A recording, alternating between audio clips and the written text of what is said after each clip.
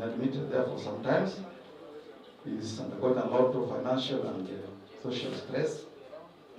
And for purposes of welfare of our members, both in happiness and sorrow, we, through the welfare wing, were making a humble appeal to the delegates to stand with them both in prayers and financial support. You are aware at such times, colleagues, people are stressed financially. I know in our constitution there is a part talking about sickness, but it is determined by the gravity of the sickness. But now that all of us are here as colleagues, it was in our considered opinion that we do something little for this gentleman, wherever he is. Imagine schools are almost being opened, and financially he's going to be stable. He could be with us here. He's one person that was once in a chair of the sub-county, Mr. Manana. So the governing council this morning in their brief meeting, they had agreed that we request members that you do some little payments, as little as 500 shillings. You can even do more. I can see Mr. Gogo here wondering what 500 shillings will do, and meaning that Gogo is saying he can cover even 40,000. That is good enough. Go ahead. But at least 500 shillings from each of us, and this will be collected through our sub-county treasurers, so that by tomorrow, when we come here in the morning, we should be having the money. But this is something that we are doing, all of us. We didn't declare what we shall have collected. So we request people to really have that sympathy and empathy to that effect. Again, I will request you that we should not make any attempt to go home today unless it's very serious. Because today in the evening, we will be having a pilot event, and all of us should be there. You requested that we should not make it on Thursday so that we have 99% attendance. We went for reconnaissance, and I want to tell you, they are ready for us. So it is important all of us be there for that purpose. Ladies and gentlemen, may I now welcome you to the third day of our county's conference. I believe yesterday we were very enriched in our career. We are now greater in mind than when we came. Today we have very crucial topics that will help you and arm you as the principals in your daily to-day operations. The day is referred to as Academic Day. Yesterday was Ministry of Education Day. Today still is there, but we have academics today. We shall start the day with our Sikaso, and then on integrity and effective management in schools. She'll also give us a brief performance trends at the county level and at the relevant areas. As a principal, you are aware, our core function is to supervise and implement the core curriculum. Because of that, we shall have sessions on effective preparation for academic improvement in our schools. The Chief Principal, Migori Boys, will share with us his experience in teaching service from the day he was employed up to today. We shall learn a lot from Chief Principal Migori Boys. As colleagues, we request as Kessha that we demonstrate leadership and good role model to our teachers for the purposes of producing credible results and subsequently reliable products the future can rely on. Based on that, we identified very good speakers to take you through that particular area. This depends on our willingness to put in place sound academic policies in our schools. And it's against that background again that we invited very important people to share with us the best practices that are important for our institutions. Ladies and gentlemen, once again, dear delegates, I want to wish you a very enriching day today. Thank you so much, and may God bless you abundantly. Our Vice Chair, you can come back to proceed. Can you clap for me, Shwari?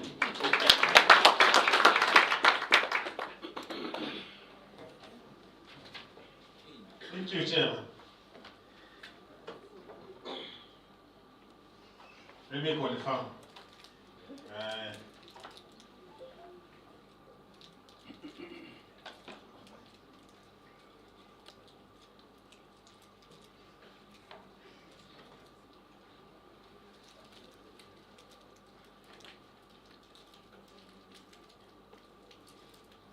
yes. Now I've confirmed. Yesterday, I remember I did not confirm and I invited the wrong person. Today, I don't want to repeat the mistake. Remember I told you, don't say senior secondary schools. Say senior school. Thank you so much. I've reminded you. I want to invite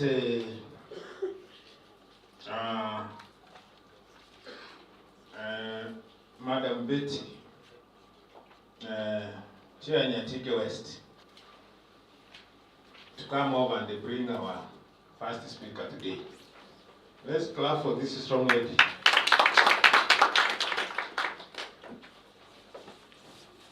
Thank you so much, sir. All protocols observed. Good morning. Today we are blessed to have our speaker.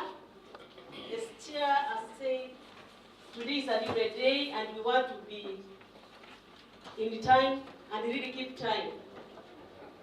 We have our first speaker, Madam Ann Kangede. She is our Castle, Migori County.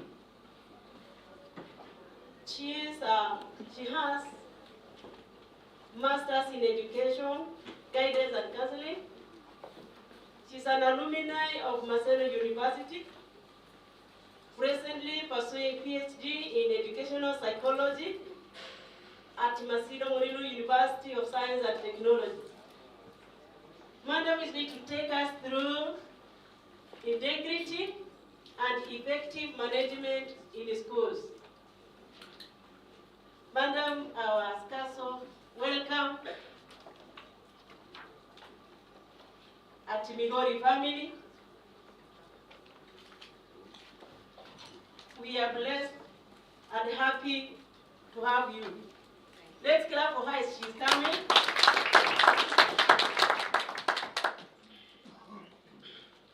Thank you.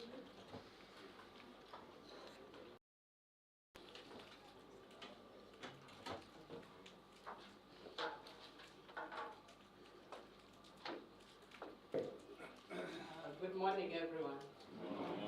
Should I say praise the Lord? Amen. Given that I found the pastor praying, I regret I should have heard him preach.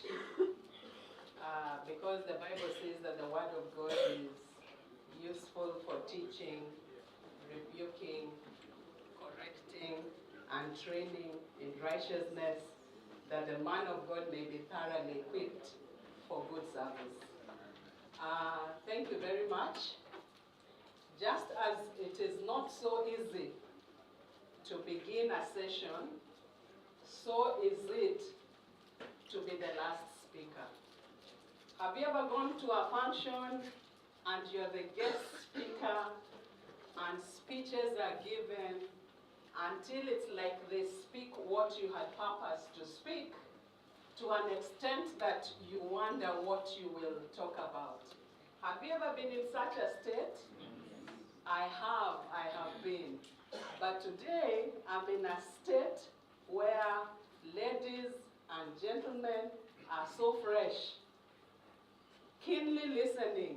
Chairman, unaona paka ameniongezea macho. They want to grasp the content. Don't worry, I'm getting my bearing. This morning, I'm accompanied by a team of quality assurance and standards officers. They're on the front bench. They waited for me at the parking. Sasa wenyewe wanasema eti ni jeshi la mama. Jeshi la mama, tafadhali msimame mpunge mkono kwa sababu nina lisani moja tu. This is Mr. Omega in white. Suna what? Suna East. Migori. Aya, kujeni tu hapa juu. Hawawaoni. Sorry. I give them an opportunity, Chairman. Good. I was worried about 1 hour. Simameni kwa red carpet. It's important. Very important. Thank you. Nianze na jeshi na mama lile la kitambo Good morning. My name is Julius Aguta, Sub-County Quality Assurance and Standards Officer, Rongo. I'm happy to be here. Thank you. Ladies and gentlemen, I'm John Omega, Migori, Sub-County. Pleasure to be here with you. Ladies and gentlemen, good morning. This is Uweje Felix, County Quality Assurance and Standards Officer, Mabera. Pleasure to be here with you.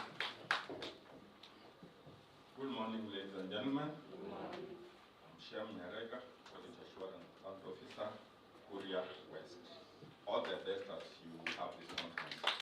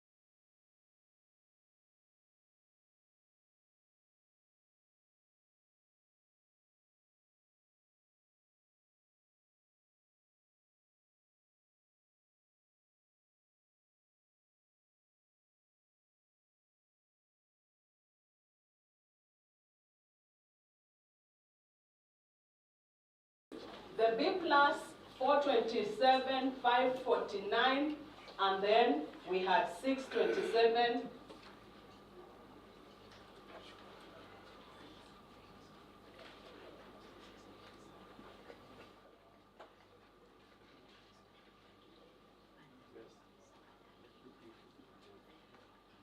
Oh, sorry for interjecting. Good morning. Just a short announcement. We are streaming live on YouTube, so please be informed and advise your friends accordingly. Thank you. Thank you. You'll make us be coming here always. Unfortunately, if it is live, you can choose to watch it in your sitting room. So it's a bit dangerous, yes? Yes, it's a bit dangerous for the chairman because he might not have live quorum in the auditorium. All right. So when we look at the quality grades, actually, B plus, it's on an upward trend over the past 3 years. When we look at B grades, it is also on an upward trend. The first one, A, and A minus, is on a downward trend. But A was too much, and then even A minus, too much on the downward trend. Then B, upward, a good improvement. B minus, upward, a thorough upward improvement. More than 1,000 learners, can you see? B minus, more than a positive of 1,000 learners, which is commendable. Then when we look at C plus, it is equally on an upward trend. Let me reach there when it comes to quality grades, upward trend. So how many learners are we taking to the university, or have we taken to the university over the past 3 years? They are quite a number: 143, 611, 1603, 39, 34, 32, 67, 10, 87, 34. And then the weaker grades, E, 270, 388, 207, at least to meteremka chini kidogo. We need to go down further. Then D minus, 2436, 2994. Tukakata huo mkia, it is 1633. D grades, downward trend. D plus, ikaenda juu after 2023. So we can be able to see where we are. Which one is bigger, the head or the tail? Look at it and cogitate. So the mean, the county mean for 2022 was 4.981, 2023 5.084, and then we are at 5.616. So the county mean is on an upward trend, which is commendable. Bwana Chairman, I guess together with your council, you are setting your county mean. And I know that students have set personal targets. Then the schools are setting personal targets or school targets. And then sub-counties, I guess, you have set your sub-county targets. Then the chairman, I know, not I'm guessing, I know you have set your county target. At this time, I was privileged to represent the County Director of Education in a school in Migori County. And let me say I was thoroughly impressed. It could be happening in your schools, but it was my first time to see and witness and participate. I went to a school to represent the County Director of Education when they were unveiling their county mean. Maybe you have done it. I was witnessing it for the first time that day. Kulikuwa na hizi flyers. I hope hii inaitwa, hii ni flyer. Hii, what, no, is it a, what is it? A banner. Sorry, flyer ni ile ndogo. This banner, when I went to the school, the banner was down. Nikafikiria, maybe the wind has blown it or it is spoiled. But I just kept quiet. Then the principal called me, "Madam, let's go and unveil our target." It's when it came to my realization, oh, Kumbe, it was intentional. It is not that this manner is spoiled. I was thoroughly impressed. They surely unveiled. Unajua unveil? They unveiled ilikuwa chini, and now we were pulling it, the principal, the teacher, representative, an alumni, the chairman board, the chair PA, a students, like there were 3, we were unveiling it, lifting it. I was impressed. Have you attended such a session in a school? You guys? No. It was so impressive. So I'm sure you've done your targets. Next. Can I tell you the school? It's a positive, sindio? But negative ndio hauaibishi mtu, sindio? It is Moi Nyabohanse Girls. Madam Principal, hi. Wow, now your mama. Hey, everything is green. You can see it. The diary green. I have a green pen here, a pen which is, unaona hii unabonyeza kwa simu. For example, those of us who like extended nails, katika. Those artificial nails. Actually, mimi najifurahisha nazo, sometimes, but I don't like them very long because you're not able to eat ugali very well. Ugali umeingia kwa kucha. And now you'll see us when we are browsing the phone, you'll think it's a swag. It's not a swag.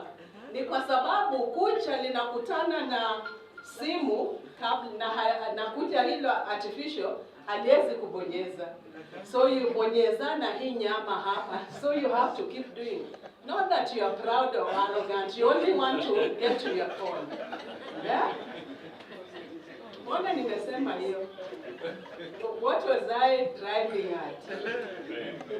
The green pen. So the green pen, Madam Principal, it helps me once in a while when I want to feel younger.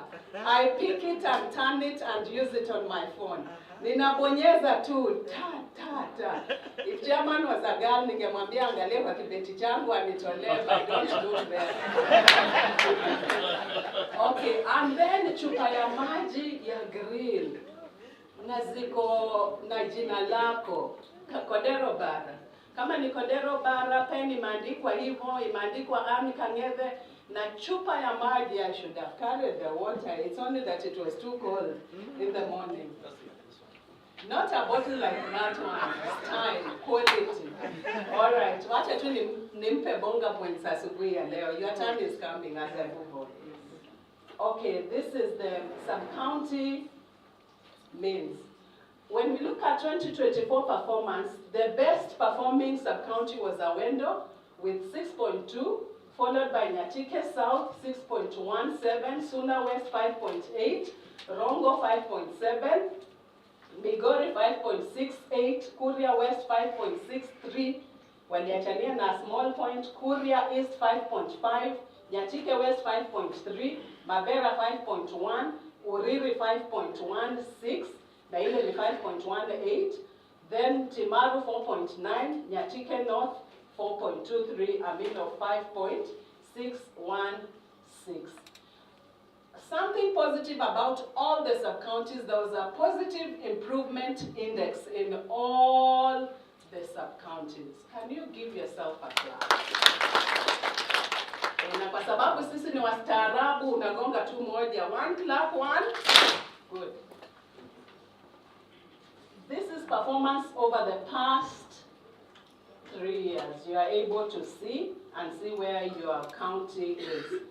So let's also target well so that we are moving to a mean of like, Chairman, 6 point, sindio? 6 point. We can add 0.2. Okay, good. So next. So we clap for Awendo. Awendo 1. Which one was the second one? Nyatike South 1. Which one was next? Suna West. Suna West.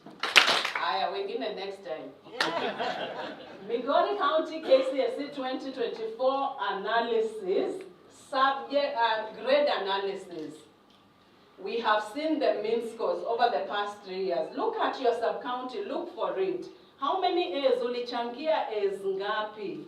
Kwa zile ambazo tulipata. Nyatike South yeye ameshout ni moja tu. Wendi West, Nyatike West ameshout moja. Awendo 0, as much as they were position 1. Nyatike West haikuwa nayo. Okay, it is 0. Hapa. Nyatike West. Yes. Oh, South. West. No, I've seen it. Yes. Yeah, okay, 1. So, Rongo, 19. Give them a clap. Kodero Gara. Good. And then, Migori, Suna, East, 1. JB. We have 2 from where? Kuria West. A clap. Nyatike West, 1. Uriri, 11. So the highest was Rongo, followed by Uriri in production of A. Who gave us the highest number of A minuses? Rongo with how many? 90, followed by Uriri. Then Awendo, followed by Suna East. No, Nyatike West. Then Suna East. Then Mabera. Mabera none mentioned good. Then Suna West, Nyatike South. So if your sub-county does not have that A minus quality grade, you can cogitate, strategize, and see how you can be able to eliminate the zeros so that we are actually there. But at least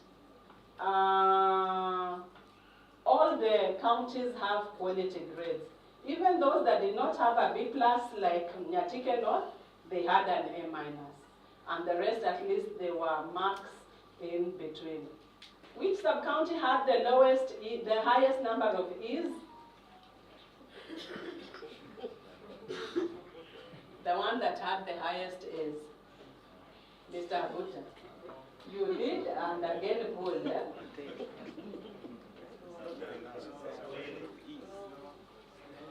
67, Rongo, Hapa. Then we have 47, Uriri. They lead and also lead. You see, 14. There are those who had 0. Kuria that is commendable, and also Nyatike South. So that is about all when it comes to those KCSE analysis in terms of quality grades. Are we there? Move to the next. This is the last one on exams. Subject analysis. The best performed subject in 2024 KCSE exam. That was computer with 9.975. Music, 9.10. Home science, 8.4. French, 7.65. History, 7.62. It should be Kiswahili. KSL, yes, for Kuja. 7.37. Agric, 7.31. Jog, 7.27. CRE, 6.08. Business studies, 5.8. Kiswahili, my area, 5.6. Physics, 5.1. English, 4.9. And this is the language of instruction. Art and craft, 4.4. Biology, 4.3. German, 4. Mathematics, 3.5. Chemistry, 3.4. This year we have had a number of maths contests. For schools, personally, the Kessha organized for another one. There's a school that has also requested to have that maths contest. I was asking, there's one team I asked, you have come here for permission to have this session in your schools, hosting and inviting other schools. What impact does this contest have on performance of learners in mathematics? What impact? And we can be able to see the trend, 2.6, 3.7, 3.5 on a downward trend. So even as we mount these contests, as we mount these workshops, let us look at the impact it has on learner performance in our schools. Or we also now need to change strategy on how to approach the issue, given that it's not giving us the best results. So that is actually our performance, and we have been able to contribute. Most subjects registered a positive improvement index, apart from French. We have CRE, we have physics, and then we have mathematics. They registered a negative improvement index. However, the subjects that performed best are optional. So the first compulsory subject, hapa ni gani? Kiswahili, with a mean of 5.6. Another compulsory is English, 4 point. Biology, 4 point. Yeah? Now, are we seeing the compulsory subjects? Where are we? What value are we adding to the learners? We need to actually strategize and see how we can be able to help these learners improve in their performance. See kitu inajama.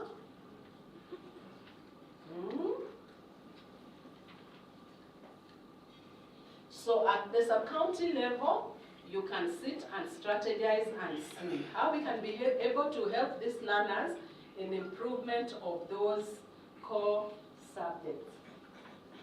I think that is all about examination. Sio imetosha? I'm not talking about position number 1, position 2, position last. Where? Usiweke picha yangu kwanza. Picha yangu inawekwa when I'm saying bye, when I say ciao. All right, slide number 1. I want us to look at integrity matters. Integrity. Sio imetosha ya mitihani? Yes, I was not doing position 1, position 2. No. We were just talking. Tulikuwa tunaongea tu vizuri. Okay. We are looking at integrity and effective management in schools. Push it. The first question I would like us to ask ourselves, we shall be asking ourselves simple questions, and we shall try to answer the simple questions. Question number 1. What is integrity in leadership? Meaning, there are many places where you need to have integrity. But today, I was requested to talk about integrity and effective management in schools. Who manages the school? You, the leaders. The leaders manage the school. So, what is integrity in leadership? I would like to welcome and thank you, principals, for your leadership in shaping Kenya's future. There's a quote that says that integrity is doing the right thing even when no one is watching. This is C.S. Lewis who said this. I personally say integrity is doing the right thing even when you have an opportunity to do the wrong thing. Integrity, turudie. Integrity is doing the right thing when, hata tutoe even, yani ni wakati, when you have an opportunity to do the wrong thing. Turudie. Integrity is doing the right thing when you have an opportunity to do the wrong thing. Sindio? Everything is in your powers. Kuna mtu ambaye aliweka nzi kwa mkono. Kisha akauliza mwenzake, is the fly alive or dead? Sindio? You see now, if kama nimeweka hapa nzi ikiwa high definitely, because I want you to tell me whether it's alive or dead, I can't put a dead one here. Because ukisema iko alive and I put a dead one, I can't bring it back to life. But I will cover a live fly and ask you, Mr. Omega, is the fly dead or alive?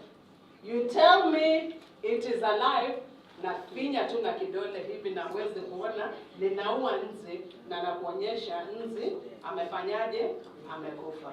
So the powers are within me. Integrity is doing the right thing when you have an opportunity to do the wrong thing. Kindly, if you forget anything else, among the many things I will talk to you this morning, just remember that integrity is doing the right thing when I have an opportunity of doing the wrong thing.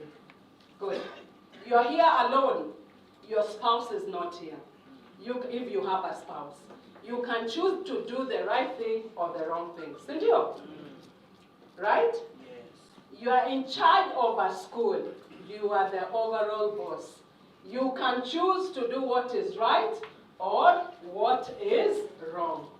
I want us, as we walk out of this room, to go and take our tea. I believe after my session, it will be tea time. We shall be men and women of integrity, I included. So this is the definition I have put here, but I have simplified the definition of integrity. We have our session objectives. This morning we would like to inspire, we'd like to equip, we'd like to challenge school leadership. Why? So that we can be able to help each one of us to have a personal evaluation on things we choose to do and the things we choose not to do when nobody is seeing us. That is actually the purpose. The activity here is, I would like you to, if you are proud of your leadership in terms of this topic, raise up your hand. A simple question. Unainua tu mkono. If you are proud of your leadership, okay? Hata castles mko hapa, you are leaders of your own kind. Kila mtu ni kiongozi hata mimi, si ndio? Kila mtu ni kiongozi. Hata kama tungekuwa na class teachers, ni viongozi vya wa darasa zao, si ndio? So, our activity here, but we may not be able to share those moments. Wewe ujijulie tu kwa roho because we don't have the time. I wanted it to be an activity. If you are proud of your leadership in terms of this topic, raise up your hand. Okay. Those whose hands are down, clap for those whose hands are up. Okay, thank you. I want you to define integrity in one word. You will not discuss with a group. Ama you can tell your friend and raise up your hand and tell me what your friend says. Define integrity in one word. Mimi nimedefine kwa mambo mengi. Integrity is doing the right thing when you have an opportunity to do the wrong thing. Haya ni maneno mengi. One word, integrity. Yes? Yes? Good. Don't stand up. Adults answer when seated. Good. And adult answers are all correct. Thank you. Yes? Faithfulness. Good. Wonderful. Anybody else? Sincerity. Great. Nice. A beautiful class. Very clever. Anybody else? Yes? Transparency. Transparency. Excellent. Sorry, I don't know my learners by name, but you'll forgive me. So when I see you teaching class and unasema wewe, when I correct you, please forget about today. I've just forgotten your name. Next slide. We are also actually assessing what we have and what we don't have, and hear how those things that have speak to us every day. Hiyo ndio integrity. We are assessing what we have and what we don't have, and hear how they speak to us every day. For example, as principals, results speak to you. Your possessions, each one of us, they speak to us. And on how you got them, Every day, whatever you have, it speaks to you. The results you have, they speak to you on how you even got them. That is what we are actually assessing ourselves with this morning. Question number 2. Why integrity matters in schools? Kwa nini tuwe waadilifu? Kwa Kiswahili, integrity means uadilifu. Who in the Bible did the devil challenge God about because of their integrity? Job. He told him that he only follows you for the things that you have in. Lakini Mungu anamruhusu aende akamjaribu na kumwambia he is an upright man, he fears God and he shuns evil. Job was a man of integrity, a topic we are handling today. So why should we be men and women of integrity in matters that we handle in our schools? 1, integrity matters shape school culture. Honest leaders inspire honest students. And that is a fact. Number 2, it builds trust with parents and the community. I want you to reflect and think about yourself. We are asking why integrity matters in schools. 1, it builds trust with parents and the community. And once the parents have trust with you, they will give you all the resources you require. All the resources. Umewahi kuuliza wazazi wa support kitu na wanakataa? Usijibu, ni rhetoric. Sindio? I don't want to intimidate anybody. It's a rhetoric question. Hata mkinyamaza najua you are either saying yes or no in your heart. So when you build trust with parents and the community, 3 things will happen. You will ask, the parents will give you all the resources you require. Number 2, they will release their children in your hands freely, without much ado. Unakuta shule ina watoto wengi. They release children in your hands freely. Number 3, the alumni will testify of your honesty and they will be able to support the school programs. Number 3, integrity prevents corruption. For example, misuse of school fees. We do not expect that you have inflated prices to pay for goods. It borders on integrity matters when you inflate prices to pay goods. Number 2, overcharging parents for what you cannot do. Unawaitisha pesa ambazo huwezi kuwatimizia kile ambacho unawaahidi. Number 3, presenting different types of BQs for the same project for MIF approval. That is, you end up using the one with inflated prices. Zinakuja mbili. At least I had an opportunity to sit on the committee and we perused all your documents. I'm not mentioning schools here. I will only mention a school for a positive thing. Sindio? Yes. Sasa hii ingine tu mwenyewe unajijulia. We look at the BQs honestly, and sometimes you wonder, where did integrity go to? Doing the right thing when I have an opportunity to do the wrong thing. I'm the one going out to look for the BQs. It is in my powers to inflate the prices or not inflate. We need to have integrity so that we can be able to prevent corruption in our schools. Number 4, integrity impacts academic success. That is, fairness boosts morale. So we need to enhance positive competition among the learners, among the teachers, and among the schools, and so on and so forth. So when we have integrity in our schools, we shall impact academic success, because there will be fairness, and fairness boosts the morale of the people that you are leading. Number 5, it is a long-term legacy. integrity leaves a mark. I almost say praise the Lord. Yeah, when I say praise the Lord, remember imeniingia kabisa mpaka nafikiria tuko kanisani. All right. So it is a long-term legacy. Utakumbukwa kwa miaka na mikaka. I personally have one principle.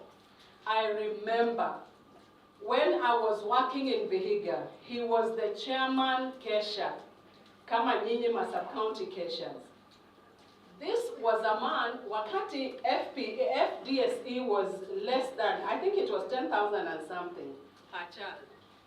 A principal in a day school of an enrollment of around 200 students, when you were not being given textbooks.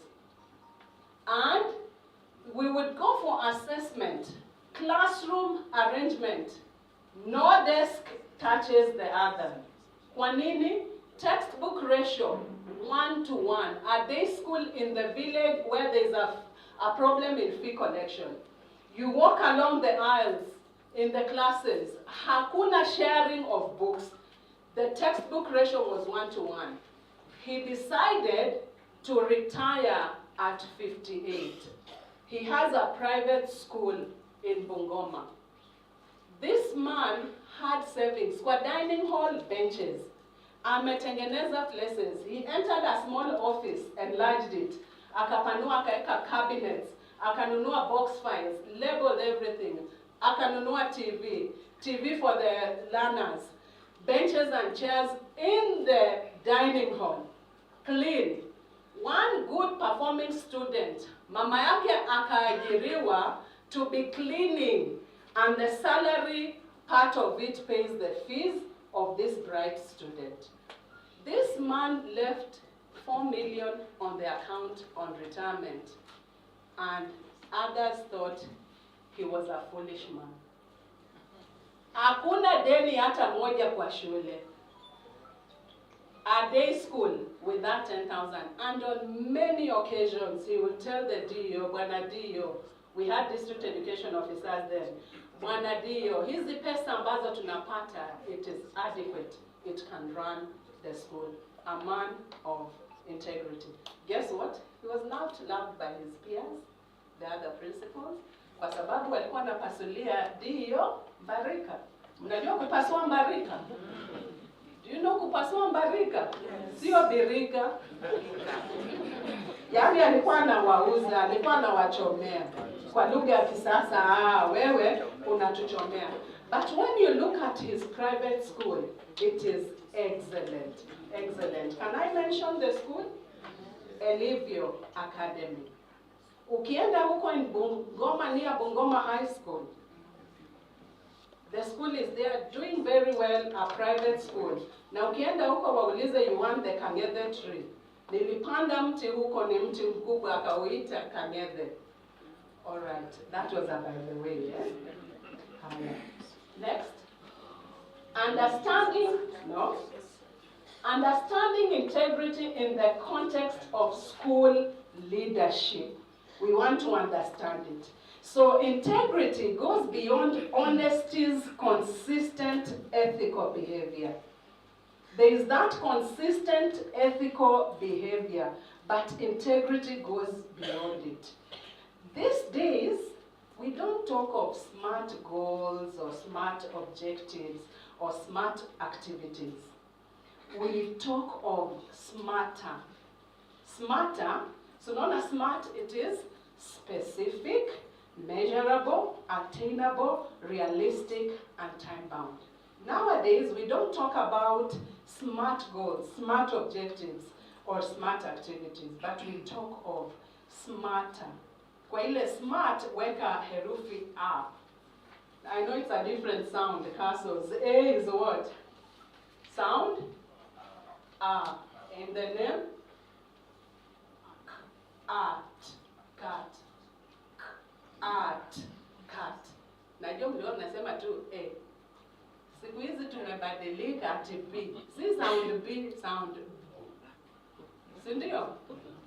Si sound C, sound. So usijaribu kufundisha mjukuu, wachie walimu wa ECD waendelee kuwafundisha. Don't try to correct your grandchild or grandson. Atakwambia hapana, teacher alisema ni sound. For a name cat, it is art. Cat. Okay? Art. Letter C. Kadika. See ati C, sound C, hapana. Those are different entities nowadays in CBC. Okay, so you add sound letter A. That is, they are in agreement when when objectives, when goals, when activities are smarter with A at the end. They are in agreement with ethical expectations. What are our ethical expectations? So, integrity goes beyond honesty, consistent ethical behavior. Principals serve as role models to students, to the staff, and to the community. So when you're serving as a role model, it should be in everything, in speech, in talking, dressing, in handling issues. Sindio? So kuna watu wengine siku hizi tunavaa vibaya. Just visualize me na mimi here, sahi. Nitakuwa poa, wewe Waisika. Waisika anasema nitakuwa poa. So, just imagine if I was in a baby start. Sahi, what would you be looking at? Angela. The legs, you know, the thighs, my goodness. So you might not even understand the content. So we are actually role models. Tell the teachers to dress well as they stand before the learners, because then you'll miss the objective. If I came here Kanga and you are busy looking at my morphology and not getting the content of the day, it will be dangerous. It will be disastrous. So as teachers, we need to be role models. As principals, we actually need to be what? Role models. The children are looking up to us. Siku hizi, by the way, walimu wanavaa vibaya. Si ndio male teachers? Wewe teacher naona umejibanza na suti hapa. Bwana principal, shule yako tu nimesahau ya wendo. See this, the young teachers that you are getting on the staff, wanawachanganya akili. Si ndio? And he's tongue-tied. He's even wondering. All right, so principals serve actually as a role model in many aspects to students, to the staff, and to the community. And when you are presentable, they tend to respect you mara moja. So trust and respect stem from visible integrity in leadership. Integrity, when I talk about that trust and respect, they stem from visible integrity in leadership. This is what I mean. I mean, integrity is an inside job. It is a personal initiative prepared in privacy. Get this properly. Integrity is an inside job. It is a personal initiative prepared in privacy and executed in imaginary privacy, when in reality you are being seen by everybody, including yourself. Am I clear? Yes, it begins huko ndani privately. You execute integrity privately, and in that privacy, but in reality, you are being seen by other people and you're also seeing yourself. So lack of integrity leads to low morale. When people don't have integrity in you, they are not encouraged to work and serve with you. There's going to be conflict. There's going to be a poor culture in the school, because those who are honest are actually stigmatized and discouraged for not achieving as you achieve, you who is not doing the right thing. So lack of integrity leads to low morale, conflict, and poor culture in the school. Because those who are honest, just look at the issue of exams. It has brought many problems. We need to fight as CASOs, quality assurance and standards officers, because maybe they've seen school A, they are performing well. School B is not performing well. And then they come out outrightly wanaambia principal, wewe tuibie mtihani kama vile shule fulani inatuibia mtihani. You see, lack of integrity leads to low morale. And those who are not practicing it are stigmatized instead. So let us be men and women of integrity. And when integrity is on a high notch, then we are able to coexist very well. But when some of us are lacking integrity, we cannot be able to move as a team. We are causing stigma to the others who do not subscribe to that. So we really have to fight issues in the office, because principal fulani amefungiwa hafikiani na vile ambavyo watu wengine wanafanya. Ethical decisions involve transparency in all leadership areas. This is right from admission. Ethical decisions, they involve transparency in all leadership areas. Right from admission of students, we need this transparency. Filling of names forms, cogitate, we need this integrity. Handling of school buses, we have had cases, you know where we sit, we get so many complaints, stakeholders come to us, some of these things we may share with you, some of them we may not share with you. Sometimes we share with you when we realize things are getting out of hand and it might endanger your presence in the institution. That's why we come out. But as we sit in our offices, we receive so much information. And Chairman, I'm glad that you thought we should talk about integrity. We are talking to one another. This is a heart-to-heart. When you are, as we talk, let's think about this, let's reflect, and let's purpose to do the right thing. Let's purpose to be men and women of integrity, because there's a lot of information we receive. There are many complaint letters we receive, and sometimes you wonder how am I going to handle this particular issue. But now when we talk to each other here, we can be able to correct some of these things. Like handling of school buses, for example, changing gearbox of a school bus while seated on your desk. Not in a garage, but the gearbox is changed, Chairman.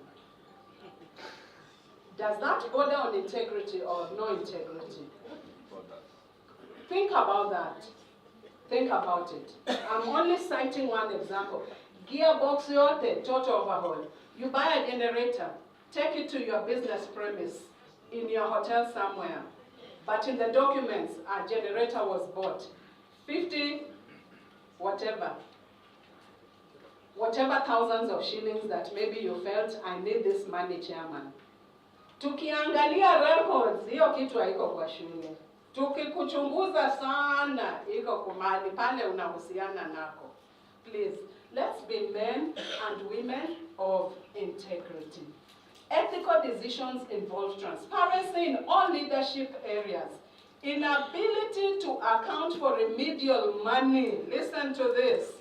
And I'm asking, how do you calculate the percentage of improvement by moneyed remedial? You know, we have moneyed remedial and remedial too. Sindio?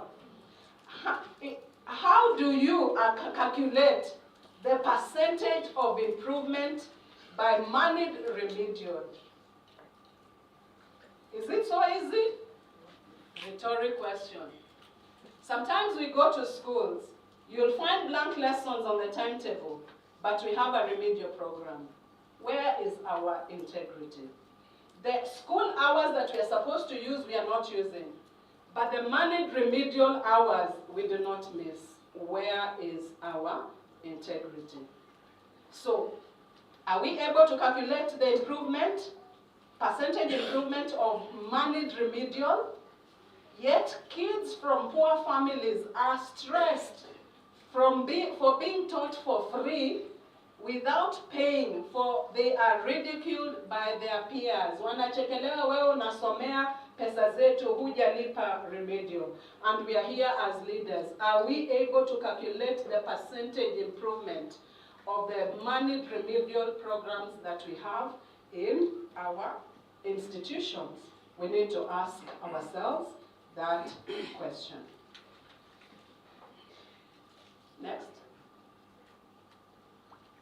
the traits of principals known for high integrity. Let me now move to the positive.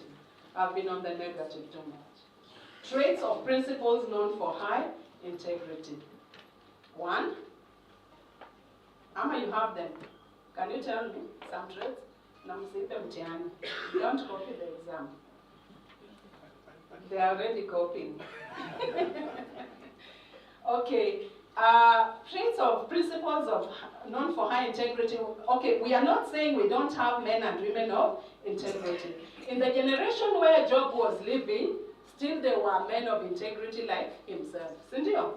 Yes. Kwa hivyo kwa kila jamii, Waswahili wanasemaje bwana weje? Kuna harabu mbovu wapi? Methali inasemaje? Aya moja anasema nazi moja huharibu gunia nzima. Na ile ya harabu mbovu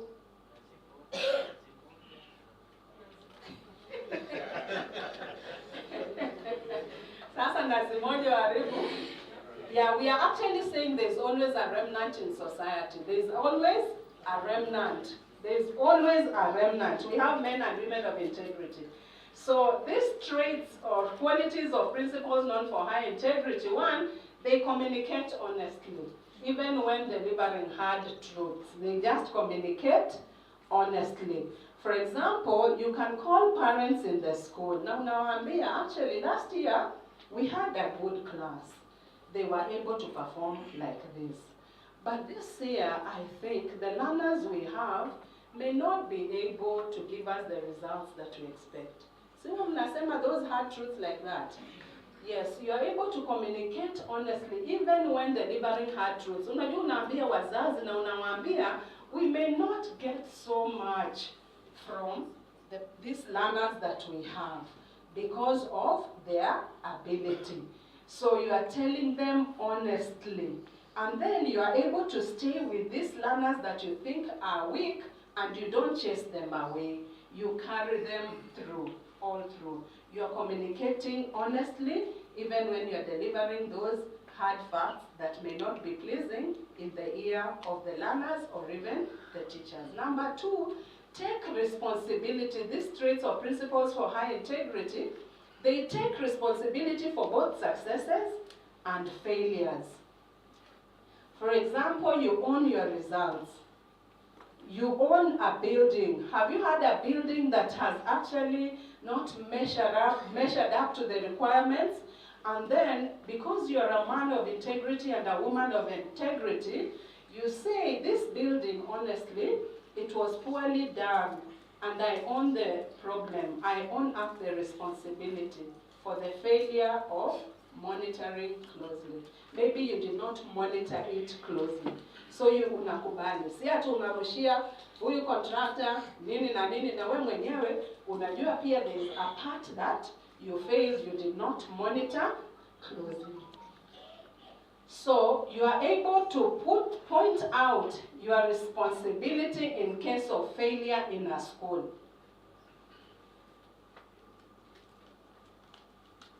Okay, niko live stream sasa, wacha nisicomment ile play, wacha hiyo ni wacha hivyo. But it will be a good example here. So you should actually be able to point out your responsibility in case of failure in a school. Don't shift blame. Usiseme ni nani. A principle of high integrity will not shift blame when they are so sure it is them having a problem. Because even when you delegate, we have accountable delegation. Ukinidelegatia responsibility, if I fail, it is you who has actually failed. So we have delegated, we have accountable delegation. So you should not always just shift the blame. So a principle of integrity in terms of success does not emphasize I. Unaona, umepita mtihani, unasifiwa kila mahali.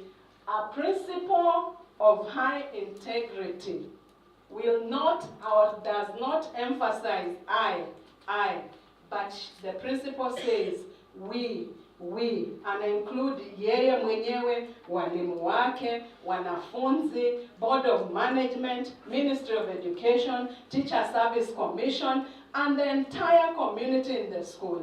So if you want to be of high integrity, Madam Finora, my friend, don't talk about I. You say we, which she usually does it. Mayenda kwa center yake during semester.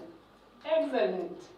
One day now, the next principal's meeting, na kwa vile Mr. Billy umempa kompe, tutapeleka huko Mlanda. Female. He did very well, sindio? Yes, sasa at least umefanya thumbs up for men. Okay, haraka. Thumbs up for men, sindio? Yes, that is actually good. So we talk about we, even as castles. Don't talk about I. Ati kama ingekuwa mimi hii sub-county haingepata these results, wrongo. Don't talk about I. You say we, the teachers, the everybody else participated in the good performance. So take responsibility for both successes and failures. Number 3, apply rules fairly without favorism. Apply them. Si unajua mko na ina sako. We, uko abwa ushapata ina sako. Kila mtu ana ina sako. Eh? You have your inner circle, Hispania. Uko na inner circle. We are talking about hao watu wako, mwone inner circle yangu. Simeona jeshi langu. My inner circle, sindio? So, apply rules fairly without favorism. The inner circle in management, I mean those who are close to the principal, don't overlook their wrongs. Principles of high integrity, your inner circle, don't overlook their what? Their wrongs. You know, those who are not in the inner circle, wamekodoa jicho, wanasema, huyu ni wa inner circle wa principal, ametongoza msichana. Tunataka kuona vile ambavyo bwana principal ama madam principal atafanya. Once upon a time, in a school where the inner circle teacher, male, was seducing Alana, but the principal decided to cover a female principal. The repercussion was great. We did a report. The board rubbished. TSC went and the commissioner, the TSC county director went with his team, did a report, defied. The BOM rubbished. The TSC county director wrote a confidential report at the headquarters and asked for another independent investigation. One morning they come to the school and they have heard many things.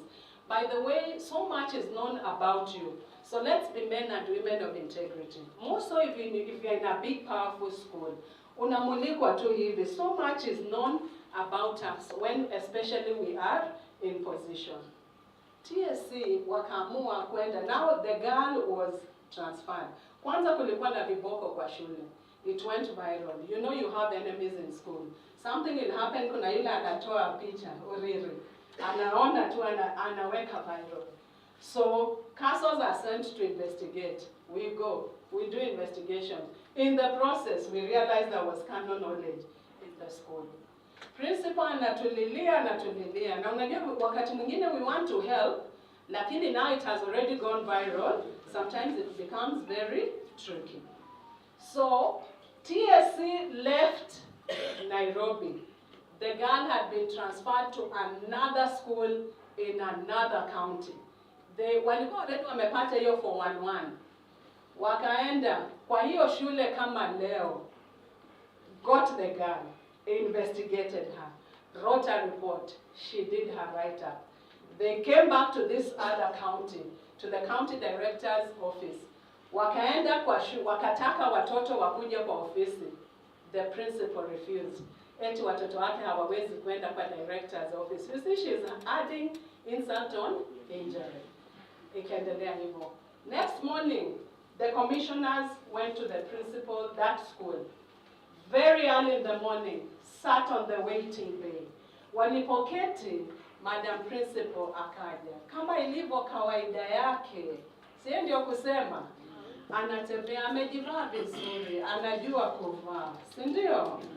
Yes, alikuwa amegonga ndipo kwa mavazi, akaja. Does not greet the people seated at the waiting bay. Anawapita tu kama takataka asubuhi. You know, when you don't greet me in the morning, it's a clear indicator that you were taught bad manners by your parent. Si ndio? Mzazi wako hapo kufundisha maadili mema.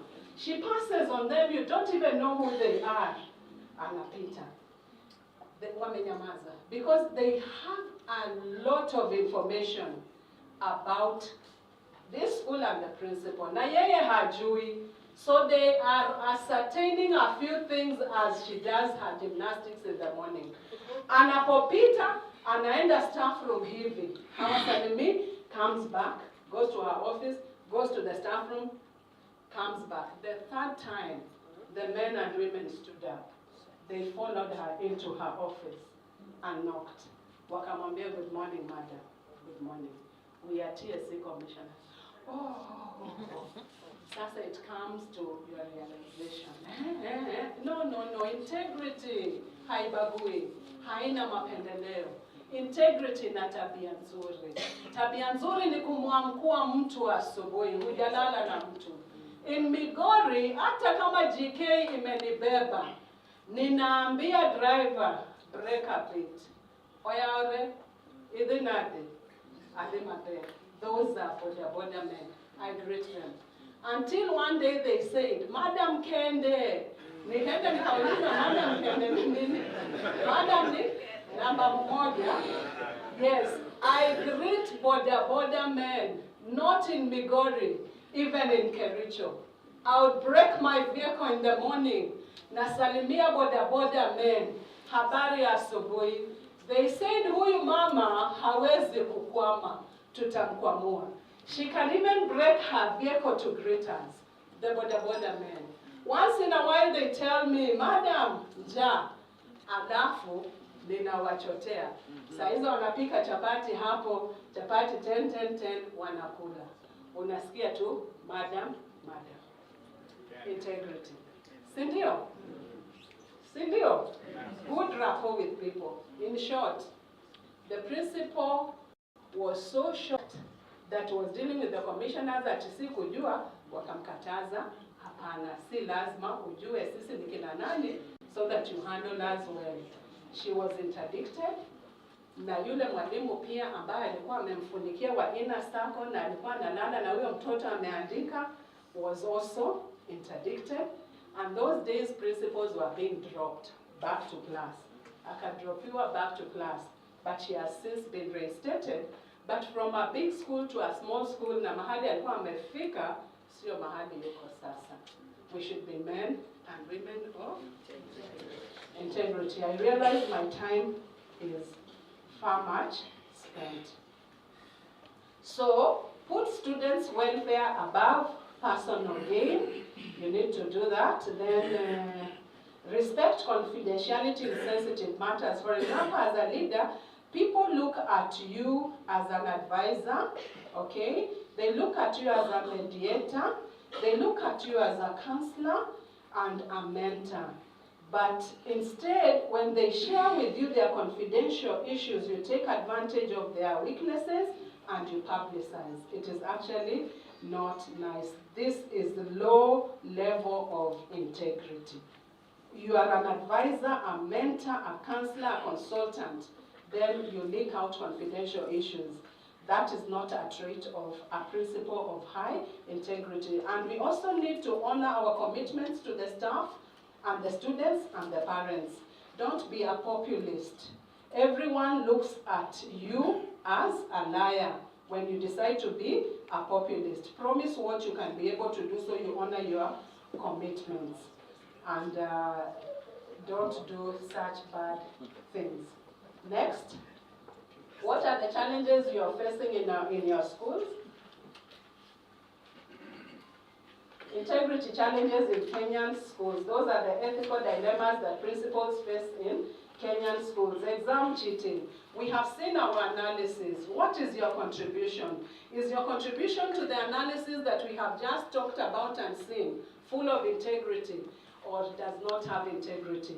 Are you sure the A's you've contributed, the B's, the B pluses, the B minors, they're genuine or not? We should be men and women of integrity. I know the challenge we have here is pressure to perform, and it can be able to tempt dishonesty because they want you to perform. Misuse of resources, funds or supplies are going missing. Think about it. Favorism, hiring relatives over qualified staff. You are in Migori, you go to Central, you are carrying the basa you had here, unaenda na yeye huko, ama librarian, unaenda na yeye huko. Don't have favorism. We still have people who are capable where you are going. So when you favor relatives over qualified staff, it leads to lack of employment. It means that you don't have an employment policy in your school, and now your school becomes a dumping site. Ikiwa unabeba kila mtu, it becomes a dumping site for non-qualified workers. It is a dump site for almost expiring goods. Unaajiri mtu ambaye ako incompetent, then keep on wanting to order more goods when there is already excess, for example, maize in the store. Ghost teachers paid but not working. This is when you have two payrolls. There are those you are paying cash, there are those you are paying in the bank. So don't have two pay points for non-teaching staff or BOM teachers. Have clear contracts for BOM teachers or workers before engagement. Have you ever seen whereby teachers on board are told, we will not pay you December salaries because you are on board, yet you already had a budget for these teachers for the whole year, and you don't want to pay them for December? Are you a man and a woman of integrity? Ask, cogitate, and ask yourself. Then you tell them, reapply for the job in end of December so that we pick you in January. We should be men and women of integrity, keeping in mind that these teachers also have families like ourselves. Transparency gaps and clear financial records, meaning no procurement systems in place, there are no budgets, these are gaps of mismanagement, there's no procurement plan, and so on. Next slide.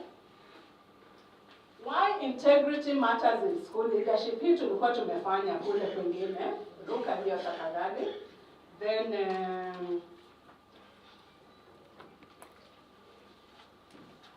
yes, leadership versus management, understanding the difference. What's the difference between leadership and management? If I have time, I'll listen to what you think, but let me tell you what I think because of time. Leadership versus management. We need to understand the difference. Leadership sets direction, okay, and inspires management and inspires. Leadership, it sets what? Direction, and it inspires. And management organizes and executes. So leadership is showing the way. Management is working with people through people to achieve a given goal or objective. You're working with people through people to achieve a given goal. Leadership, unaonyesha njia. Mtu anakuuliza, nikitaka kwenda Kakrao napitia wapi? Unamwambia ni pale, fata ile barabara. So you are giving direction na unamuinspire, si mbali, ni hapa tu karibu. You are inspiring them. That is leadership. What is management? You organize and execute. You put processes and systems in place.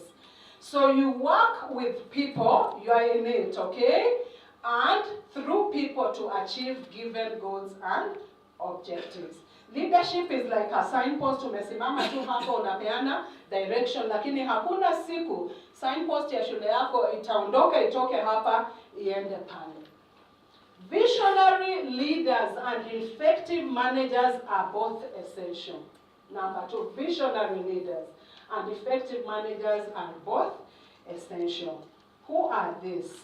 Visionary leaders, they see tomorrow today. Praise the Lord.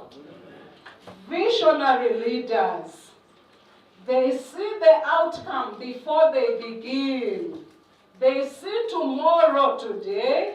They see the outcome before they begin. They have the end in their mind. Hatima ya kitu iko kwa mawazo yao kabla hawajaanza. Biblia inasema kwamba Mungu alikujua kabla hujaumbwa kwa tumbo la mama yako.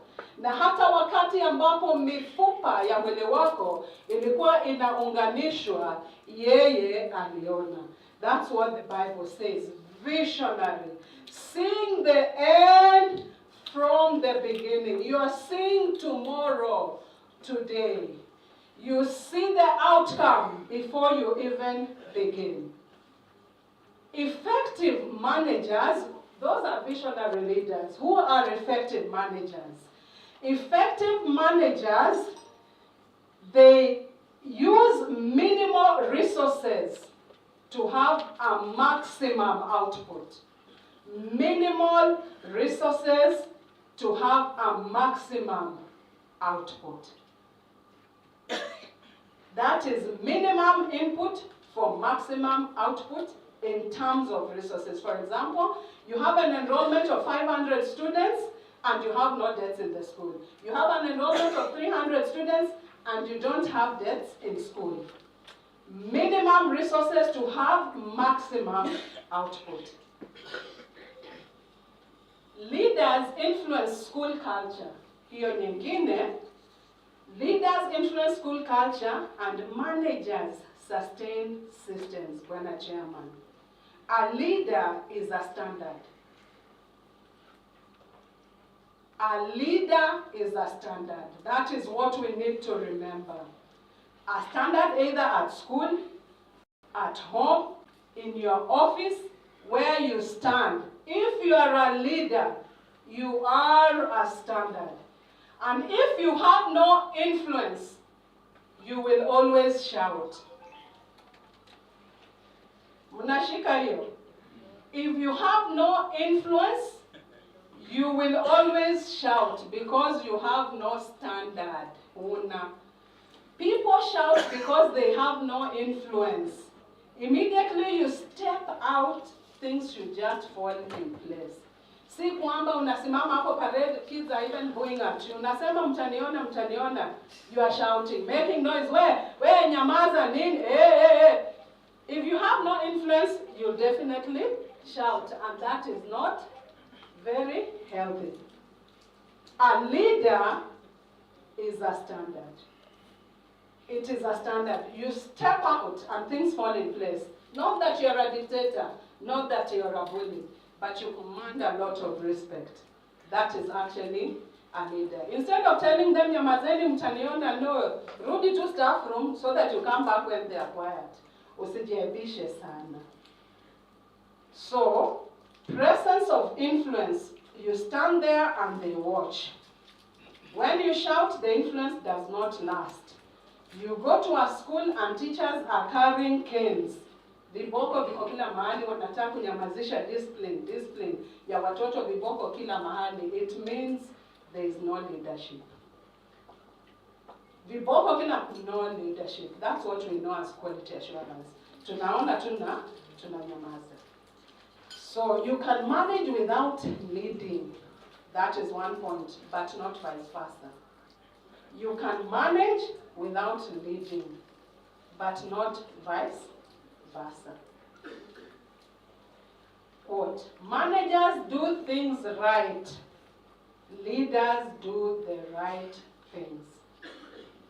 Managers do right things, but leaders do the right things. They do things right, but leaders do the right thing. So management is about process, but leadership is about people. Leadership, therefore, is about integrity. And that's why we are talking about integrity in the leadership of our schools. So balance is key for successful school leadership. There is a quote here where when you have to differentiate between what you want and what you need.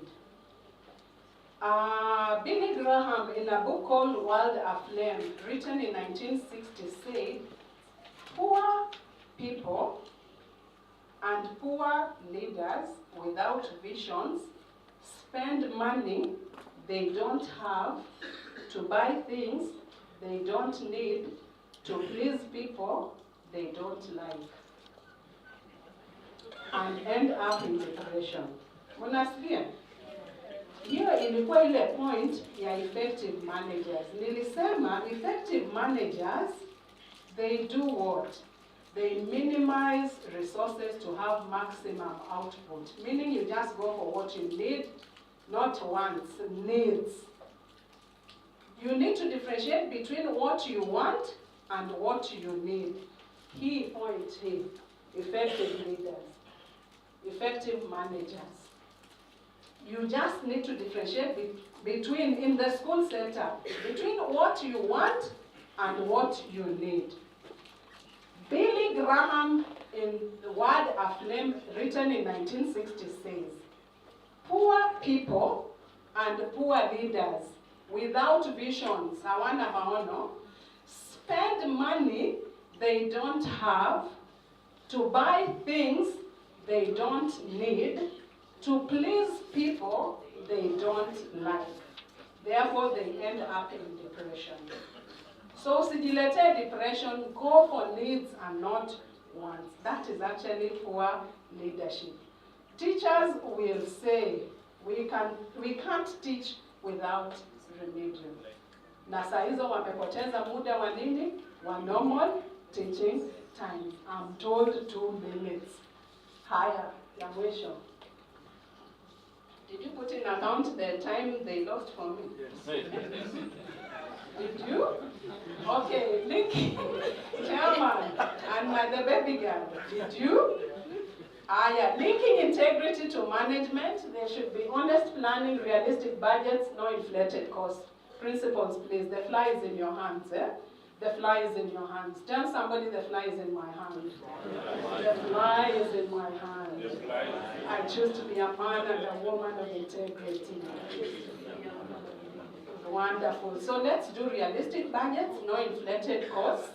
And then there should be fair delegation, tasks based on merit and not favorism. Tusipendele the inner circle sana. Then we need to have transparent decisions, share why choices are made. Transparent decisions, and then accountability, own up to mistakes publicly, then consistency. Rules apply to everyone, including you. For example, a classroom teacher, here we should expound kidogo. For example, the principal does not teach. Nyinyi wote mko kwa timetable, msinijibu. Are you on the timetable? Msinijibu. Don't answer me. Jijulie, am I on the timetable? And a teacher who misses, a principal is not on the timetable kabisa. Ama yuko tu hapo kiplani ndio tukiingia tunaona what is the workload of the principal, tunaambiwa ni okay, oh, he's a good classroom teacher, he offers curriculum leadership. Did you present learners for national candidates for national exams? Yes. What was your mean? It was this. Na labda alienda kwa hiyo lesson, okay, haraka. Just 2 lessons the whole year. Lakini is still owning up the results. Then here we are writing, the principal offers curriculum leadership. So the principal does not teach. A teacher who is on the timetable and consistently teaches, some time, he misses or she misses lessons, and then you subject them to disciplinary processes. You take an interest, and the teacher takes an interest. Okay, principals, I guess you'll still like me after this. I'm your CPAL. Okay? One kanyakla. Okay? Tuko pamoja yani. One kanyakla. Hata nikisema hivi, one kanyakla. Tuko pamoja. So, a teacher takes an interest and is expected to surrender within 48 hours. And a principal somehow takes an interest and does not account for the money for the next 2 years. And it only dawns on you when you're on transfer or you are retiring. But ulitaka kumeza yule mwalimu alive na wewe una impressed ambayo huja surrender. Allow me tell you this. There is a school where ng'ombe inachinjwa kila siku for the learners.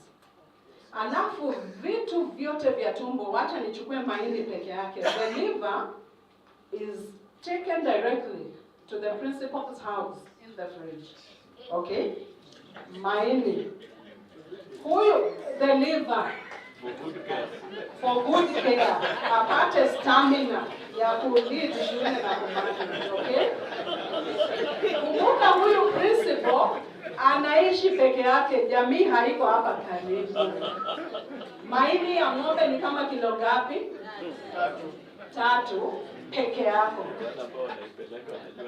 A cook in the kitchen for Deroba chooses to steal a kg or half a kg of the cow. Then you get wind of it. The principal told the worker to buy a cow. No, I'm not exaggerating. I choose to remove my specs. No, I'm not exaggerating. Yani, tulitupa wapi utu? Na anayeiba kilo moja ya nyama haendi kujenga gorofa. Anaibia tu watoto wake ili waweze kukula. Kuna rafiki yangu aliniambia mamake alikuwa anaiba mihogo kwa shamba ya wenyewe kwa sababu ya umaskini ambao waliopitia. Kisha mamake akawekwa korokoroni huku ana mtoto mchanga, yani amezaa tu ana mtoto mchanga. But mama went stealing cassavas in somebody's shamba and was locked in. This cook steals a kg of meat and is asked to buy a cow. The cook bought a cow, akaifanyia mazingaombwe. Lakini Waswahili wanasema, kila shetani ana mbuyu wake. Yani, even if you are bad, you have people that answer to you. Sindiyo, your inner circle.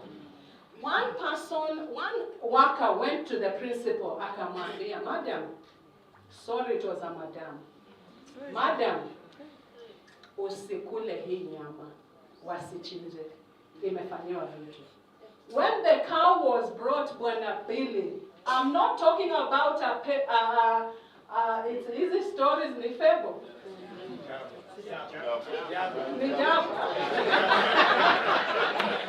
It is real. Ng'ombe ikaletwa, katika unashangaa, labda wewe bado una utu. Ataiba kilo moja na wewe maini kilo 3 ziko kwa fridge. Na ni kila wiki, kila mara wanapochinja ng'ombe, maini yote inaingia kwa fridge kwako. Huyo ameiba tu kilo moja ya nyama, mbona usimsamehe? And then ng'ombe ikaletwa, akarudisha. Akaiuza, haikupikiwa wanafunzi, akaokolewa hivyo. Some female cooks in the kitchen wakawa wameweka sukari kwa jug. Unfortunately, because the principal manages by walking around, mbwari, akagongana na sukari kwenye jug and asked, who did this? They were told to buy a sack of sugar. Sio uongo. We went to that school to do some investigation. And they were serving us with big pieces of chicken. Unajua wale kuku wa Kuria East hivi.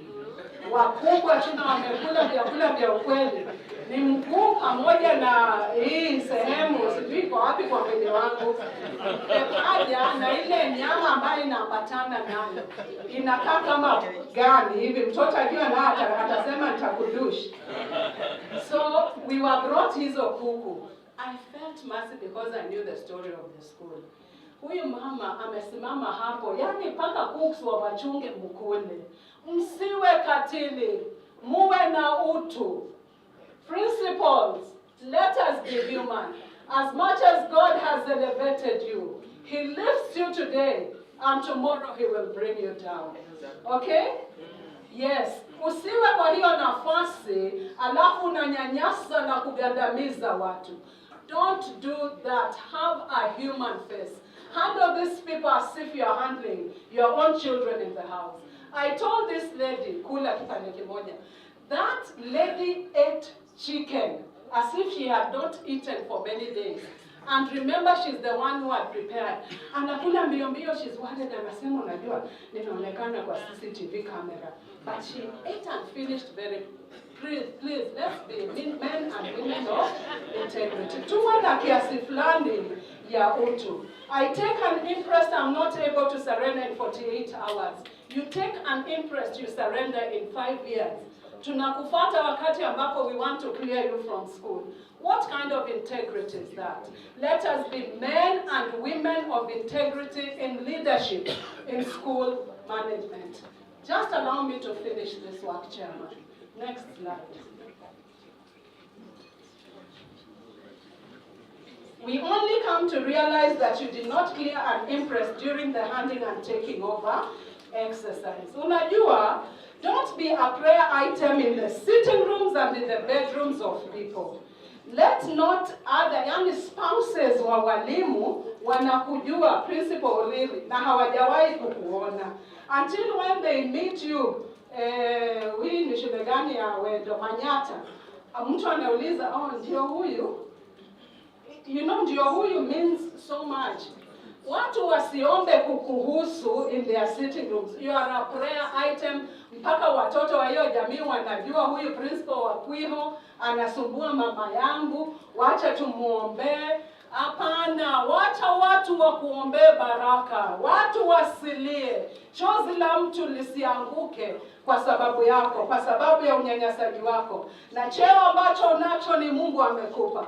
Leo anaweza kukupa, anaweza kumpa mtu mwingine. Kwa sababu leo ni mimi, kesho ni wewe. It should be one person at a time in a given position. We cannot all sit in one position. The foundations of effective management in a school. We need those strategic plans that are aligned to national goals. You need to have your strategic plan actually, so that you can be able to prioritize your needs. Delegation of duties to the HODs, the deputies, the class teachers. This one ensures continuity of leadership and management of the school when you delegate. Sound financial practices with BOM and Parents Association. It's not PTA, we don't have T, it's PA. And the PA oversight. We need to have transparent-based hiring and promotion processes. So you need to have a school employment policy-based needs assessment. Because when you have favorism in employment of relatives, then the staff is going to be overwhelming for you. We need to have those detailed records on students, the staff, and the operations. We need to monitor learning through observation and data we document. We have those professional documents, stakeholders' involvement in decision making. For example, the budget process, you should be able to involve all those learners. Do you involve your learners in the budget process, the students, the teachers, the school budget committee? Do you involve the financial committee of the BOM? Do you table it before the full board? Do you table it in an AGM in the parents before you execute? Do you follow those due processes when you are actually involving stakeholders in decision making? Principals, ladies and gentlemen, I would like to urge you to spread the risk. Spread the risk. When you have stakeholder involvement, nobody can point a finger at you. You have spread the risk. We are involved in all this. Sometimes when I go to a school and there is a difficult issue that I need to make a decision, and I know the impact might be great, I involve my boss. Nahusisha the county director. I'll pick the phone. Namwambia, excuse me, sir, I am in school so and so. There is this issue. How do I go about it? This is what I was thinking. I was thinking I can do this, but kindly give me your thought. What am I doing? I'm spreading the risk so that wanted to condemn you. You have people that you can spread the risk to. Spread it to the students, spread it to the teachers, spread it to the HODs, spread it to the board of management, spread it to the education office. Involve us, we shall be in it. Kama umetuhusisha, tutakuruka namna gani? We cannot be able to ruka you because we are men and women of integrity. We choose to do the right thing when we have an opportunity to do the wrong thing. Principles, I repeat, spread the risk. Usife peke yako. Consult widely, involve. When you involve all those people, they cannot talk against you. Na mtu akija akisema principal hakufanya, watoto wako. Kwa mfano labda TV ya watoto imeharibika, you keep repairing the TV and you want to buy them another one. You can call the prefects and tell them, I have seen. We have tried to repair this TV in vain. I think it's high time we bought another TV. And because now we are breaking off for holiday, go and ask your parents for their phones. Kindly go and Google and see the best kind of TV that we can buy for the school. And after you do that, talk to your class teachers or talk to the boarding master or you assign somebody. It comes from them. Haven't you spread the risk? By the time you're going to purchase the TV, maybe it is 80,000. Na labda kuna mtu mmoja kwa sababu na maadui wengi wanasema eti ya kwamba ulinunua hiyo TV for 200,000 when it was not. You know, your defense is the learners. Your defense are those teachers. Your defense is that school procurement committee. Your defense is that finance committee in the board. Your defense is the full board of management. Your defense is the Ministry of Education. Learn to spread the risk. Stakeholder involvement is crucial and paramount. It will be safe for you. It will avoid depression. You will not be stressed because you are in it, a lot of you and all of you. What has happened?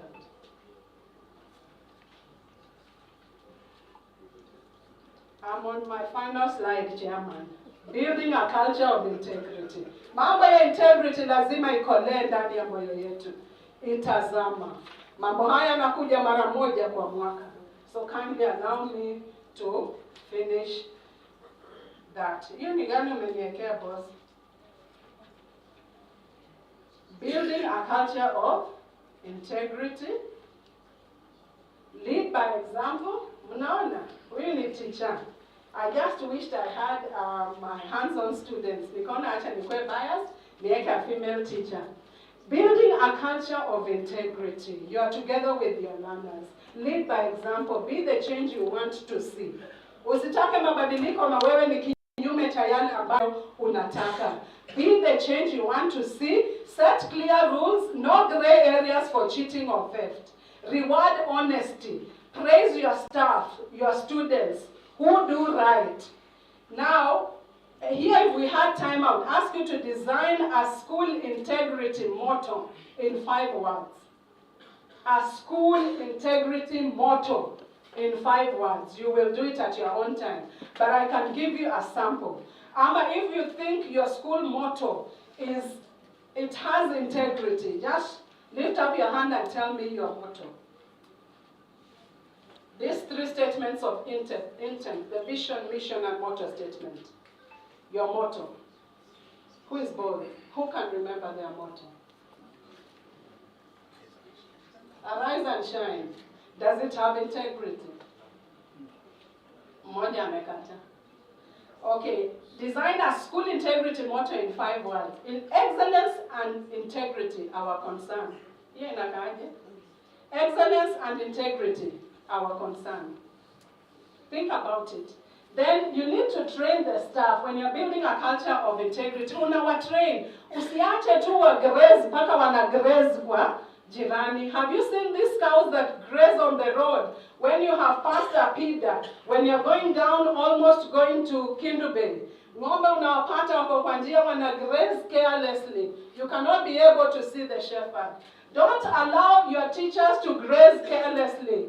Wasikule kwa mashamba ya majirani. You need to train your teachers. You need to train them in matters integrity.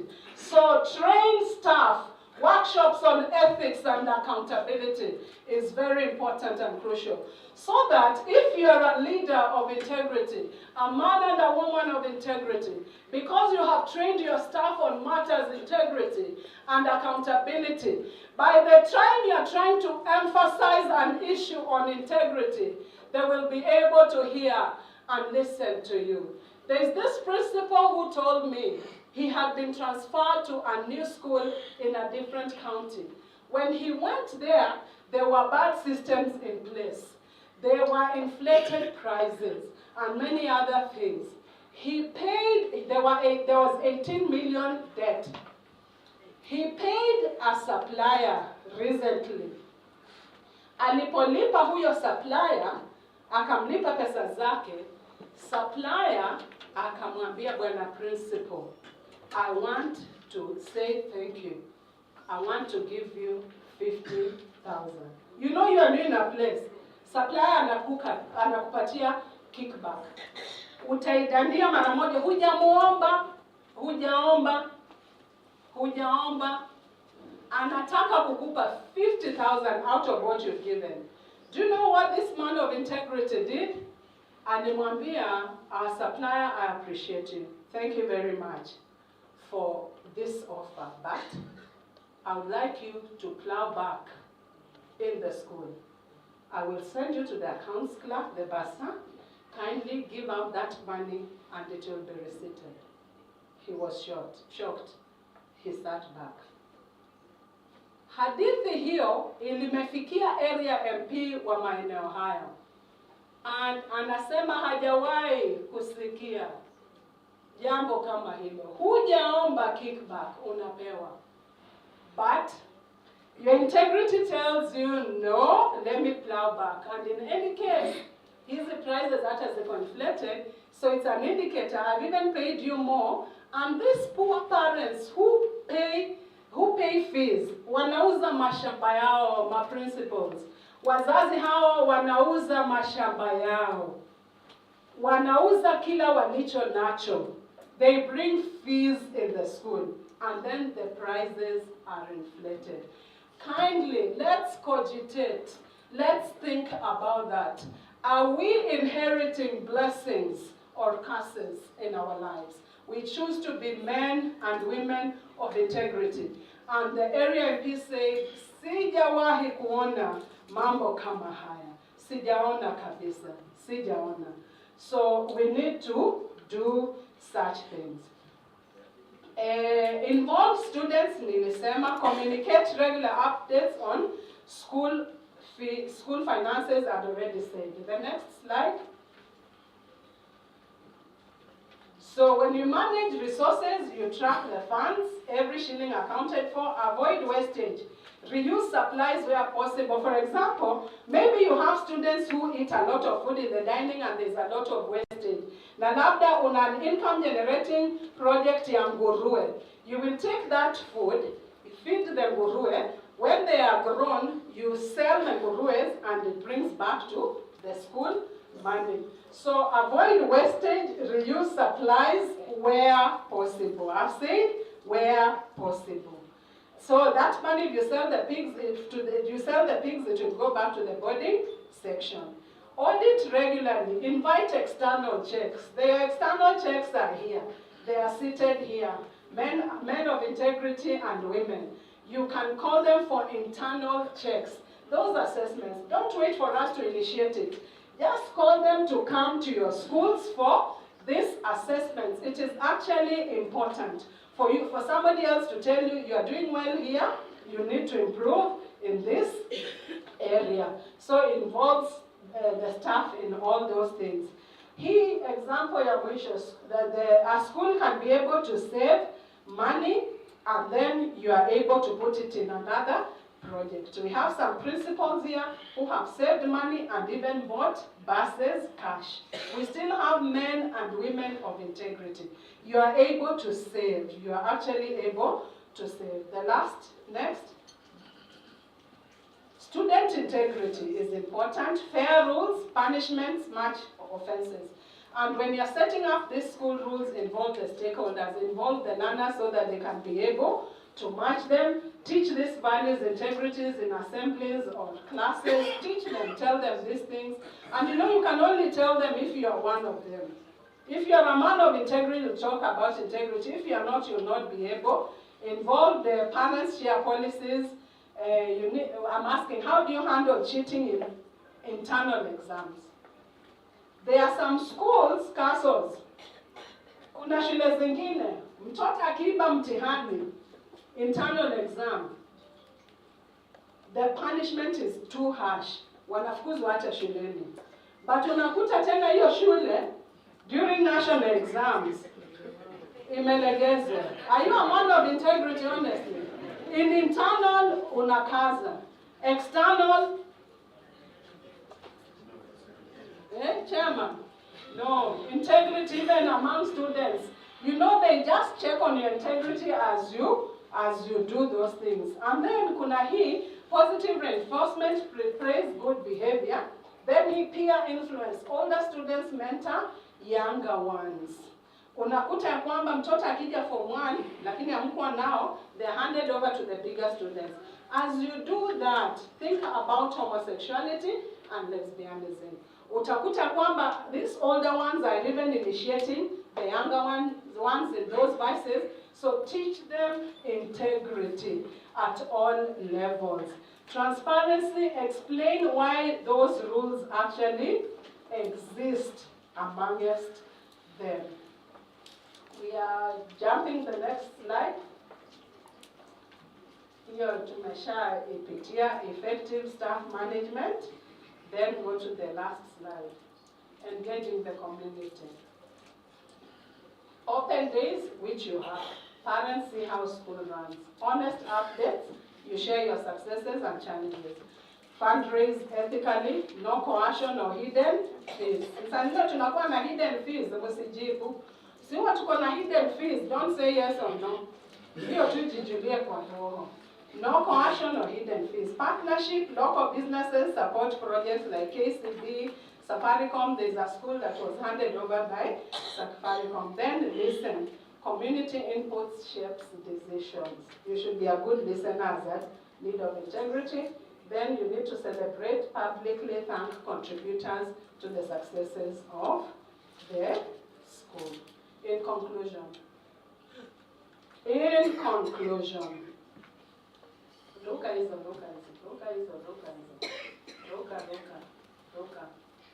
In conclusion, niko hapo kwa ofisi Migori with a semester shirt. Integrity and effective management are inseparable. These are my parting shots. Integrity and effective management are inseparable. Huwezi kuwa an effective manager kama huna integrity, please, haziendani.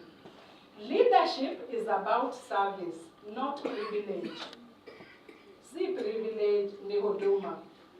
Kenyan schools need ethical, visionary principles. To the same visionary principles, they see tomorrow today.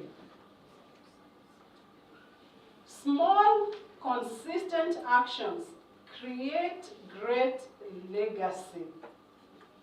Small, consistent actions, they create great legacies. Like this one I've told you, a kickback refused, plowed back to the school, reaches the area and pay. It is a legacy, never to be forgotten. Let's commit to building schools that inspire trust. Okay? Let's commit to building schools that inspire trust. Tuwe na shule zinaaminika, wazazi wako na trust na sisi, kila mtu ana trust na sisi. Sasa wewe jiambie hii shule yangu, I'm committed to building it to inspire trust in all the stakeholders. Carry these lessons into daily leadership practice. The lessons we have just learned today, carry them in your daily leadership practice. Then support one another principles through networks and mentorship. It is very important. Finally, the future of education depends on your integrity today. The future of education depends on your integrity today. Thank you very much.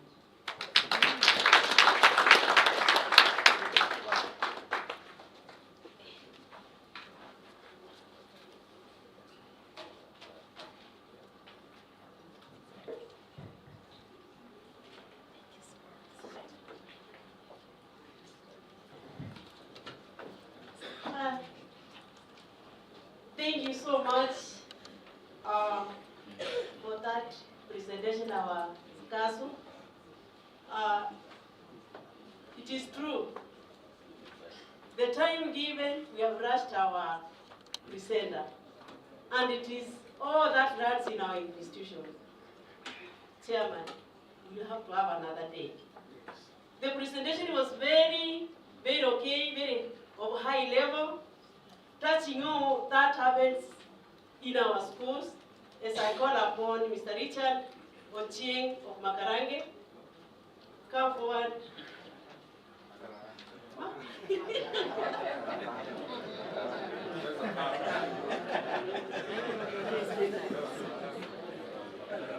was very relevant. Thank you so much. You see what the ladies can do. Welcome. Thank you, the chair of the session. I'm Chieng Richard from Arangwe Secondary School, Timaru, the extreme end of Migori County. I have a very noble and brief task to offer a vote of thanks to our very esteemed Sikaso, Madam Anne Kangete. It's been a pleasure and a privilege to have you here today. You have taken us through a very insightful, impactful, interesting and wholesome exposition on integrity. Our country, as we speak, faces a lot of challenges, most of it related to integrity. And I'm of the convicted opinion that by the time we leave this place, we shall have a very major impact on matters integrity to the schools we serve and to the community at large. I also want to take this opportunity to thank the Almighty God who has given us this chance to listen to Madam Anne Kangete. I also want to thank the Kessha leadership for identifying her as one of our facilitators. I also want to thank the colleague principals for paying attention and gathering all that is there that shall have a very, very positive impact on our institutions. May God bless you. Thank you.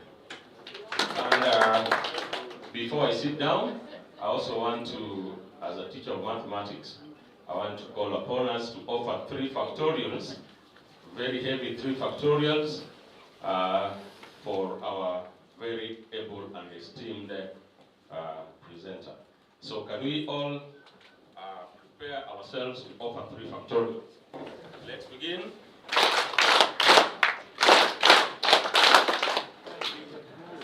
Thank you so much, and we appreciate our madam with us little gift. Thank you so much.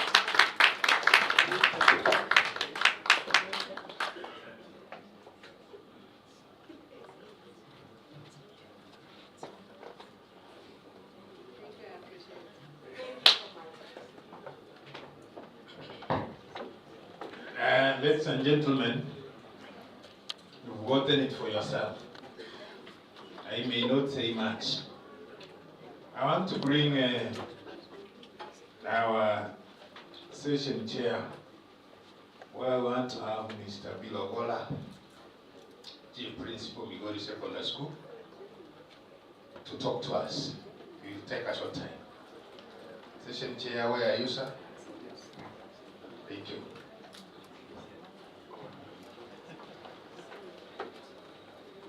God is good, and all the time.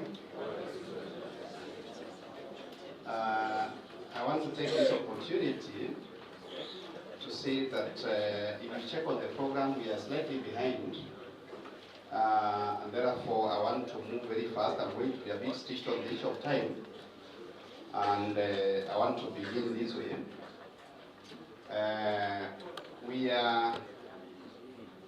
We are going to have our Chief Principal, Mr. Bill Ogola of Migori Boys, who is going to share with us experiences that he has had for the time that he has been in the field. Bill is well known to most of us, our chief principal. He has been a teacher for quite a long time, and over 20 years as a principal in 2 schools, actually. And I want to bring him forth by saying that Billy is a family man with mature children. I want to use that word, mature children. Yes, I hope you understand. He doesn't have any CBC. All are mature, and I'm told the last one should be in high school, eh? Yeah. So he has a family, married to 1 wife, and I want to say that Billy, we've had so many functions in his school. The principal Ulanda one time described Billy as a person of very heavy presence whenever he's managing anything. So he is going to come and share with us and even tell us many of his successes. Otherwise, I want to say that he's an alumni of KU, Kenyatta University, an old boy of Taranganya High School. And Billy actually started his career as a teacher in 1989, where he taught at Sengera Girls for over close to 8 years. And then from there he was a deputy at Kanga. He has grown along the ranks. He became a HOD, he became a deputy, then finally I think he became a principal at Manyatta High School for over 10 years. And then currently serving at Migori Boys. Kindly join me by giving him 1 academic club. Thank you very much. Bwana Billy, karibu sana, so that you can share with us your success. Is an actual description of what you've been told, a man of integrity. Thank you, Mr. Rungu. You praised me over much. Colleagues, ladies and gentlemen, good morning. Good morning. I have 1 hour. I should have begun at 9:30 to end at 10:30. I will be cautious, ladies and gentlemen, that I make my presentation within reasonable time. I will not trespass. I will also, because it's sharing experience, I will be as practical as possible. So in whatever sharing that I'm going to have, I will have no theories. I will not be academic either. I will be as practical as I can. I have a disclaimer. You have already been told. My name is John Billy Ogola, currently serving in Migori Boys. But I have had the opportunity to serve in 4 schools for a period, at the expiry of my service, for a period of 36 years in 4 schools. That will come out well. 3 of those schools are in Migori County. I just want to declare that seated with us in this hall this morning are colleagues that we have had the opportunity to work together with. I'm sure that in this hall we have principal colleagues that we worked with together at Kanga High School. They are there. Mr. TF, are you there, T. Francis? Madam Ali Sukwacho, are you there? the current principal was here. I also have colleagues that we have worked with at Manyata High School. And together, yesterday we were very excited when Madam Monica Oyo was presenting here. We had a great family reunion of the great school of Manyata. Tom, are you there? I'm here. Madam Beatrice? I'm here. Madam Rose? I'm here. I'm leaving who?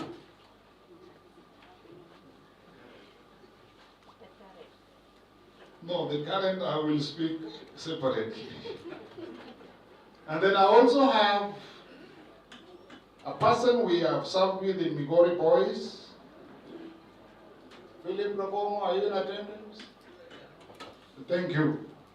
I'm declaring this because I'm going to share experiences in those stations.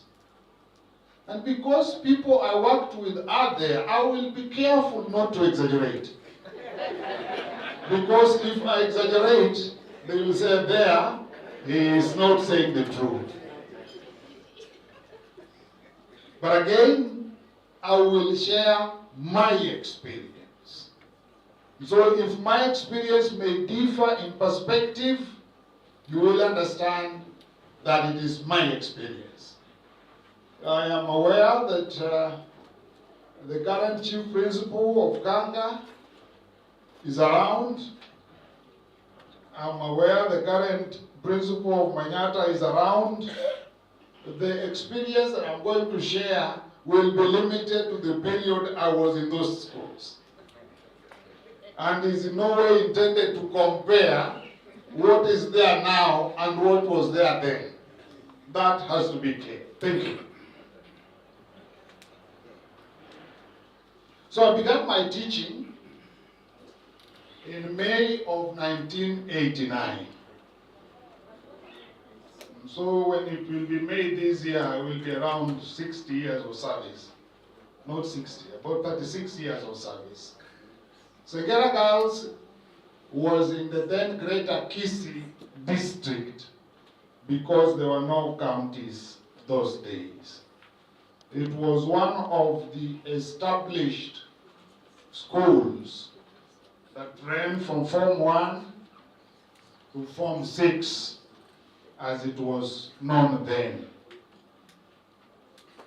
It generally, by the time I got there, it was a stable school that, in my opinion, had very committed and united staff.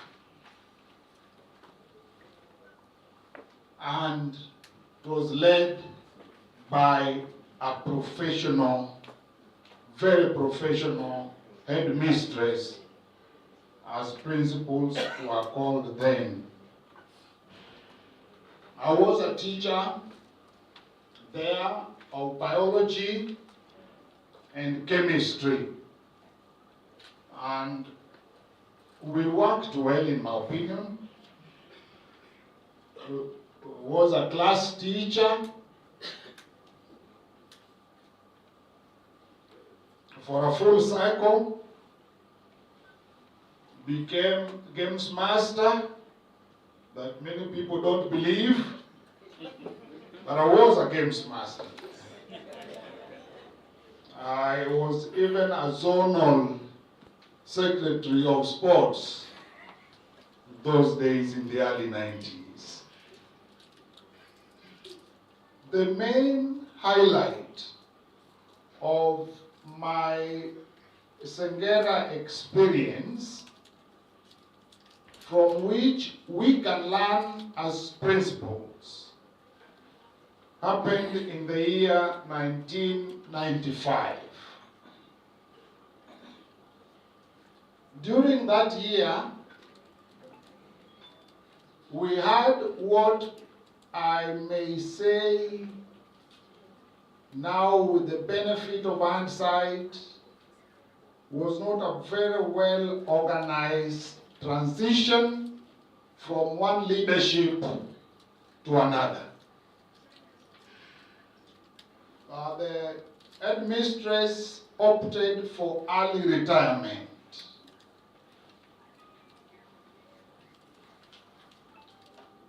And a new principal was posted there.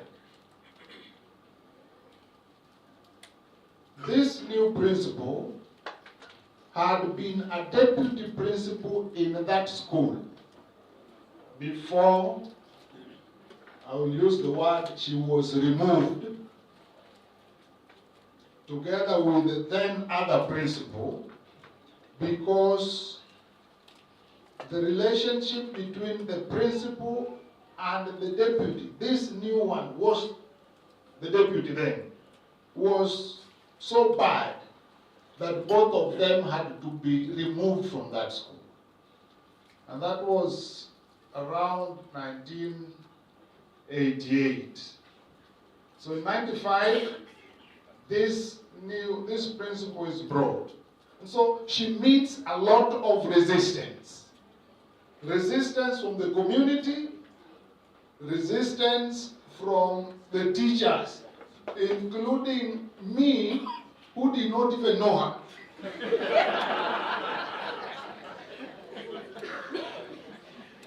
I didn't know her. But there we are. She's bad, she's bad. So she makes an attempt to land in the middle of second term, she could not. But eventually manages to come and take over the school in the month of August, when schools were closed. And when we opened, no, prior to that, before schools were closed, she had made an attempt to report. The community refused, of course. Teachers, including those who didn't know her, refused. And the whole staff,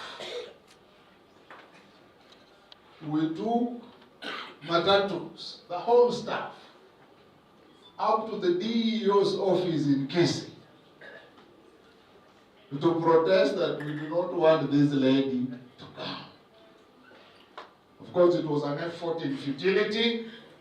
She came, took over. But took over, in my opinion, very badly.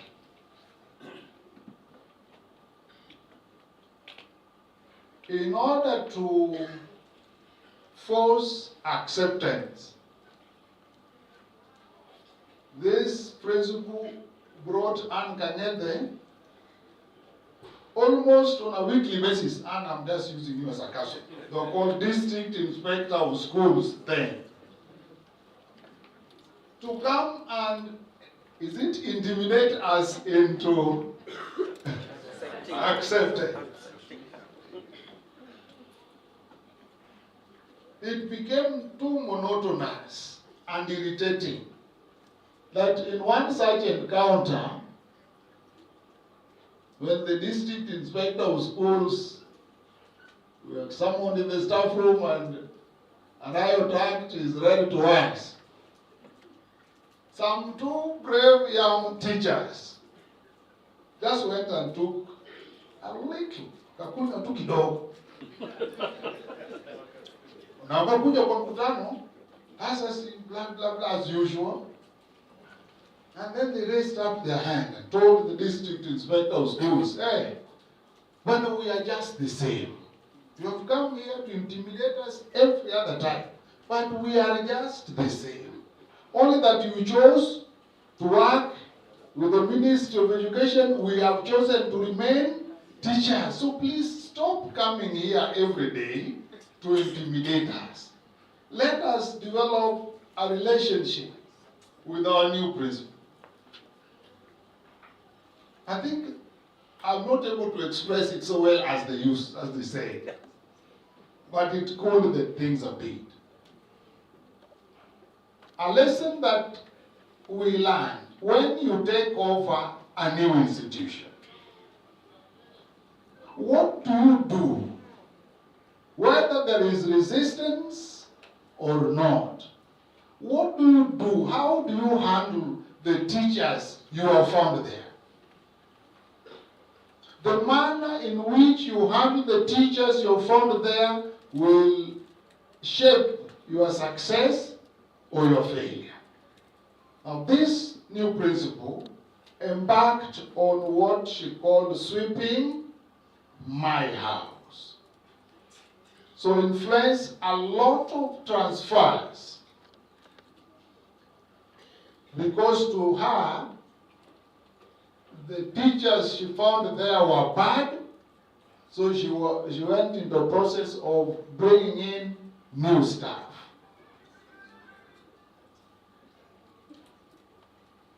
I have tried to be a good person,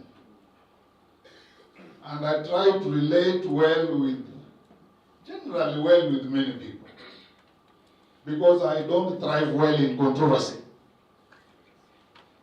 But I was one of the bad people that had to be transferred initially to some school in Nyamira,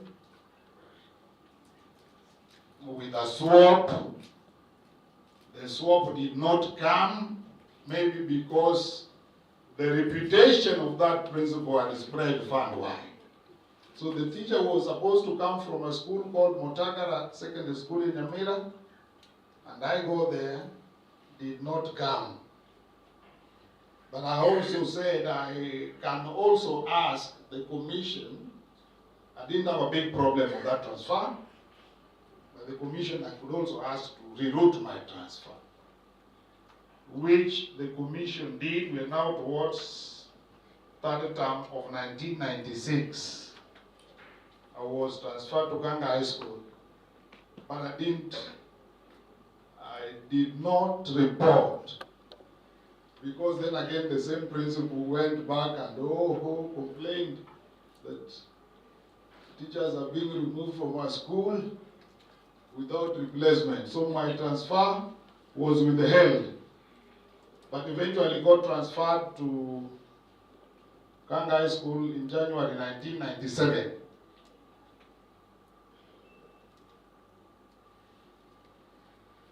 But I was not given a transfer letter, because the principal said she has not seen my transfer. But a transfer letter was already in Kanga High School. So I got a photocopy. I came and reported by a photocopy, not the original transfer letter, which I have not seen up to now.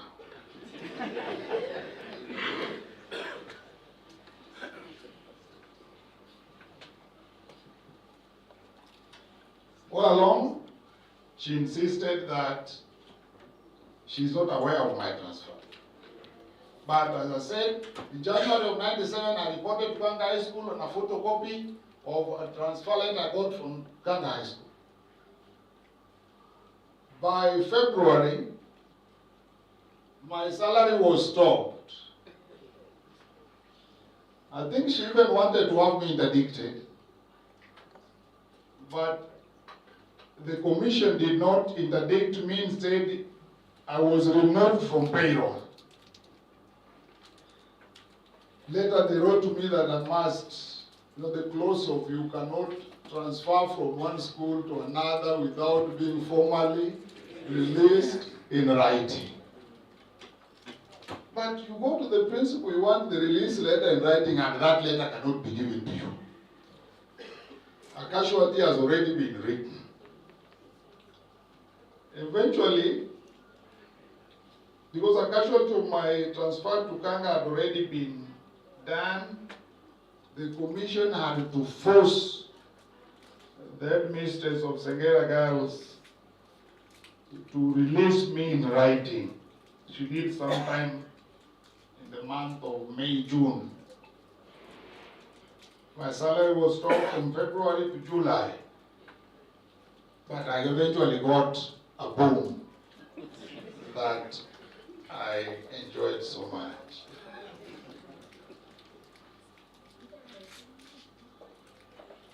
Lesson learned: we will always be transferred from one school to another, and you will get teachers there. As an effective leader, you should take your time and work with the teachers you find there. Get to know them. People may resist you. Like I said, I was also in that group, and I didn't know the one I was resisting. So even now, people can resist you. But once you have landed in the school, learn to work with the teachers you have found there. Because if you do not do so, you may fail. Later on, Segera Girls is a Catholic-sponsored school. So later on, I think in the early 2000s, the Catholic Church of the Diocese of Kessha shut 3 of their schools.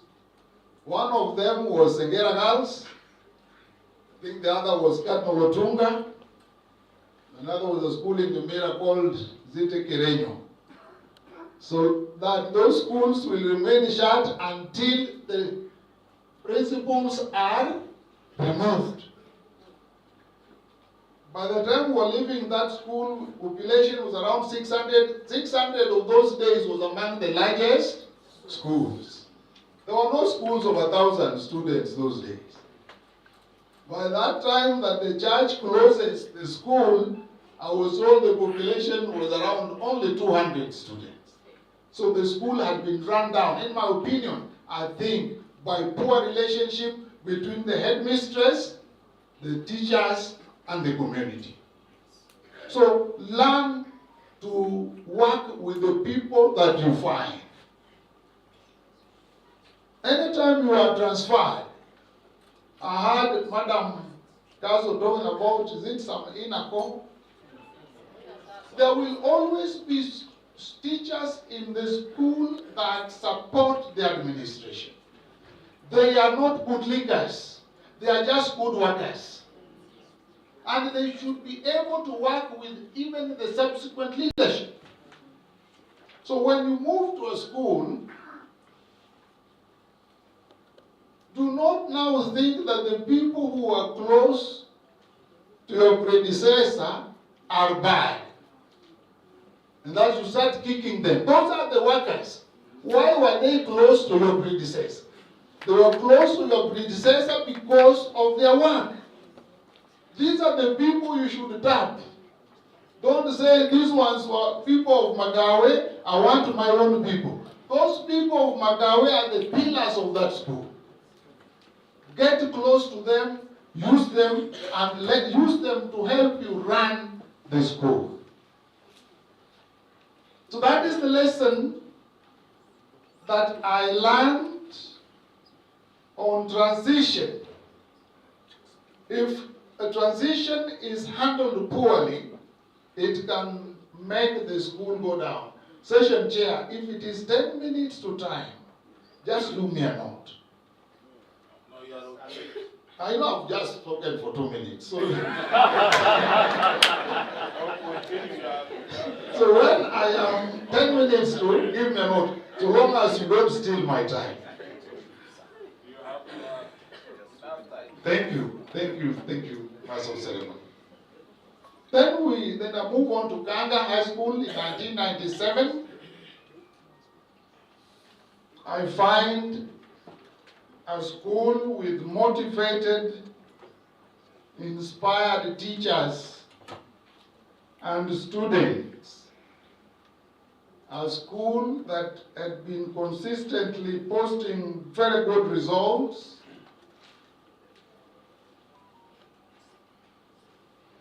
Actually, I remember when we were still in Kessha. I think the previous year, Kanga High School had one student of airplane. One. And principals of Kessha came to Kanga to benchmark because they had one airplane. Not 100 airplane, just one. So I joined the staff.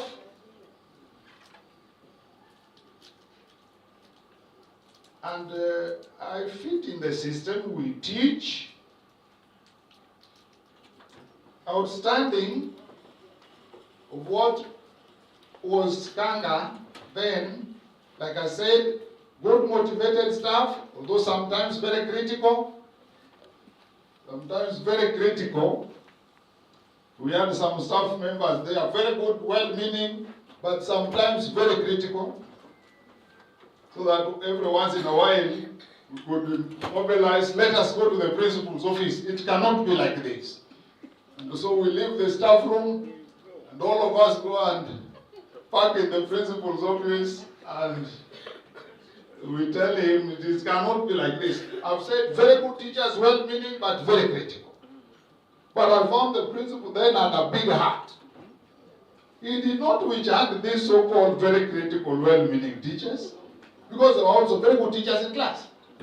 So he would only listen to them. Where he could change, he would. Sometimes, there used to be a principal in Ghana who this other one took over from, who always promoted the notion, if you differ with him in opinion, you don't always say, you can only do that in the absence of good advice. Otherwise, if you are advised properly, the suggestion you are making cannot work. You can only do it in the absence of good advice. And so even this other one continued with the legacy. I hear your concern, but we can only do that in the absence of good advice. And the system moved on well. The results were okay. The teaching was fine. The examination system was based purely on continuous assessment tests. And every Sunday afternoon was reserved for continuous assessment tests. And it was a great day every Sunday afternoon, because there was no end-term test. It was just continuous assessment tests. And the chief supervisor of this continuous assessment test was the principal himself. So every Sunday afternoon at 2, the school is quiet, the whole school is doing examinations, the principal walks around, and if there is a teacher who is not present to invigilate, the principal would carry those papers himself to the class to start off the examination. Great inspiration, great teamwork.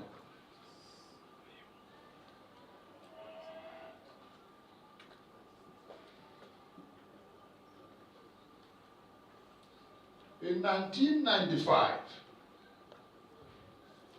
these are landmarks that I must, any other time I share, I must share. 1985, because there's already, I'm still at Sengera Gardens. It's just a flashback. Interviews for job group M are done at the PD's office. This is the National Housing Corporation, Pareju. Together with the deputy of that school, we qualified for interview of job group M. But our principal, our headmistress, sat on our letters of invitation. But all the same, we decide that let us go to Kisumu. We have our mouth, we can speak, so that the panel can allow us to do the examination. So we come to Kisumu and actually speak, and we are allowed, though we are told you will do the exam, the interview at the last. I don't know, through coincidence or by design, round about 1 o'clock, the headmistress features around the PD's office.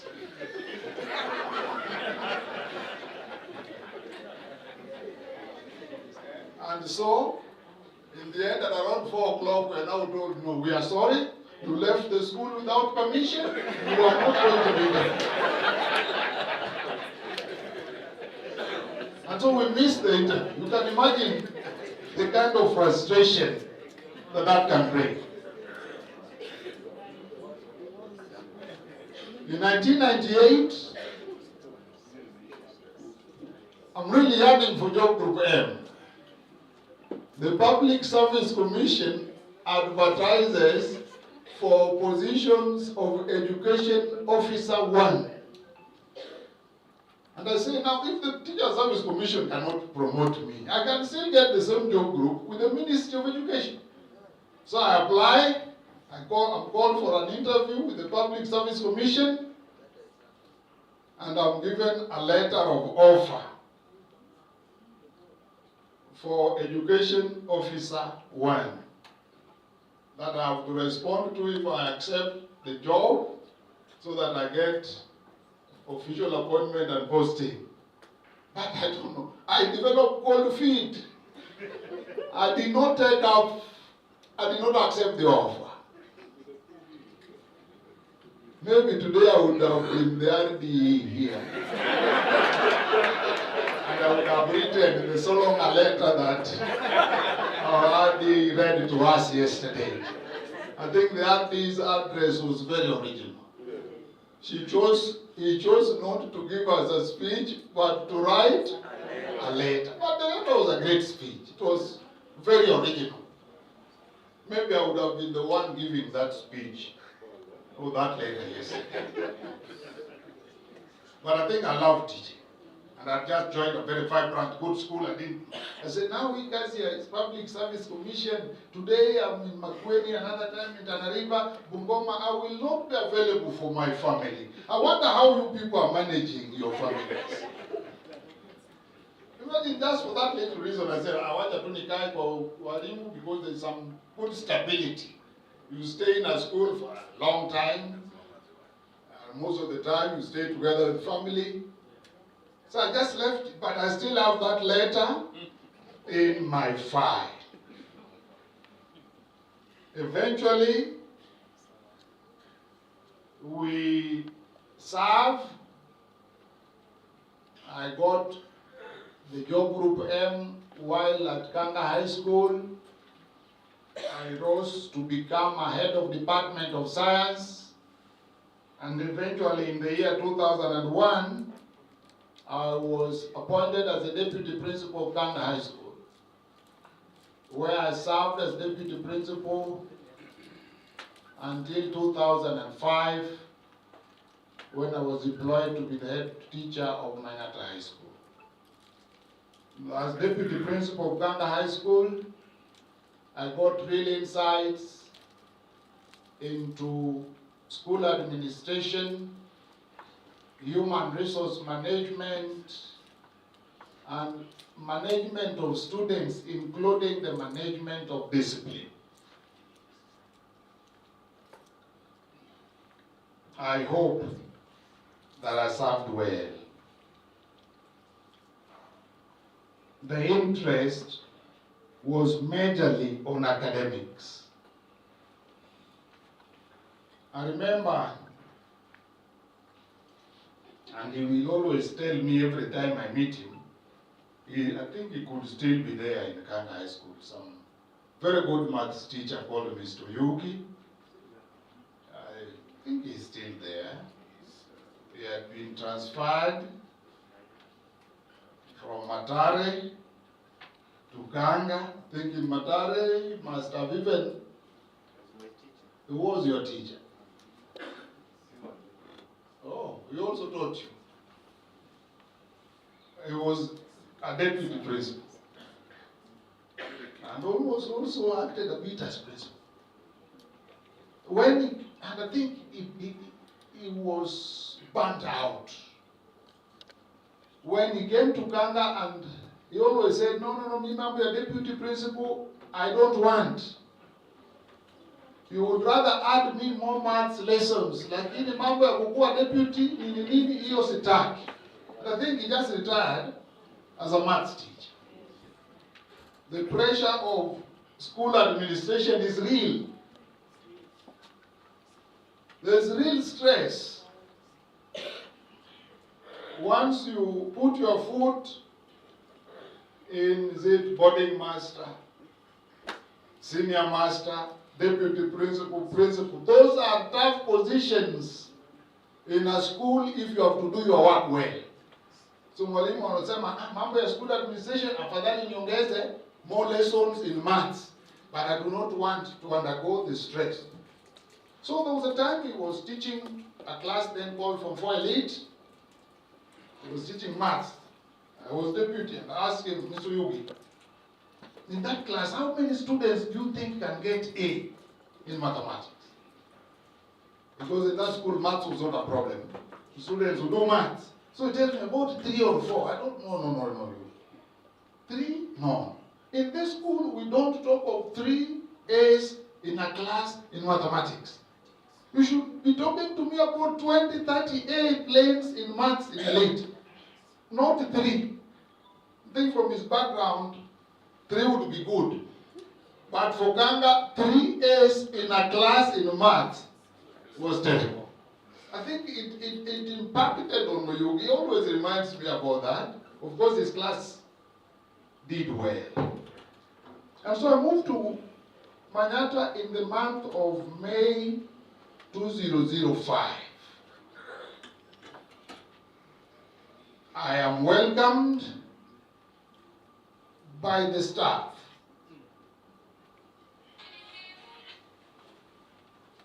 I get a very supportive acting deputy principal, eventually confirmed deputy principal in my tenure, and a team, and I joined them.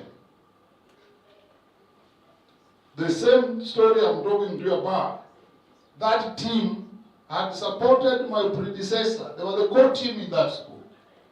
May I continue to work with them, and they enabled me to settle in the school.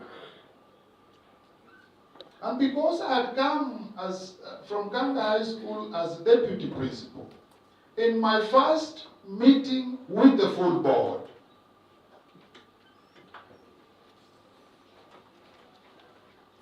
and we had a very good board chairman, now the late Dr. Simeon Odede,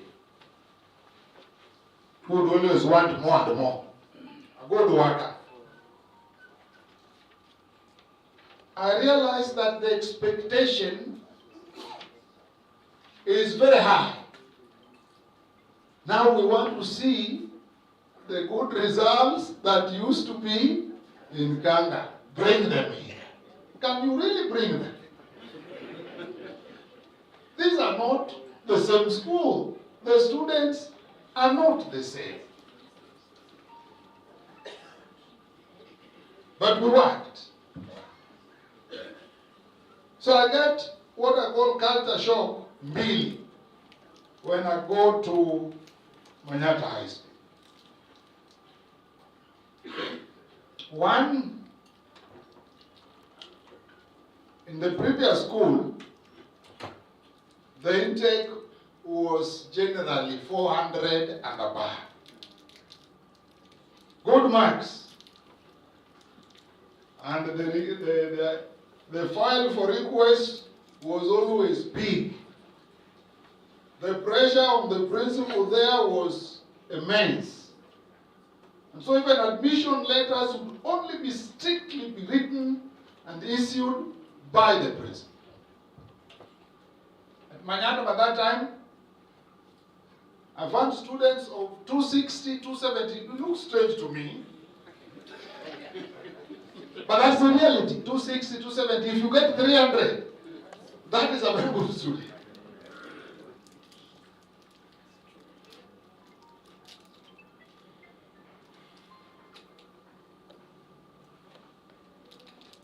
And so the year ends, and we are from one intake.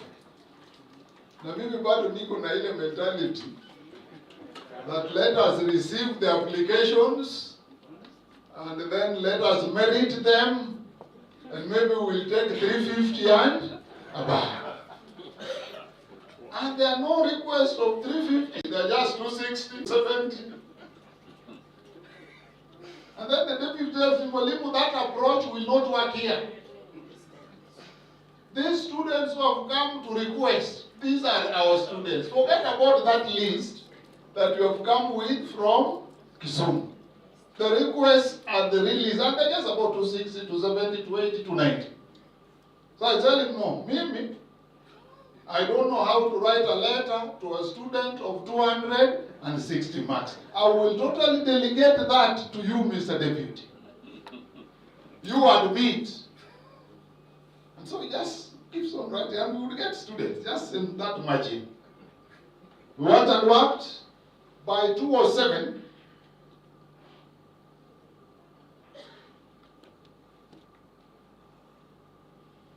before we reach 207, the expectation of good performance is real. So we needed to do some academic reforms. The teaching in Manyata was okay. The teachers were even struggling for early morning lessons.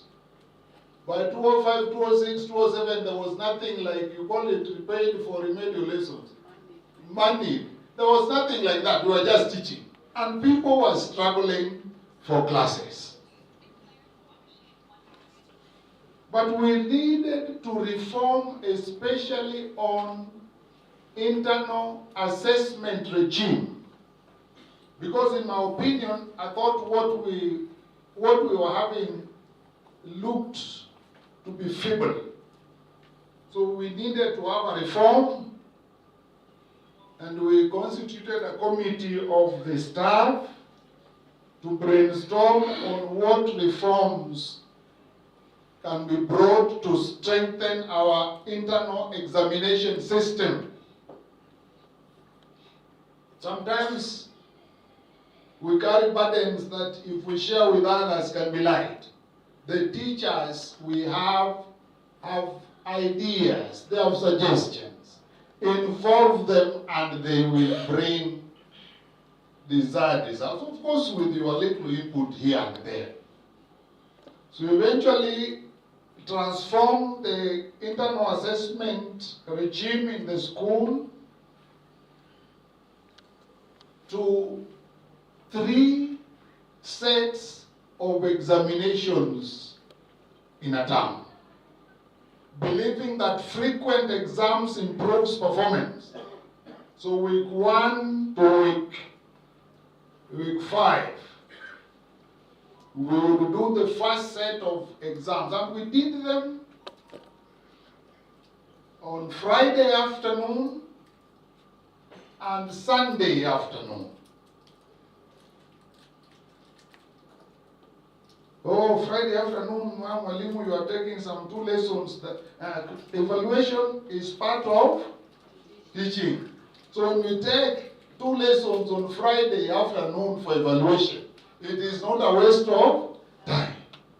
And then Sunday, week 6, we release the results. We begin again week 7 to week 11, 12. The last week of the term. So we rank our students on the basis of those 2 examinations. The last week of the term, we will do exams up to the morning of departure. Tunakuwa na assembly at around 9-10, because after all, most of our students by that time were locals. So we do the last exam up to the morning of going home. We call it take-home examination. And then the teachers would mark over the holiday and would use it as Cat 1. The results of that exam would be used as Cat 1 of the next term. The system was very, very heavy, but it was productive. By 207, our school, we had a 5.6 in 205 in Manyata. I think it was a 5.6, which was good. We had some good position, even in the district, Migori then. By 207, our results had improved to 8.0. A massive leap in performance. The attitude was changing, and we got that with which students? The 270, 290, 301.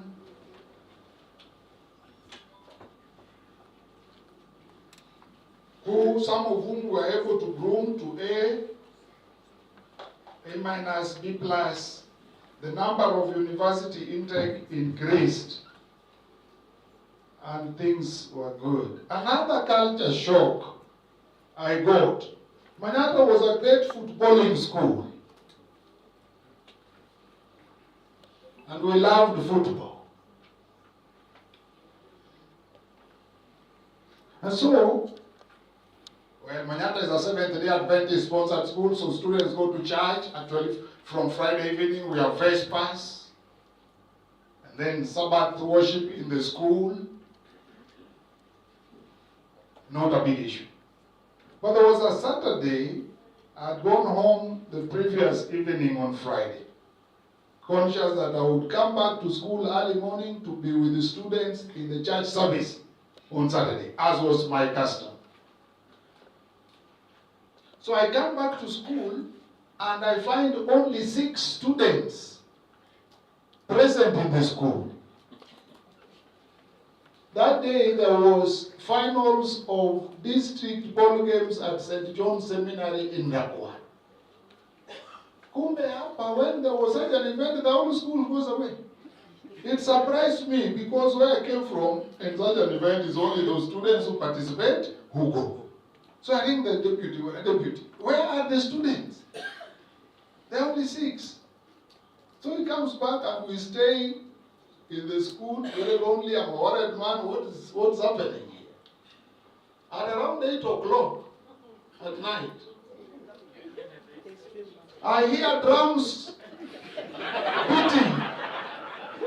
They are coming back to school. You know what? Before the game, we had planned we are going to take very serious disciplinary action to all the students who went out for sports without permission. At 8, drums and horns, walking from Awendo to Manyata. We did not take any disciplinary action against any of the learners. But then we said we must change that kind of attitude and culture. We managed, I think we changed it. There was no more drum beating. There was no more students leaving school just because there was sports. I must apologize for all the sports teachers in this school, and I'm one of you. So I've said I was a games master.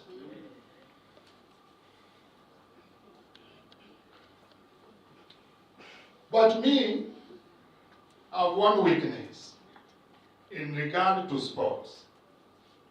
I cannot admit a student in the school purely on the basis of sports. No.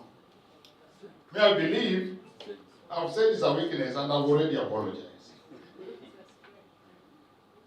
I believe if we have 1,000 students, we can get 11 from the 1,000 to play in the football team. They can lose at the zone, they can win at the region. They can even go national. Me, I don't believe that this student who is good in football or whichever game should just be in school without paying fees. While the student who is good in maths and chemistry does what? Pays fees. Me there, I have not reached that level. Where the expert in games is exempted from paying fees. But the expert in academic effort may be sent home because, we even give special meals to real good talent. I think such will flourish more in pathway number 3 of sports science. So, I said we would then, on moving forward, get students, bona fide students who participate in games. Again, one weakness I have had is that I cannot hire a foreign coach. I know people differ, but that is me. The teachers have talent, let them train. This idea of hiring a foreign coach so that when you're going out, the whole community goes to go scales elsewhere, mimi hiyo sitaki. So teachers can train. And I've said they can train and reach regionals, even nationals, they can do. Pole pole, your culture hooliganism because of sports, we managed to control.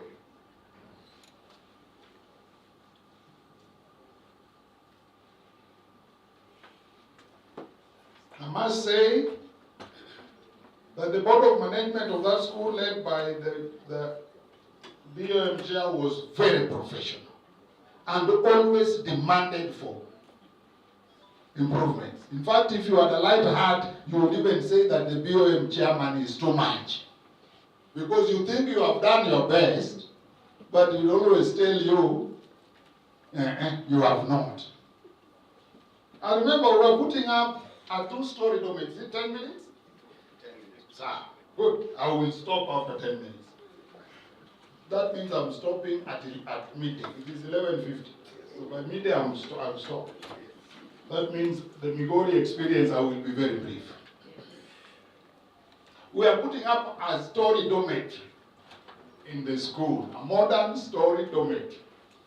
And we're only using the 2,000 shillings per child development fund in the fee structure then. CDF would give us 150,000, 300,000 in 2 tranches. So by the time we finish first floor, me, I'm tired. I say, no, we do not have money to continue this project. But the BI chair says, no. Komolo Rume, look at Komolo Rume. Komolo Rume has put up a 1-story building in the school. Manyata must do better than Komolo Rume. We must reach 3 or 4. And really, with meager resources, we reached 3 floors because the chair insisted on that dark side. Sometime, I think 2012, 2013, we had acquired a bus, a mini bus, a Mazda Titan truck. Perhaps the only Mazda Titan in Migori County. So even an oil filter you can't get. It was a donation from Japan. Difficult to maintain. Then we build it as a face me, you face me kind of city. And schools are buying new buses. Ours took on a Titan truck which is old.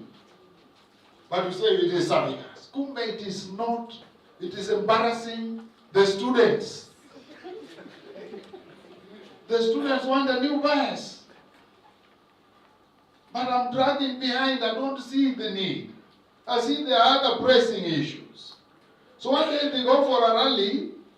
They go for a rally at Opera Boys, an SDA rally on Saturday. And the bus stalls on the way. So other students and the girls are passing and Manyata with their old Kibiriti. They are embarrassed. And I have to talk to the then principal of Kanyawanga, Mr. Mbogo. Mr. Mbogo, my students are, please give me a bus to take my students to school. And Mr. Mbogo gives me a bus, the students are taken to school. And the bus somehow, mekanika kashikashika, ikajikokota ikafika shule. That night, the bus was burned. The students touched the bus.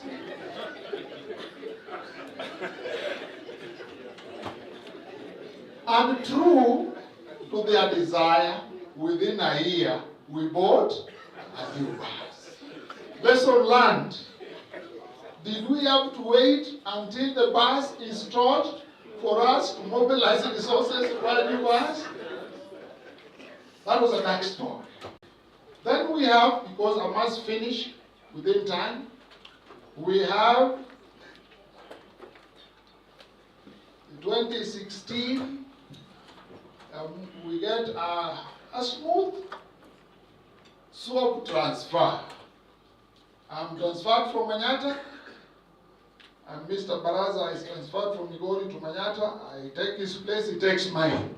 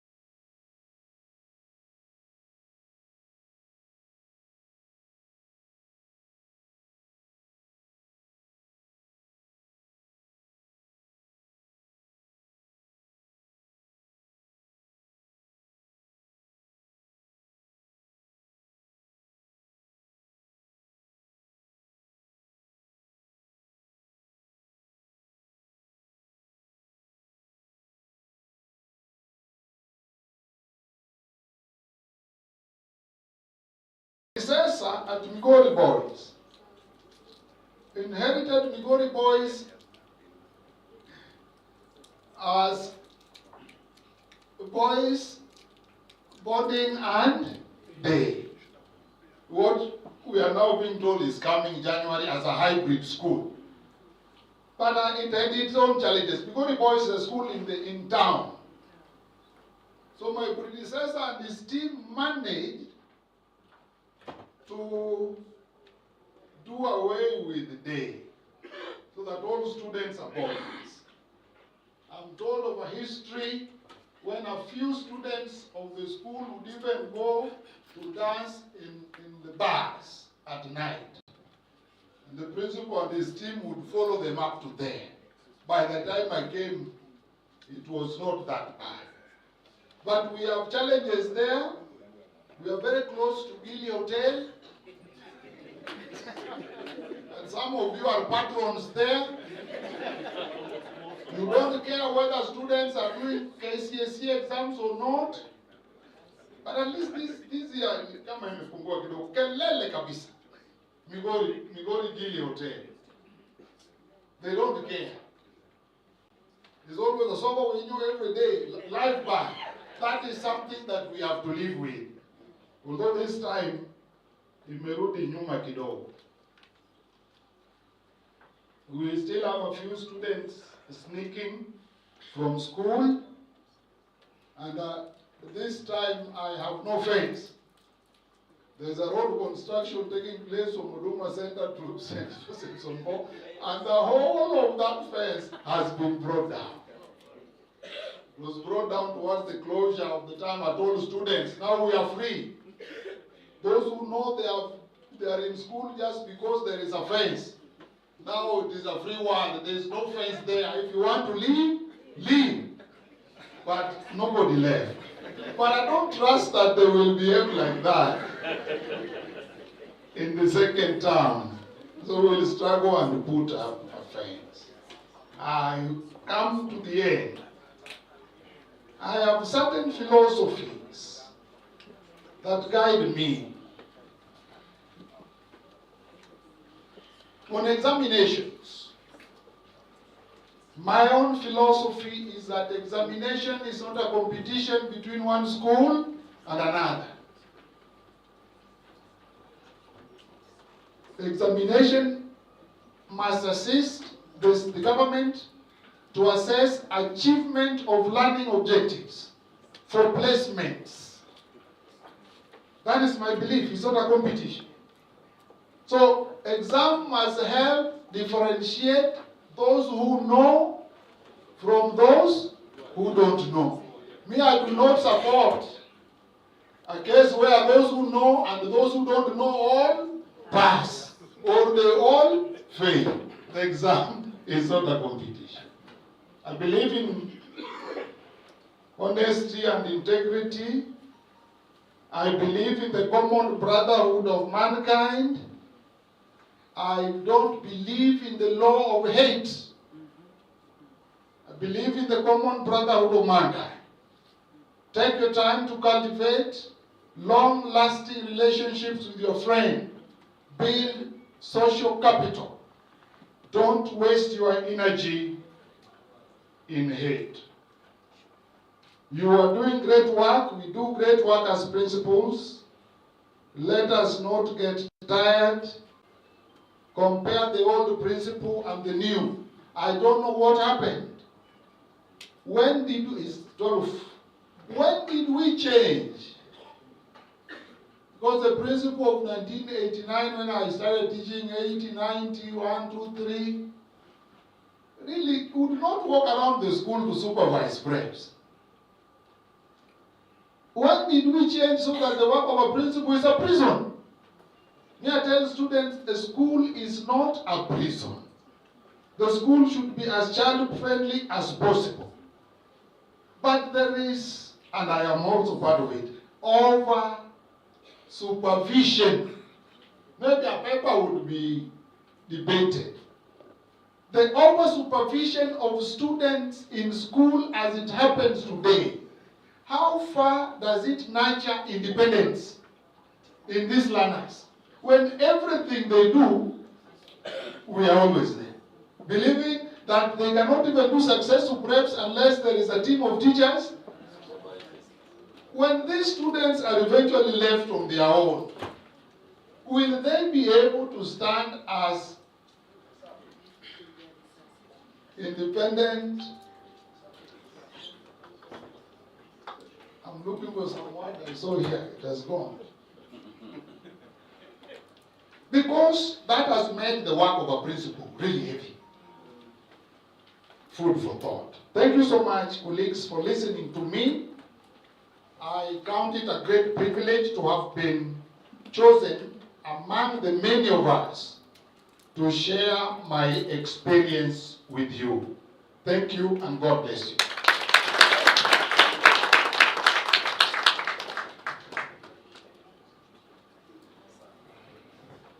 Thank you very much, Chief Principal Billy, for observing time.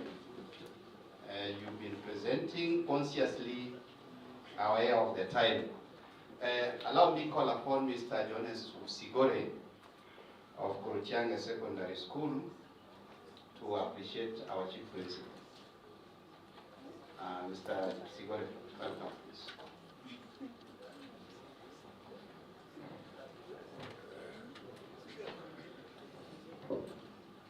Thank you, Session Chair, for this opportunity. You know, if I were Jeff Koinange, I would say, oh my. But all said and done, what a man, what a leader, what a journey, what an amazing presentation. In fact, I'm also tempted to share my own experience. Because somehow, especially as far as the formative years are concerned, I'm drawing a lot of parallels. But it is a hard task to be given the opportunity to appreciate a man who started working when I was in Standard 5. But Mr. Bailey, thank you very much. It has been a wonderful presentation. You've done it so eloquently. It's like a performance. Everybody was listening keenly. We have drawn a lot of insights. It is about learning. We have learned a lot. If I can say this on behalf of the entire fraternity of the Migori County principals, I congratulate you for that milestone. But all I can say, because I can see the chairman, Mr. Magawe, is pointing. Okay, that is it. He's telling about time. But I can say leadership and learning is indispensable. So we have learned a lot. Mr. Bailey has done it so well. He has done it for 1 hour. I'll love to appreciate him for the next 30 minutes as well. You know, when you were at Migori, the principal Mulanda was saying, Mr. Bailey hardly speaks. But when given the opportunity to speak, he can speak for hours and hours on end. But good enough we have learned, having lived through the Nyayo era, must have seen my presidency from the beginning up to the end. I'll request that we give him the Nyayo clap. 3 rounds of it. 1, 2, 3. Again. Tunga. Tunga. Thank you, Station Chair. One clap for Mr. Migori. Thank you, Mr. Migori. Madam Miriam, welcome for the gift. Billy.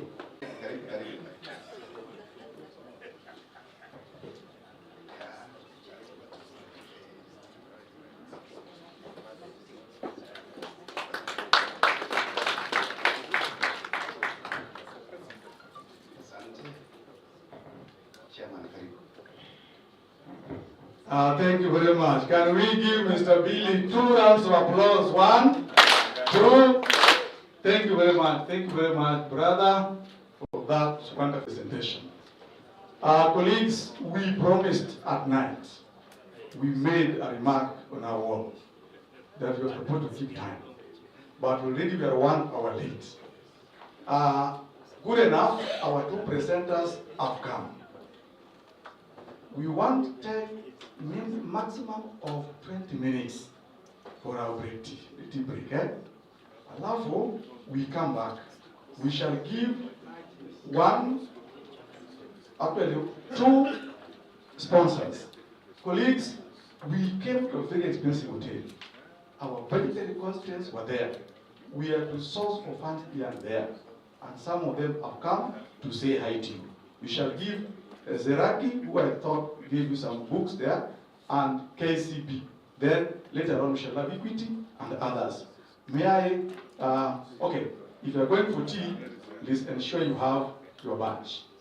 Allow me to invite Mr. Magembe to give prayer for breakfast, for tea break. Thank you so much, Mr. Chairman. Can we all arise for prayers?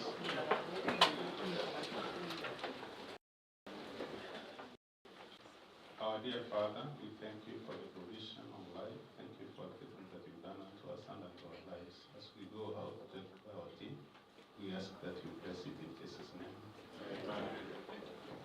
Madam Roslyn, although you are around, if not around, Madam Babe, take our directors and our presenters to the table.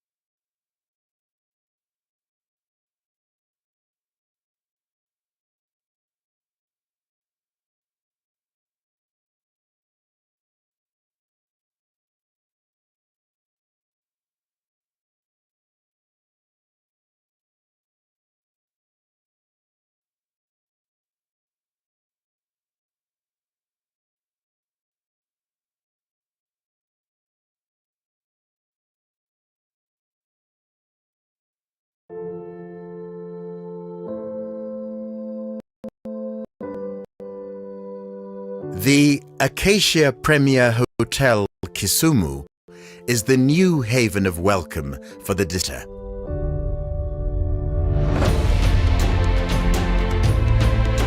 It has 94 luxurious guest rooms, including a presidential suite offering you wondrous sunsets across the magnificent Lake Victoria.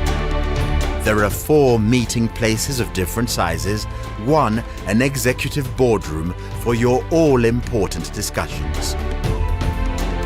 Our grand conference and banquet hall allows you to host social and corporate events on a much larger scale.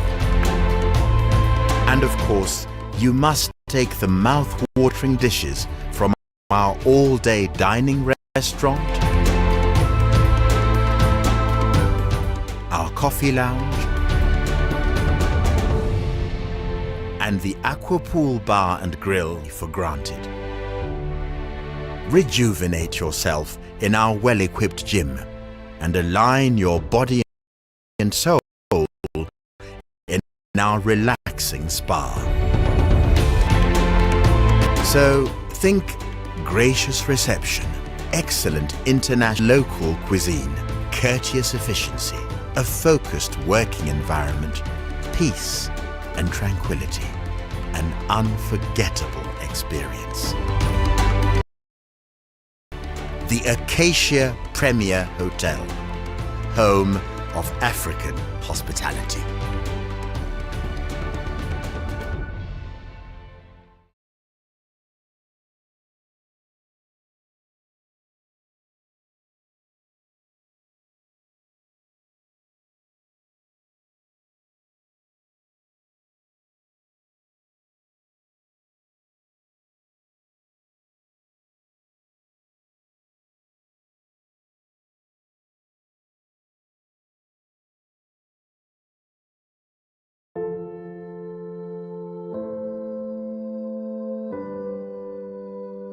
The Acacia Premier Hotel Kisumu is the new haven of welcome for the discerning visitor.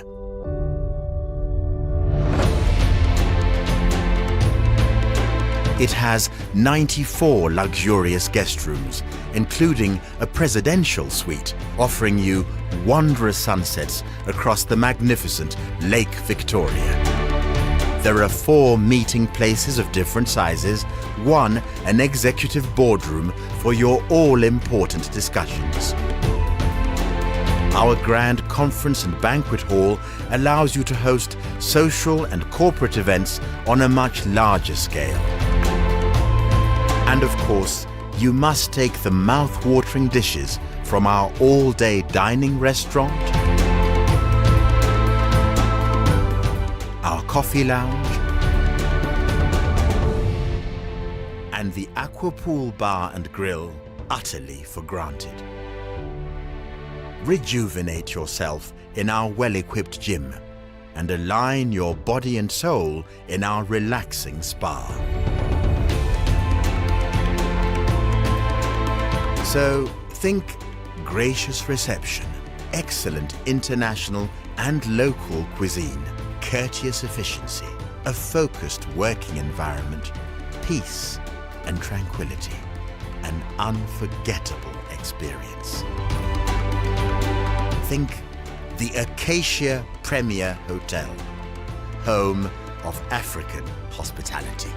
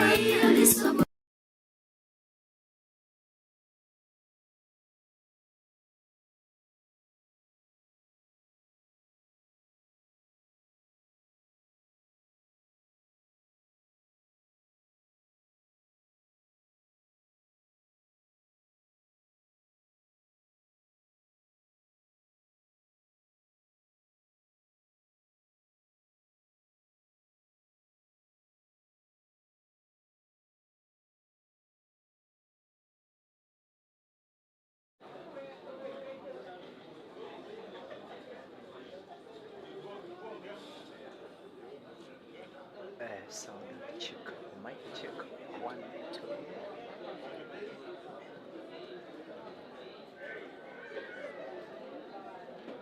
One, one, 1, 2, 1, 2.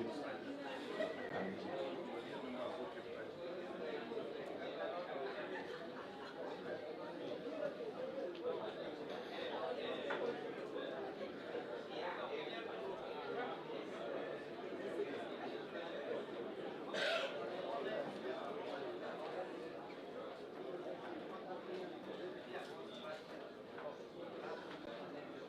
Redeem your time.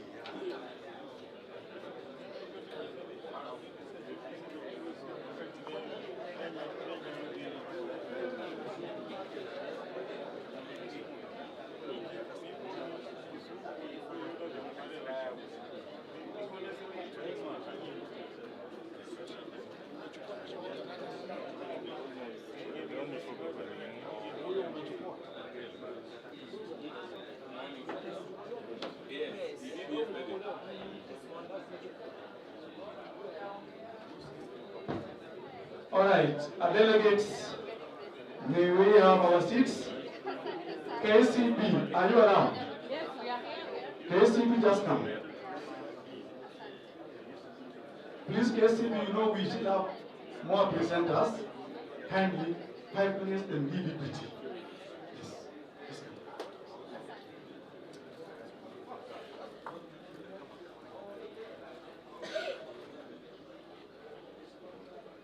Yes, we have our greatest sponsors here with us. So, KCB, please be on the phone.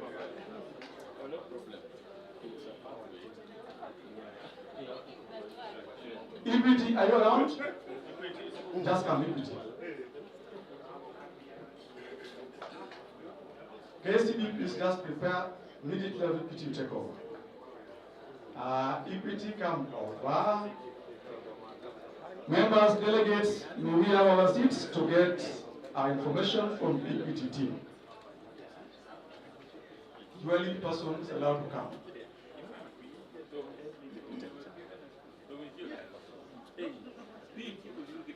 We have equity, then KCB, then we proceed, then we have copycat, Mwalimu Sako, we proceed, then we wind up the day. Please, God will be with us.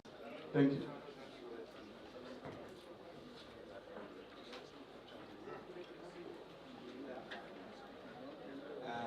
Good afternoon. Good afternoon. In front of you is Equity Bank. We're delighted to be here today and to be a great partner to our education sector. Especially, we are really grateful for the Kessha Migori County that we have been partners. And as Equity Bank, we continue to value our relationship. We continue to value our partnership to be able to uplift the standards of our learning and to continue to explore opportunities even for our schools. As Equity Bank, we are really been able to get sponsorship for our schools this year in the tune of 25 million in terms of drama festivals, and I believe that most of our schools participated, and we have cash rewards and certificates that were awarded to those schools that participated through the equity items. So we request that as an organization and as a key stakeholder in your activities. Let's continue to get involved. Let's continue to get close together, because most of you are our members, and we are praying that as we continue to work together, we are going to make a difference as we work. Today, most of your students are our internship with Equity Bank. I believe most of them that did their KCSE last year were this year. The bank took around 750 students who did their KCSE last year, and most of them, they were your students. And within Migori County, within the 3 branches that we have in Migori County, that is Migori branch, Sibania, and Awendo, we have 15 students that are working with us as their way to go to the university. So as Equity Bank, we are really delighted, and we know that because of the constraint of time, we found ourselves just to be with you here today, because you are our great partner. We always meet on the ground, we always come to your schools, we always share the challenges, and I know that as we continue, we are going to make a difference even in our relationship as we go forward. So because of time, I just want to give my colleagues a chance to introduce themselves.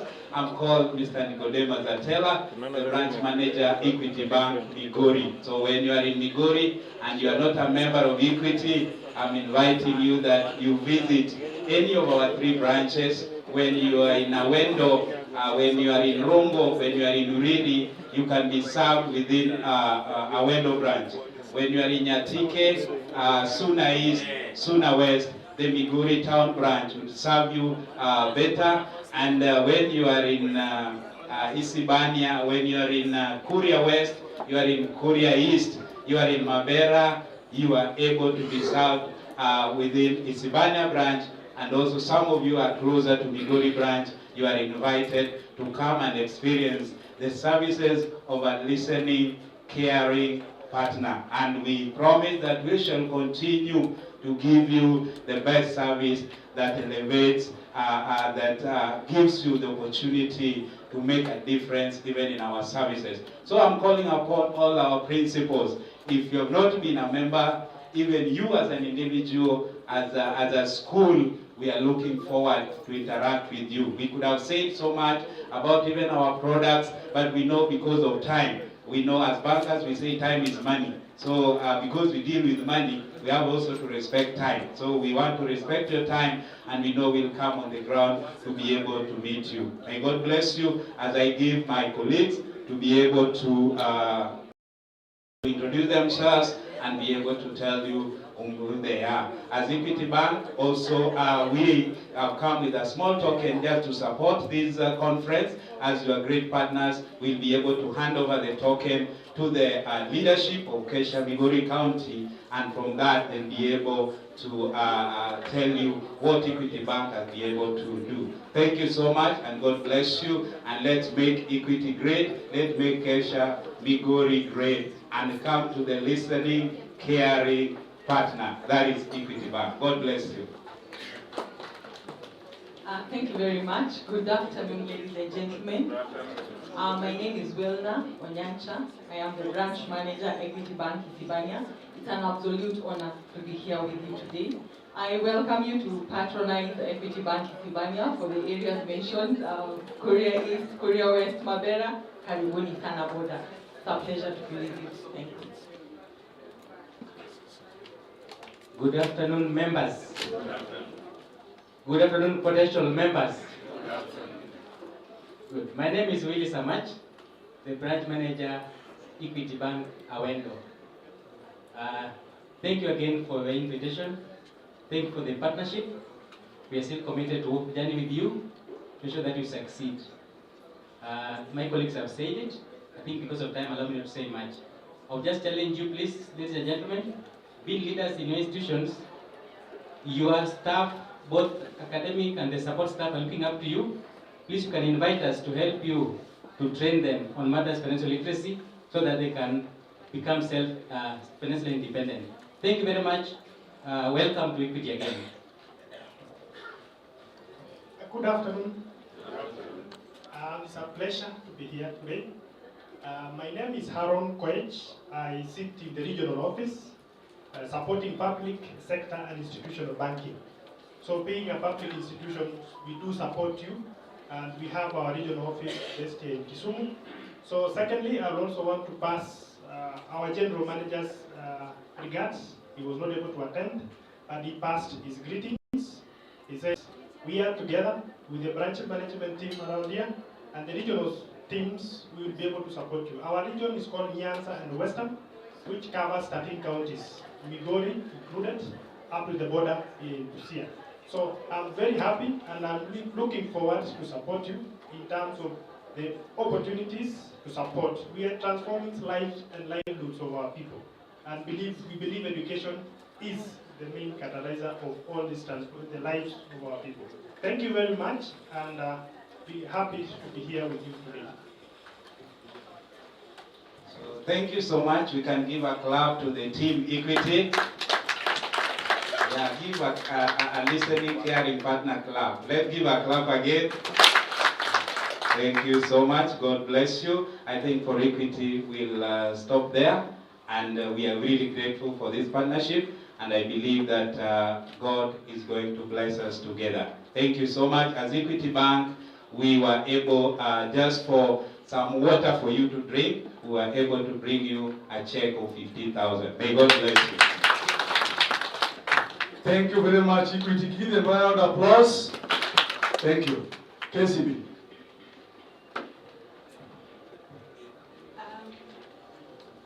The teachers, the officials that have invited us here, and the esteemed principals, good afternoon. Good afternoon. My name is Aileen Osongo from KCB Migori. Here as we are representing KCB Migori, KCB Rongo, KCB Isibania, KCB Kehancha, Sori, and the 5 branches within the Migori County. There is my colleague and allow her to introduce herself, after which we have we needed to have some information, which we hope you'll be able to just jot down. We'll collect the information once we are through.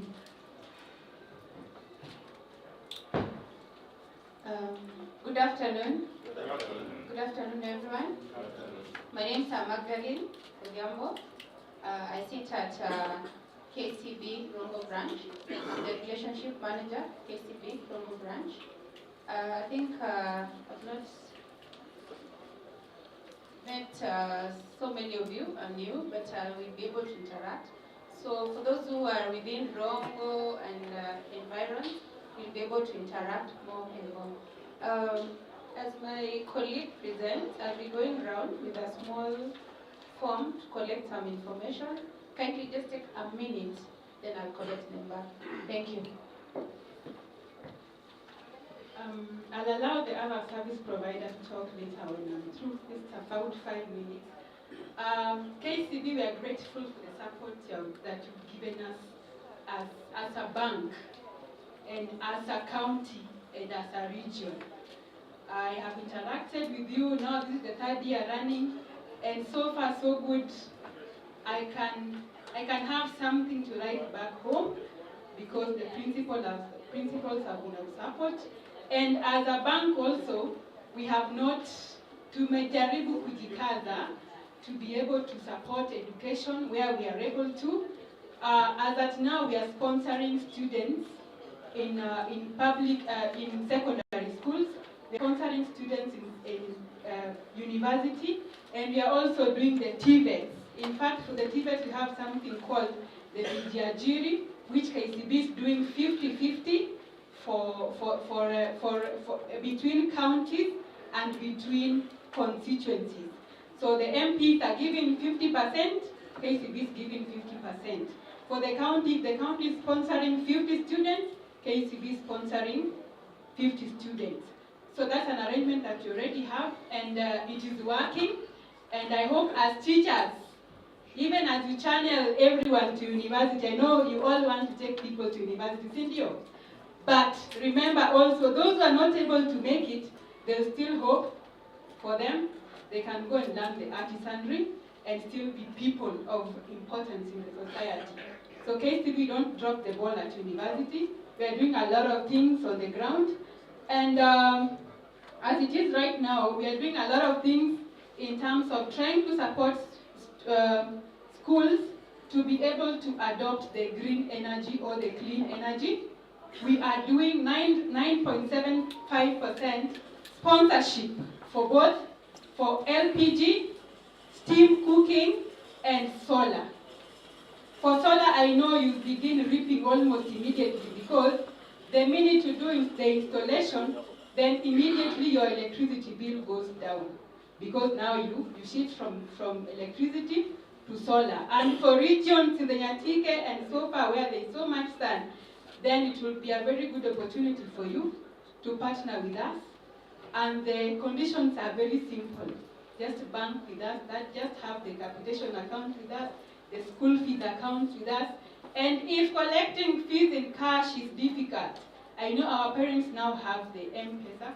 Please take the KCB Lipana M-Pesa so that you are able to collect fees even at night. Okay? Well, mzazi akipata 500 shillings, they send to the school account. You are able to do increase the percentage of school fees collection. Otherwise, I will not talk much.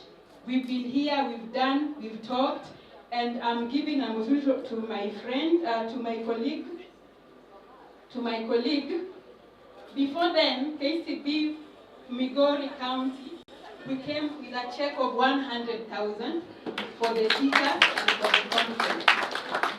This is just a little. We've been there for the district conferences. We've been there for the conferences at the ground. Now here we are. Ile ya national najua, pia mnajua itakuja. Thank you very much. Let me give this microphone to the service provider for sentimental energy to just present kidogo, then I close. Yes, good afternoon. Yes, I'm Vincent Otieno, Solar Sales Engineer, Sentimental Energy. I'm in charge of Western. So, on our solution, we are working on empowering schools with solar energy. So, first I'll give you an overview of the company. We are a leading provider of solar solutions since 2012. We deliver sustainable, affordable, and reliable source of energy to the schools and everything solar. So our regions, our main head office is in Nairobi.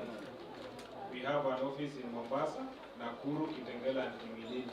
So solution for schools include solar for lighting and empowering equipment, solar-based electric cooking, solar water heating technology, and customized solar solution. So why schools need solar? First of all, many schools pay electricity bill of up to 700,000 shillings.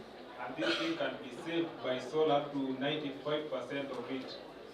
Another thing, the grid is an unreliable source of energy. It is when the climate is bad, the grid goes in a hotel. I think you understand. Another thing is environmental impact. Then the capitation funding challenges. Here is where the KCB comes in as the financial providers. So this is how the solar technology works. High efficiency panels, they convert the sun energy into electricity with minimal losses. Battery storage system. The battery storage system stores excess energy for use during the nighttime and cloudy days. Inverters. Inverters are the devices that convert the DC current to AC current. Then we have a monitoring system where you can monitor your system through your phone wherever you are. Then we have a smart energy management, optimized power distribution for maximum efficiency. So the component and the lifetime warranty of the equipment. The solar panels, we give a warranty of 25 years performance warranty. Inverters, we give 5 to 10 years with service option. Battery storage, we give 5 to 15 years lifespan depending on the technology. Ongoing maintenance and support. Sentimental energy provide maintenance, system health check, and performance optimization services. On the cost saving and financial benefits, After you've installed the system, the school save up to 90% of electricity bills. The savings can be reallocated to other things in the schools. It is also energy independence, reliable power supply with long-term benefit because the panels has a lifespan of up to 30 years. And after 30 years, you'll be able to save a lot. So the factoring in the component lifetime and warranty, the solar panel, as I've said, has a warranty, 25 years warranty performance. Let's say, for example, on your production, we give a warranty of 80% on performance. Let's say the system performance is below 80%, we'll come and change the entire panels at our own cost. So the inverters has a 5 to 10 years warranty, battery storage 5 to 15. We also provide O&M support, routine maintenance check, ensures efficiency and cost effective over the life system span. So on the case study, these are several projects we've done. The first was Daystar University. We did a project at Friends School Kamusinga, Kimilili, which we commissioned last month. We did Fadhili School, Mukuru Promotion Center, Luoro Mix Secondary School in Migori County, Kabarak University, Kenya Methodist University, and Rift Valley Technical, and others. So, this is a client testimonial from St. Michael High School, Mukuru Promotional Center. As you can see, many schools are benefiting. So these are our contacts. These are our office contacts. So if maybe you have any question, you can ask. Also, I'll give you my contacts. I'm Vincent Otieno. My phone number is 0792 67 59 88. I'll repeat. Vincent Otieno, 07 92 67 59 88. Asante. Asante sana for giving us the audience.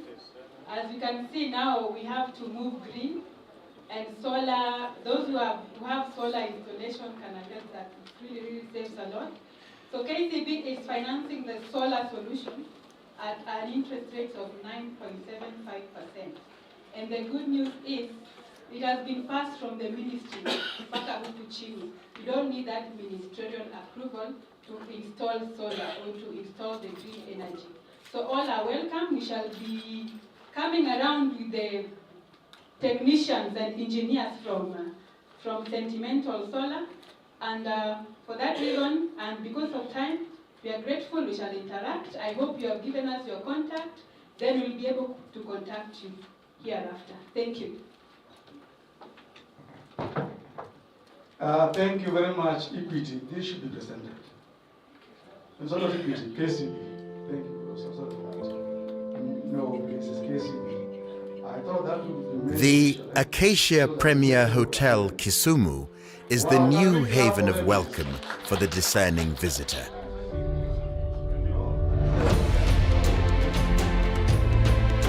It has 94 luxurious guest rooms.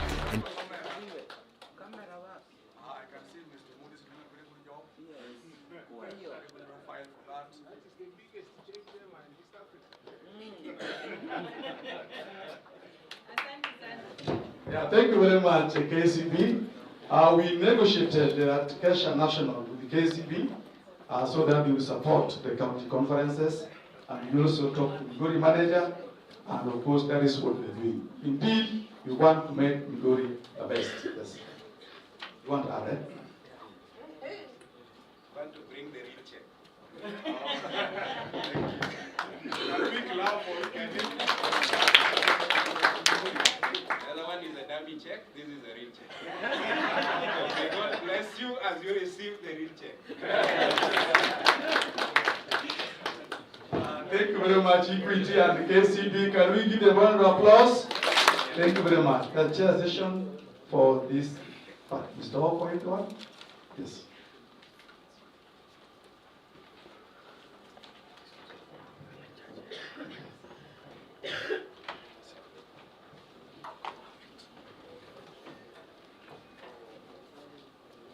mfawidhi wetu wa kikao, Rais wa Kessha, gatuzo la Migori, Ayatola Peter Magawe, wakuu wengine wa elimu, waheshimiwa walimu wakuu wenzangu, mabibi na mabwana, assalamu alaikum. Nimepewa fursa ya kumtambulisha mhadhiri wetu wa kipindi hiki, naye ni Bwana Morris Adera Ogutu. Ni mwalimu mkuu kwa sasa katika shule ya upili ya Sawagongo kule gatuzo la Siaya. Mwalimu Ogutu alifanya shahada yake ya kwanza ya ukapera katika chuo kikuu cha Kenyatta akifuzu mwaka 1990. Halafu shahada ya pili ya uzamili katika chuo kikuu cha Jaramogi Oginga Odinga mwaka 2010. Pia ni mkufunzi wa walimu katika kundi la Kemi. Alikuwa ni mwalimu mkuu bora eneo zima la Nyanza mwaka 2013, Poya Principal of the Year, na pia mwalimu mkuu bora mwandamizi wa mwaka huu 2013 katika kiwango cha kitaifa. Makofi kwake. Bwana Ogutu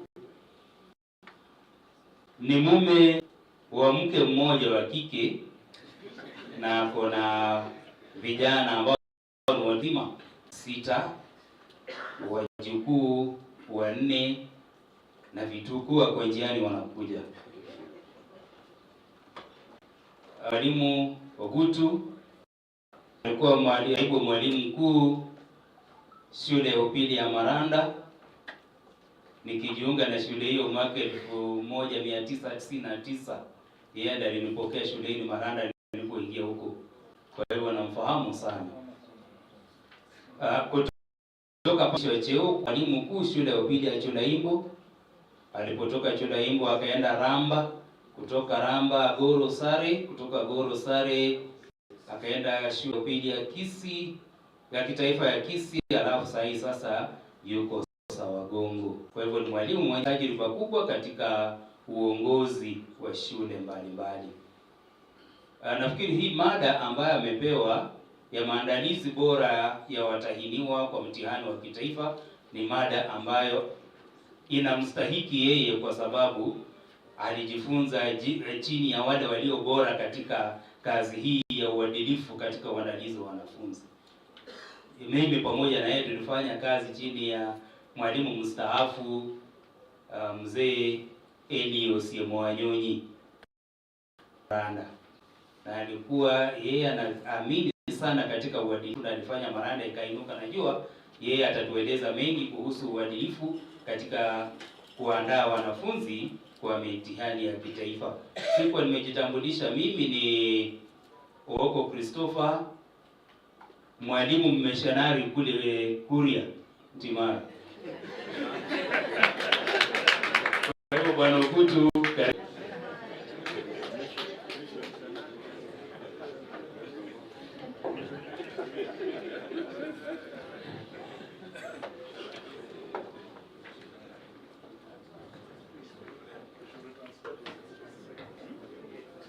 thank you, Bwana Ooko. I wish I could also speak like you. I'll be your student to teach me how to do it the way you've done it.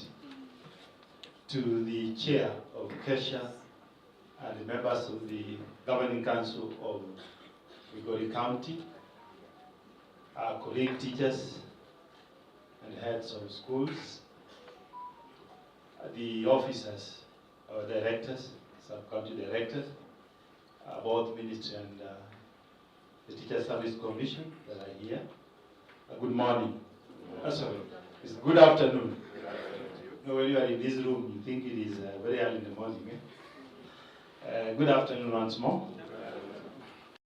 Thank you so much. I want to appreciate the leadership of Migori County for giving me this invitation. I don't take it for granted that I've got an opportunity to be here. I really appreciate the chair and your team for this opportunity. So I want to appreciate all of you for getting time to be in the city. Welcome to the city. Chair, you are great people. You know, this is one of the most expensive hotels in this area, and this is where you've chosen to sit. So you're very important. We appreciate yourself for choosing to be in the most expensive part of this town. Colleagues, I'm very conscious of time, and therefore I would increase my speed, because I know as a head, we do a lot of notes when we are here. But how many of us read them after this meeting? I've been doing the same for years. We do a lot of thinking. But how many of us take the book and read after the meeting? So I think we better listen more than write more, isn't it? Yes, currently I'm in Sargonga High School. I think I'm doing my third or fourth year in that school in Sierra. But I've been in the many schools that you've been told. And today you've asked me to talk about the preparation of students. I've been a principal for, this is my 26th year. I've been around, up and about. I became a principal in January of 2000. And to date, I'm still going strong. After doing 26 years in this thing. And I want to confirm to you that it is not very easy. It's also not very difficult. I also want to confirm that it is also very interesting sometimes and very difficult sometimes. So you have to be prepared for the good times and also the bad times. It is not going to be good all through. There are times that it is going to be very difficult for you. You have to be strong to withstand the test of the time. But move on. One thing is that never give up. Never give up and still remain, because people have been there. My brother Billy here has been there for those years and he's still going strong. Challenges will come, but make sure that you're on the way. But it's important we talk about the academic performance and preparation, because this is the main thing. That school was created, was established so that it produces good results, isn't it? That it changes the results of the academic work. That was the main thing. I did recognize that I have my classmates here. I can see Madam Rose is here, Roslyn, Kadika, those are my classmates. I also have my students here, those that I taught that are now principal. Please just rise and wave. There's one already, oh, those two. Those are the boys I taught, now they are men, and they are principals. I also have people that I worked with in different schools as my colleagues, but are now here as heads. Let's rise. I have seen two, yes, I worked with Oko when he was a very young boy. That young man also was my colleague in my HOD in Kessha High School. And I'm happy that they are here. Colleagues, why results? Why results? Why academic? Why preparing the candidates to get the good results? The question that you have to ask yourself is, why do we think we need to do well? But I want to tell you a few things. One, that good result is the protection that you have. When you have good results, you will be more protected. People around you will stand strong. When you don't have results, you are very vulnerable. Very vulnerable. And every time you plead with people. But when you have good results, you have the strength to talk about. So good results will protect you. Good results will also give you some room to operate. When you have good results, even the board respects you. And even when you do a check and give the description, they don't scrutinize every word in your check. because you have good results. Last week, I was joining my basketball team representing Nyanza to Mombasa. And I decided to write a very small check to that. Then the chairboard called me saying, no. We can't send you to Mombasa with this small money. You are going to suffer, because you have good results. If there are no good results, the check can even be made smaller. For my case, I test my chairman, I give a very small check. And they say, no, Mwalimu, we cannot allow you to go to Mombasa in this small check. Can you send the bursar to bring another check so that I sign? That is what good results can do for you. Good results also will give you become a consultant. Even when things like now, people working at Billy are retiring, somebody will consult you. Now that Billy is going, what do you think? When you have good results, even officers will call you.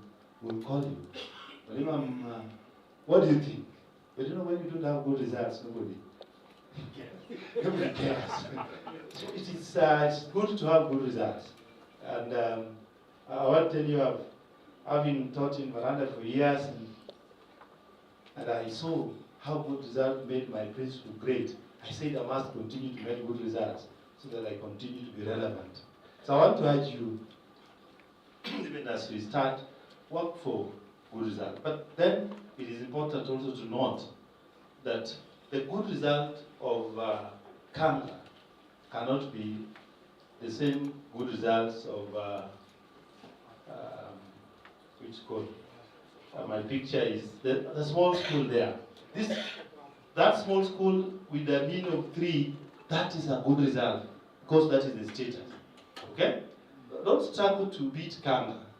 My brother Ruben is around here. Kanga is in their level, isn't it? Your school is in their level. These schools are in their level. That is why they are called sub-county school, then county school, then extra-county school, then national school. Don't become national and you're a sub-county. Just do your level and become best in your level. Yeah? If your level requires a mean of 3, that is the mean of 10 for Ghana. That's the mean of 10. You cannot, because I know they will tell you when we're in Miranda, the other small schools will be told, why are you not performing like Miranda? Miranda is near its real level. So know your level. Know your level. And be proud and happy with what you're producing at your level. Be happy and proud of what you're doing at your level. And even whatever people say, celebrate yourself. If they can't give you a pat on the back, do it yourself. And celebrate and walk with your head high. Because that is your level. Let us not struggle to do things that are not possible at our level. The government has structured these schools in such a way they expect them. Even during the interviews, somebody with a mean of, in the sub-county school and doing a mean of 4, will get the same score with somebody in a national school doing a mean of 8. Same score. So don't think that you'll be disadvantaged during the interview. TSC is aware that there are those structures and that we must take care of what we do. The other reason why I also want that we work hard to make good results is the results also help you in managing discipline. Discipline is a big challenge. When the school is not performing, the discipline level also is a challenge. People, boys and students and parents that expect where there is performance, even them they will struggle to help you manage the discipline. The parents will be very keen. If a boy becoming difficult in the school that is doing well, the parents will be very hard on them. But when they are poor, when they are in this small school and is misbehaving, the parents even become even more indisciplined with them. So managing discipline requires also that we also do well. It will make them respect, the parents will respect you. The other thing, good results also will attract numbers. You know, numbers are important. This country is, the bigger the number you are, the better, whether it is in elections or in school, isn't it? Infrastructure requires that you can only a certain number. So there are those, if your performance is that low, brother, it will, my sister, it will be very difficult for you to attract numbers. And when you don't attract numbers, you don't get the funds. And if you don't get the funds, you cannot improve that result. You will not improve the infrastructure, you will not improve performance, because performance is not cheap. That one I must tell you. Performance is not cheap, it is very expensive, and it requires funding. Therefore, you have to work on your results to attract funds. But other than that, good performance will also make you attract the right candidates, the right students. Quality will be attracted by the performance. Otherwise, if you don't perform, then you continue to attract those 200 and below. And then people expect you to produce a result with 200 and below. It is going to be very difficult. But when the result improves, chances are high that you will get the good students. And when you get the good raw material, chances are high, if you work very hard, chances are high you also produce quality. You can't produce a metal using sisal. That you have raw material sisal, but you are expected to produce metals. It's not very easy. I know you work very hard, you do a lot of chemistry, but at the end of the day, it may not give you the metal. It will give you just something close to sisal. So you have to do something else also to ensure that you're working on your results. I also want to mention that it is true, as your topic to me reads, that preparation for candidates. Candidates are the most important class group of people in a school. We must accept that candidates are very important, because for this year 2024, the name, everything about the school will be described using the candidates. So a special focus must be made on the candidates so that you can make them do well. You will be described. Your status, everything about you will be around your performance of your candidates. Therefore, a lot of focus needs to be done so that these candidates are taken care of, they are prepared for exams. It is not only the candidates that to prepare. Colleagues, you are aware that even if TSC announces an interview next week, I've just seen in the media that somebody has cancelled the promotions. We are yet to confirm. So those who went for interviews, you start going back to your books again, start preparing if that rumor is true. But, I've just seen in the social media that it has been cancelled by mailing commission and that we are going back to the interviews again. But what I wanted to say is, if we are called for interview, we must prepare, isn't it? We do prepare. And you know how we've been preparing for those interviews, and that is what also we do with our candidates when we are preparing them for exams. I want to just mention very briefly some areas to check when you want to prepare the candidates.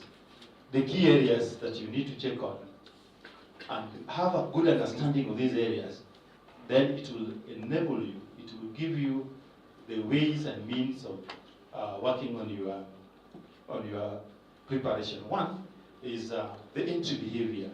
Know the entry behavior of your Form 4 class. The candidates, what is the entry behavior? The entry behavior could be the Form 1, the entry behavior in Form 3, and Form 4.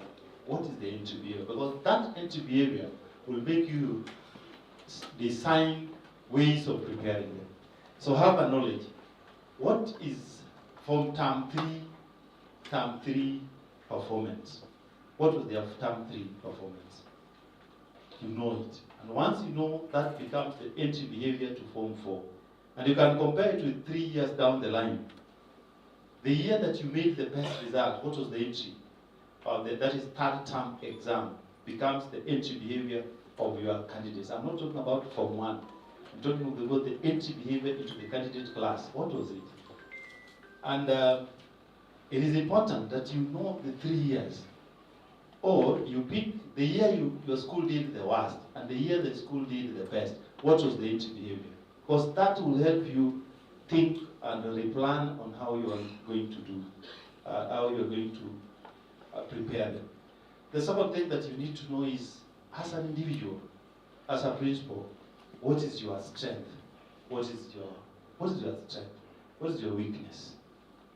We have to evaluate ourselves. As a principal, where am I? What am I strong in? Some of us are strong in convincing the candidates to see where we are going. You have the power of the language. You have the convincing power. Then some of us are also very good in teaching. You have your strength. But as an administrator, you have to know what is the strength of your school also, other than you. What is the strength of your school? In terms of departments, in terms of subject, what is the strength of your school? What is the weakness of your school? Because those 2 points will help you redesign a way of doing things. I want to give you an example. My school has a strength in mathematics, and maths department is the strongest. And I know it is strong, and therefore we give it a lot of airtime because it's strong. Then I know my language department is my weakness, and I know it. Therefore, I put a lot of emphasis. Right from the rest of the time, I know that I have a problem in languages. Therefore, a lot of emphasis must be put in the languages. I have another weak point in biology, and I know biology. I know I have a weakness in the staff. My staff is, not just my students, my staff is weak in biology. Now I know what to do. Even if I have to get speakers, I know where to get the speakers. I know what type of speakers. I know they are either strong because the biology has 3 papers. I know it is either from paper 1 or paper 2 or paper 3. I know, and therefore I plan with that. If you don't have that idea, then even the guest speakers that you're going to invite will be irrelevant because you do not know the weak point and the strength. If I have to invite somebody to talk to my boys on mathematics, I don't call all my 600 candidates. I only pick a chance. I only say those, I know those that are doing D and below. The rest are scoring 100. Why do I waste their time for a whole day doing under listening to a maths guest speaker? I leave them aside, they do their business as I only collect this because I know my strength and I know my weakness. That is important. So that you have 700 candidates. There is this boy that the least he can score is 80 marks in mathematics. And you want to keep him talking under lecture of a guest speaker for a whole day. The one that is addressing the 01 is also addressing him. He will be wasting the whole day, and he will hate you for keeping him in that program for all that time because he knows, and Malim will tell you, Malim, I know my strength in maths. I will pass it. Don't worry. You know, you've had students who will tell Malim, why are you panicking? Why are you panicking? Yeah, boys tell you, or girls will tell you, Malim, don't panic. Maths, we are going to do it. Don't worry. So, but knowing where you are weak make you have a good plan. The other thing I want to mention is you have your staff.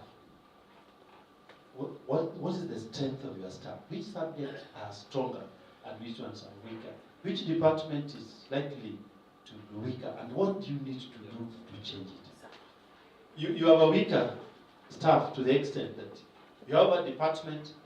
I know most of us, we are managing those small schools. You have a department where you don't even have a TC teacher. It's there, isn't it? A whole subject, there is no TC teacher. The teachers that are there are the old boys of Kanga High School of last year who scored an A. That's true, they are bright, isn't it? But teaching is a different thing, isn't it? Teaching and passing an A is a different thing. Now, this boy scored an A in mathematics. He is good, he knows mathematics. But can that boy set a good paper? Setting an exam, can he set a good paper? He cannot. It can be very useful in revising a paper that is already set and done, but it cannot set a quality paper that considers all other factors. So now you know that biology is your weak, you don't have a star at it, and you continue to expect results with that old boy of your school. He sat in your school, scored an A in chemistry. You brought him back to teach chemistry, and you expect him to set an exam and prepare the candidates using the exam. you are expecting too much from that student. And if they don't pass, please don't blame that student, blame yourself, because you did not prepare the students with the right document. That boy will not know the criteria, what is required to set a good paper 2 in chemistry. He can revise. So give him the papers, let him administer, let somebody mark, let him revise. He will be there for you. So it is important that you know, in my 11 subjects, where is our strength and where is our weakness? In this weakness area, what are we doing? What are you putting in place? What are you changing? And colleagues, I want to tell you, if you go to the neighboring school, you'll find there is a teacher very strong in that area. But sometimes you don't want to collaborate, isn't it? You don't want to collaborate. You know very well that you have a problem in physics. But your neighboring school is a star, even a national examiner in physics. You don't bother. You don't even ask him to set papers. For me, if once I know my weak point, all the exams are set from outside. Because I know my team here will not set. I'll go to a neighboring school, and colleague teachers are normally the cheapest people to work with. They will not even charge you much, isn't it? Some of them will even donate a paper that is given you. And then you do it. So go out of your way, and you only do that when you know your strength and your weakness. If you don't analyze yourself, then you will just be saying, this year we are going to do very well. This year we are passing. But you don't know the details of the ground. So please do that. The teachers are not the same. Even those that are trained, they are not the same. Those of you who have been in this field know that even trained teachers, they are not the same. There are those who want to please you.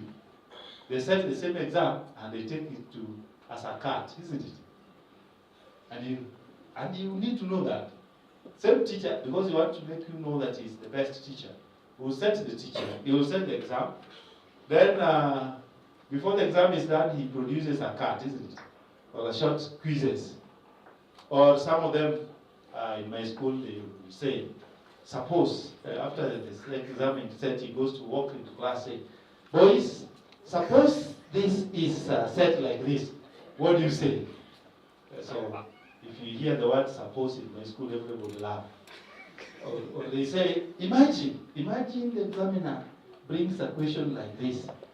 These ones are in our staff room. I don't know whether they are in my school, but they are also in your school. You have to know them, and then you know how to handle them. Because they'll give you very good internal results, but very poor external results. Know them. You don't need to, knowing them does not mean you chase them away. You know how to manage them. You know how to preempt the problem.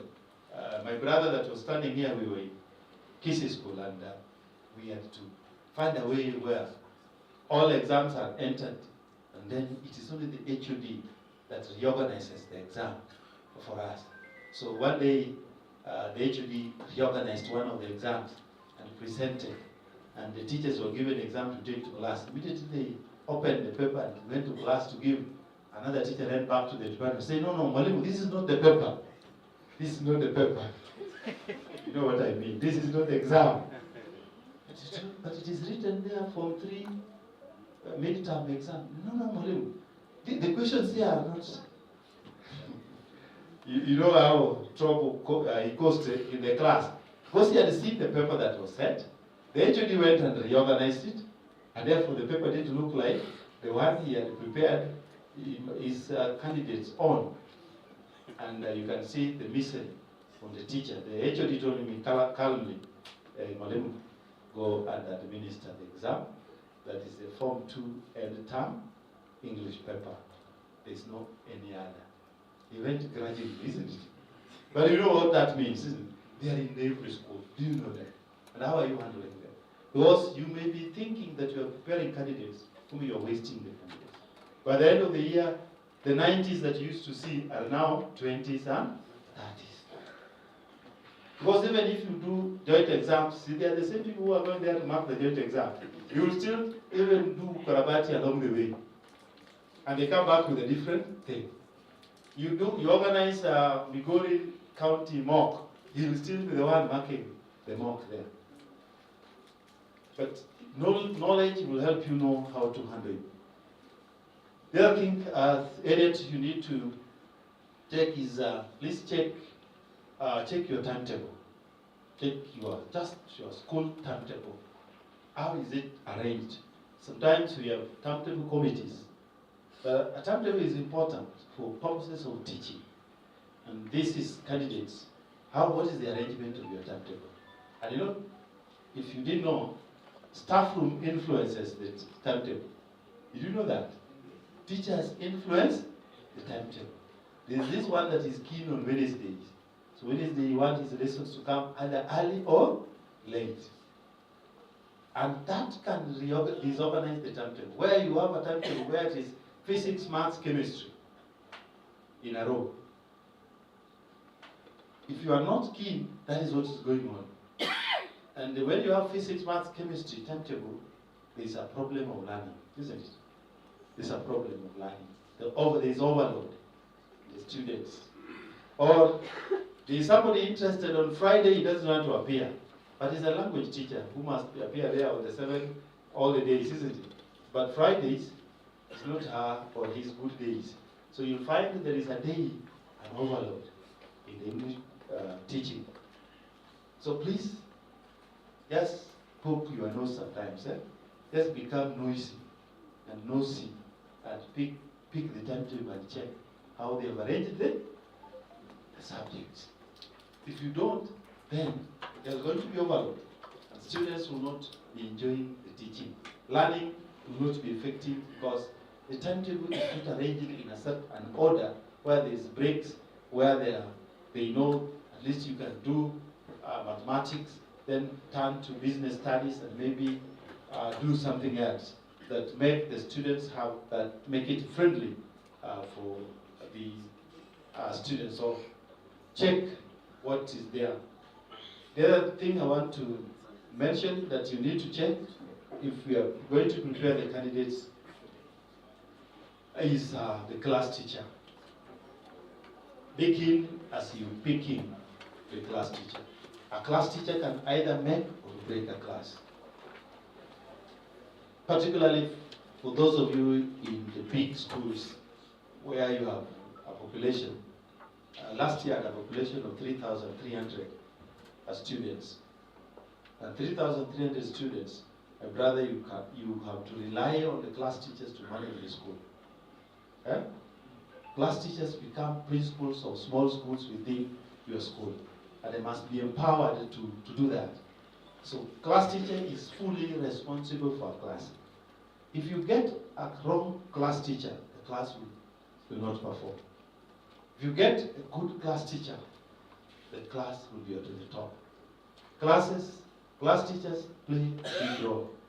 And I want to tell you, I transfer class teachers, I drop class teachers, depending on what you are doing in the class. In terms of your discipline, in terms of the class maintenance, in terms of the inspiration that that class teacher is giving the class, in terms of analyzing every step that they make, the class teachers follows many things. So please be very keen when you are picking a class teacher that are going to manage them, particularly candidates. Sometimes I remove a class teacher, or sometimes I pick my deputies to become assistant class teachers, just to manage a situation. So take note of that.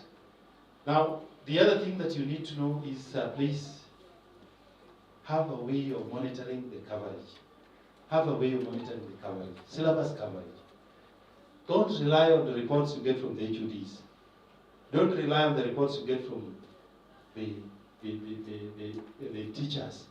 Please have your way of knowing the coverage. Go direct to the student, check the notes, take your time. Coverage can bring you down.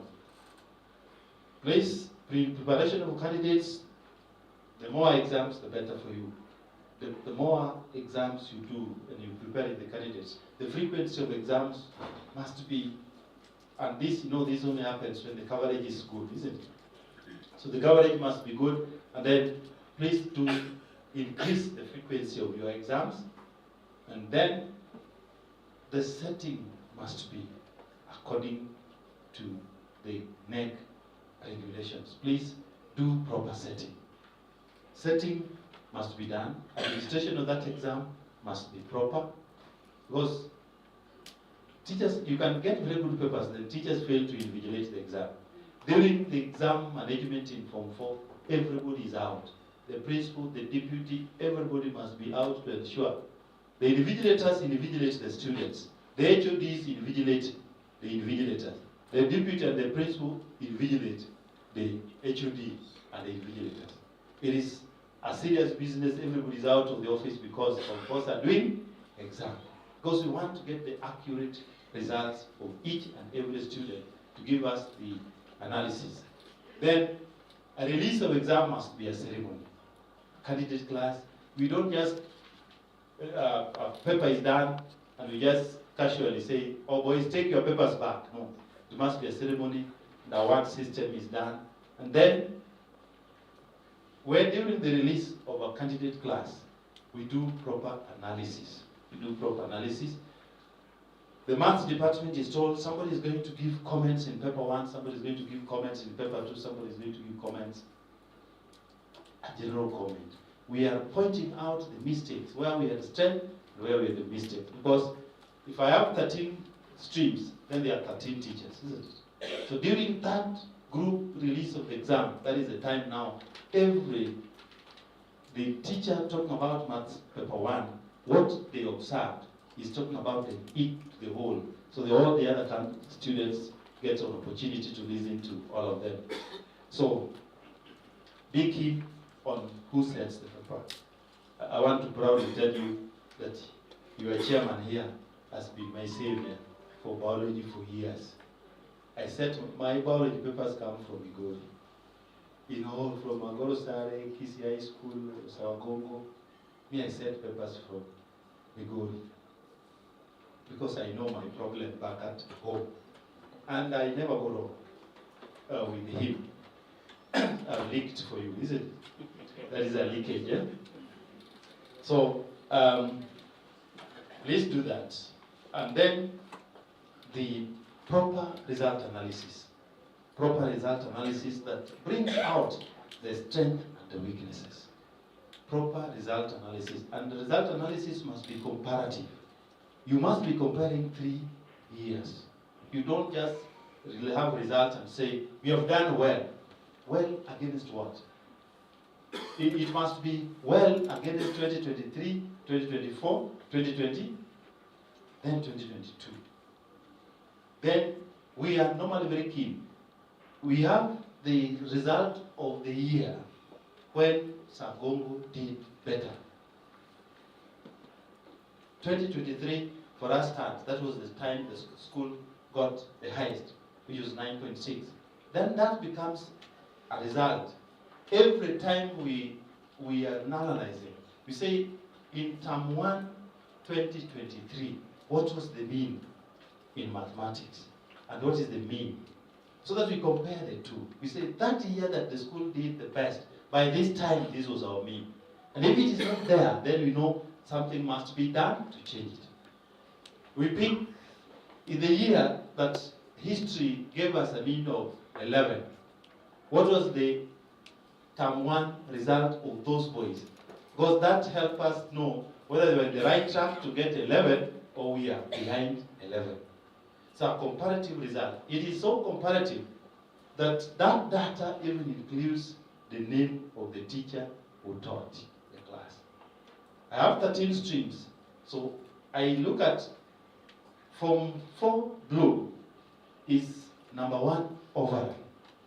But then in mathematics, they are number 8. That box is marked with red. In Form 4 blue, that is number 1. In English, they are doing number 13. They are the last, but they are number 1. That indicates to me there is a problem of the teaching and not the student. And the name of the teacher is also at the end.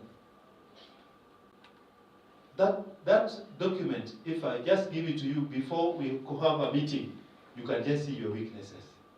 And everybody is just smiling in the department. Eh? Well, this is how far you've reached. You already have a red card. Because you mark your name with a red card. Your class also with a red card. Because you taught class number 1 and gave them number 10 in your subject. Is the problem the student or the problem the teacher? Huh? If you don't reach that level with analysis, then you will not get the clear picture of what you need. So it must be very clearly, it must be comparative, it must give details that can communicate to the teacher even before you call that meeting. Now, we have what we call follow-up meetings after result. Follow-up meetings. Follow-up meetings is now, it is the principal, the director of studies, and the deputy in charge of academics. Now, we look at what happened. You've given a class, you've taught class, the class number 1, but you've given number 13. What exactly happened? Because we have to know, we get the narration, so that we can change the things. So the teacher will be put to task in this small meeting, which is a follow-up meeting. We have done the stuff, and the results have been released, the DOS has done analysis. We stop there. That is the school analysis. Now we come to individual subject analysis with the teacher, with the DOS, with the deputy in charge of academics and the principal.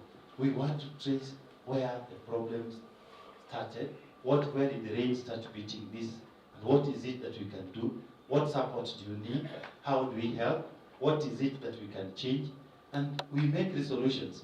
One of them would be, let's meet the candidates of doing business and have a serious meeting with them. And we meet them, we talk to them, we agree on how things are going to be done. Sometimes in a closed door with the candidates, there you can call them names, you can even abuse them. For us that are boys, girls don't abuse them, please, I'm told. I've never taught girls in my life, but I'm told girls are tricky easily. But boys, we close them, and because Form 1s are not there, Form 2s are not there, Form 3s are not there, I just have them alone with me. I can tell them anything. I can even threaten them that, you see, with my white hair, I can curse you. If you are not serious. Our powers to do what? To curse you. And after that meeting, everybody walks alone. Nobody talks to the other as they go to the dorms because they're thinking the place can easily curse us. It's a serious meeting.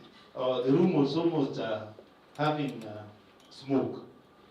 Because we have narrowed down, the problem is some of them do not attend the physics lessons. Some of them do not have notes. Some of them are lazy. So we address the problem. There is a follow-up meeting. After every result, please have a follow-up meeting for the candidates so that you bring them on board, so that you don't allow them to remain behind there, because they will bring down the results. It is also important that once you know the ability of your student candidates, please do ability teaching. Towards third term, part of the second term, third term, we now do ability teaching. I have boys that have never scored 20% in mathematics. We separate them and now teach them a skill of survival, how to eliminate ease, and we do it. We just train the boys, these boys who are ease in mathematics, how to avoid it. We'll pick these boys in English that have a challenge in the writing skills, and we just take them through the writing skill. We want to get them somewhere so that we avoid the D's, we avoid the D minuses, we avoid the D's. We now go for. There are boys, we just prepare them to get 100% in mathematics, and they're in their own class. Because if you bring an A material boy and an E material boy in the time of revision, every time you open your mouth to talk, you are addressing one group.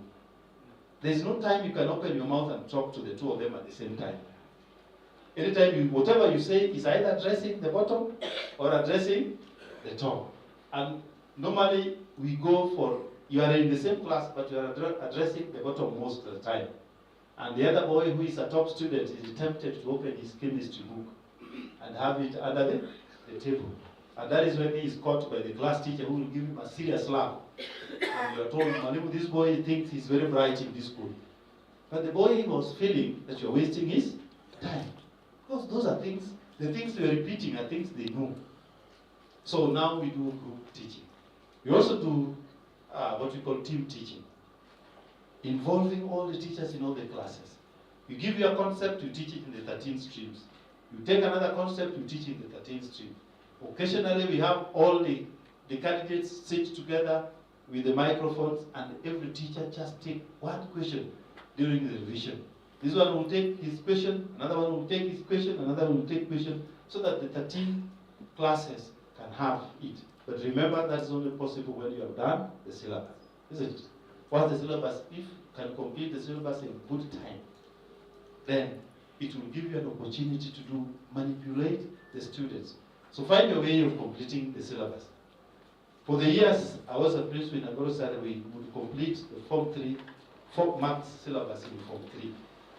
Don't ask me how, but we used to do it.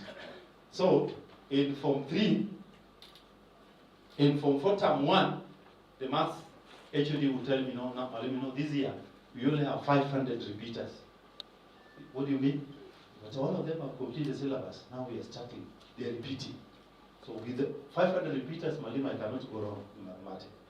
If you check those records, Migori was at the top in mathematics in this region. Completing syllabus in time and having a full year of revision. And a structured revision, topical and well arranged. It is possible. So every school has their way in which that is important. For candidates, you have to increase. You see, right now I was running along the way from Bondo to this place. You see primary schools in uniform going to school, isn't it? Huh? Primary kids are going to school. What I'm trying to say, increase the contact hours. Huh? Contact hours must be increased. How? That depends on your school, because others are boarding, others are day. But while the government has given me 9 lessons, government gives us 9 lessons, isn't it? I do 13 for 3 years, for 4 years. I do 13 lessons. So how many extra? 4 lessons, since from Form 1. Don't ask me where I get the 4 lessons. But I increase. You can also increase yours. Colleagues, as a principal, not all of us are gifted, but you have to really inspire the candidates. You may not be gifted, and that is where now we call a neighbor to help you, isn't it? Call a colleague. But we must find a way of inspiring the candidate. We'll call it firing them. Make them think that this year we are the best. Look at them and see just engineers and doctors. Don't be very sorry. Hey, these are the you people, this year we are finished. These are the kind of results. Be the last one to go down. Inspire these people to think they are the best. These are the things you say underground. As I've said, avoid addressing candidates on serious matters in the assembly. Where Form 1s laugh, and Form 2s laugh. Call these candidates aside and quarrel them, and call them names. When they go back, Form 1s are not aware. Don't embarrass your own candidates. Keep giving them hope and hope. Because an inspired student, a motivated student is encouraged and they keep on working. Have you ever had a situation where students are coming to you and saying, Malimu, don't worry, we are not going to disappoint you? Huh? I will reach a point where candidates now come and say, Malimu, don't worry, we are not going to disappoint you. In one year, students were so discouraged. Then I introduced the evening Uji for teachers. And then one would stand in the balcony up there and say, we pass for you and you take Uji. We pass for you and you take Uji. We pass for you and you are taken to Mombasa. This year, you are not going. We are not going to pass for you. You are not going to pass for you. We pass and you go to Mombasa. We pass and you are given Uji. We are not passing for you this year. We are not going to Mombasa. And you know, those things have happened.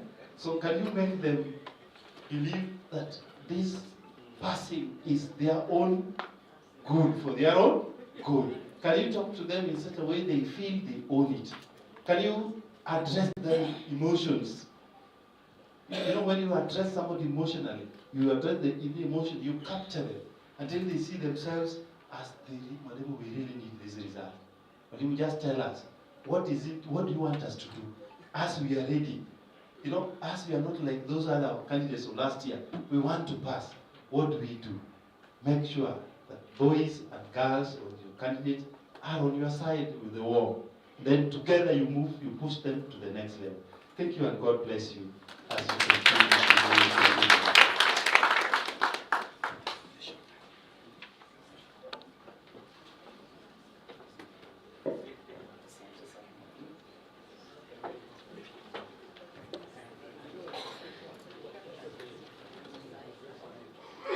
Tunapita njiani, mnakuja Kisumu. That's a good, very good presentation, an excellent presentation, Madam Sarah of Nguruna. Next, please come and give her a vote of thanks.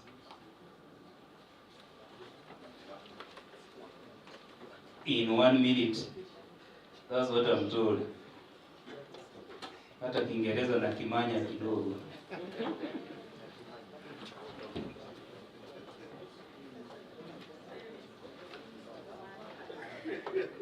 All protocols are observed. Good afternoon. Good afternoon, once more. Yes, I've been given 1 minute to do a vote of thanks. And really, we can attest that the speaker has done us a lot of good. We have benefited immensely from what he has talked about. And I'm sure from this moment, we are going to prepare our candidates in a better way than the way we've been preparing them. I believe that we have benefited a lot and we have learned something new from this talk. Thank you so much, Chief Principal. We appreciate so much. So because of time, allow me to request us to stand up so that we can appreciate our speaker. So this is how we are going to do it.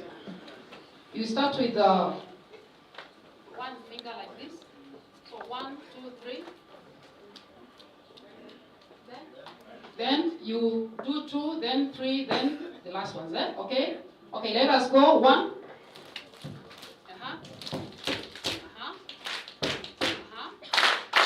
Thank you so much. Mhadhiri wetu Bwana Utu, utakuja mbele kidogo, kuna kikapu. Mgeni haondoki mikono mitupu.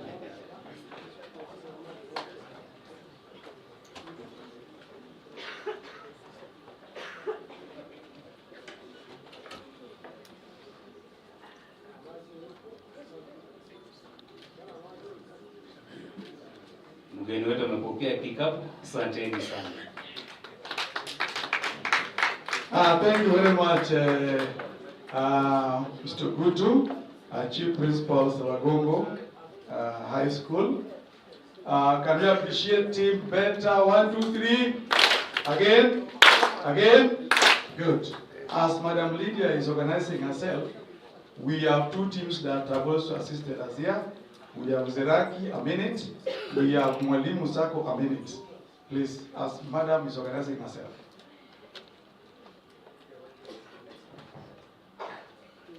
I greet you all.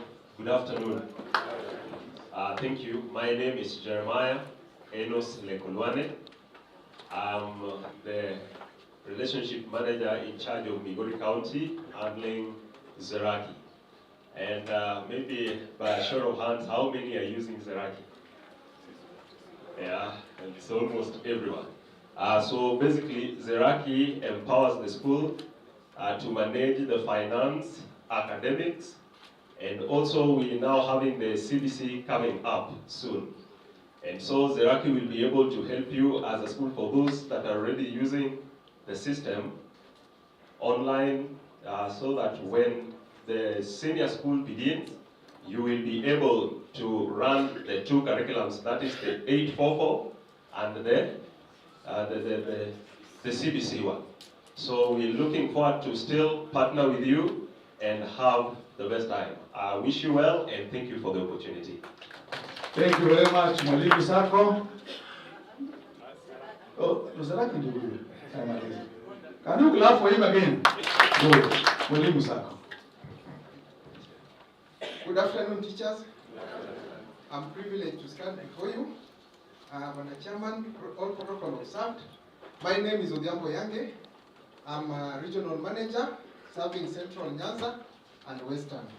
Mwalimu have changed. In your region, in your county, you are in Lower Nyanza, South Rift, and North Rift. And you also have a regional manager. Mine is to tell you that we are happy as Mwalimu Sako to serve you and also we recognize you as our members. Mwalimu Sako is the only Sako that still resonates well with the teachers. And most of teachers Sako, after they change and then open their common bond, they've changed. But Mwalimu still stands as Mwalimu National Sako. And that's the reason why we are requesting you all to patronize Mwalimu because it is your own. In Mwalimu, once you have a capital, that institutional capital, you are an owner and you need to speak loud. And sometimes I normally find some teachers that have not been served well. How can somebody that you employ make you now to check out? You need to talk loud. That's, you have given our members powers because that is your organization. Now, the only thing that I want to tell you that we opened the common bond. Nowadays, we are taking chamas, we are taking welfares from the school, or even the school support staff. They can earn through Mwalimu Sako.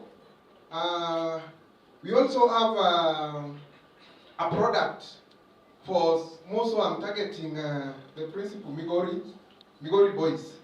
This product is for senior members, our members who are retiring. You know always that when you apply for your pension, it takes time. So we were challenged by one of our members, a retiree, who has been patronizing Mwalimu. He retired about 10 years ago. And when he came to receive his award as a senior saver, he told us that this product you are having as golden product, this partial withdrawal, it is not helping members. They come for it, they withdraw the entire shares. After a few days before even they get, few months, before they get their pension, monthly pension and lump sum, they are broke already. They want somewhere to get money. So we coil a product for you, such that when you are still waiting for your pension, you'll be getting something home on a monthly basis. It will depend on how you negotiate with the branch manager. Apart from that, we are also fast-tracking that pension because we found out that that is where the problem is for our senior members. We'll help you to fast-track the pension, and so far we are doing it between 6 to 8 months. So long as you are going to channel your monthly pension through Mwalimu, we are going to do that.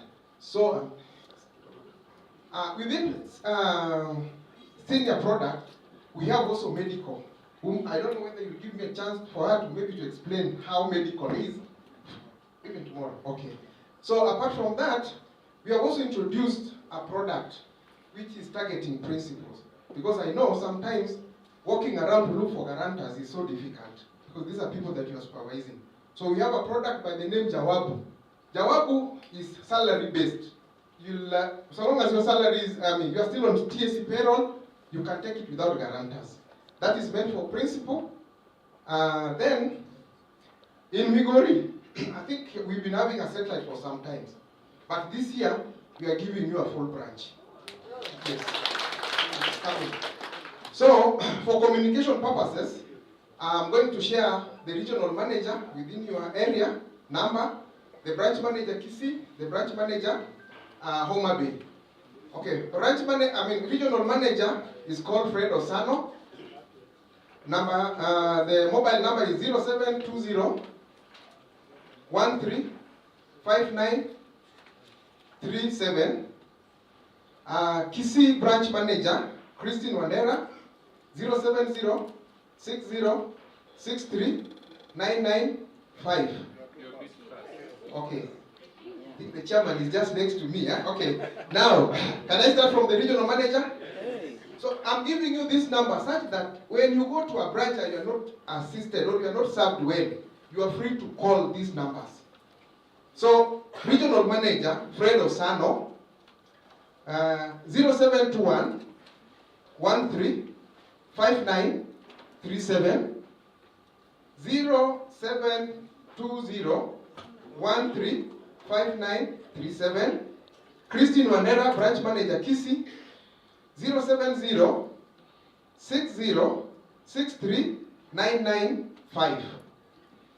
Branch Manager, Homa Bay, Eunice Okech, 0725 43 65 13. And my number is 0721 84 86 90. Odhiambo Yange, Regional Manager, Central Nyanza and Western. So based on that, I think 0721. mine 0721 84 86 90. Odhiambo Koyange. So based on that, I think I want also to give something for soda, because you members, you supported us so well.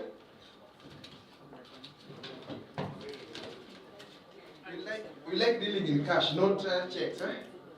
So yeah, you can count so that they get what is there.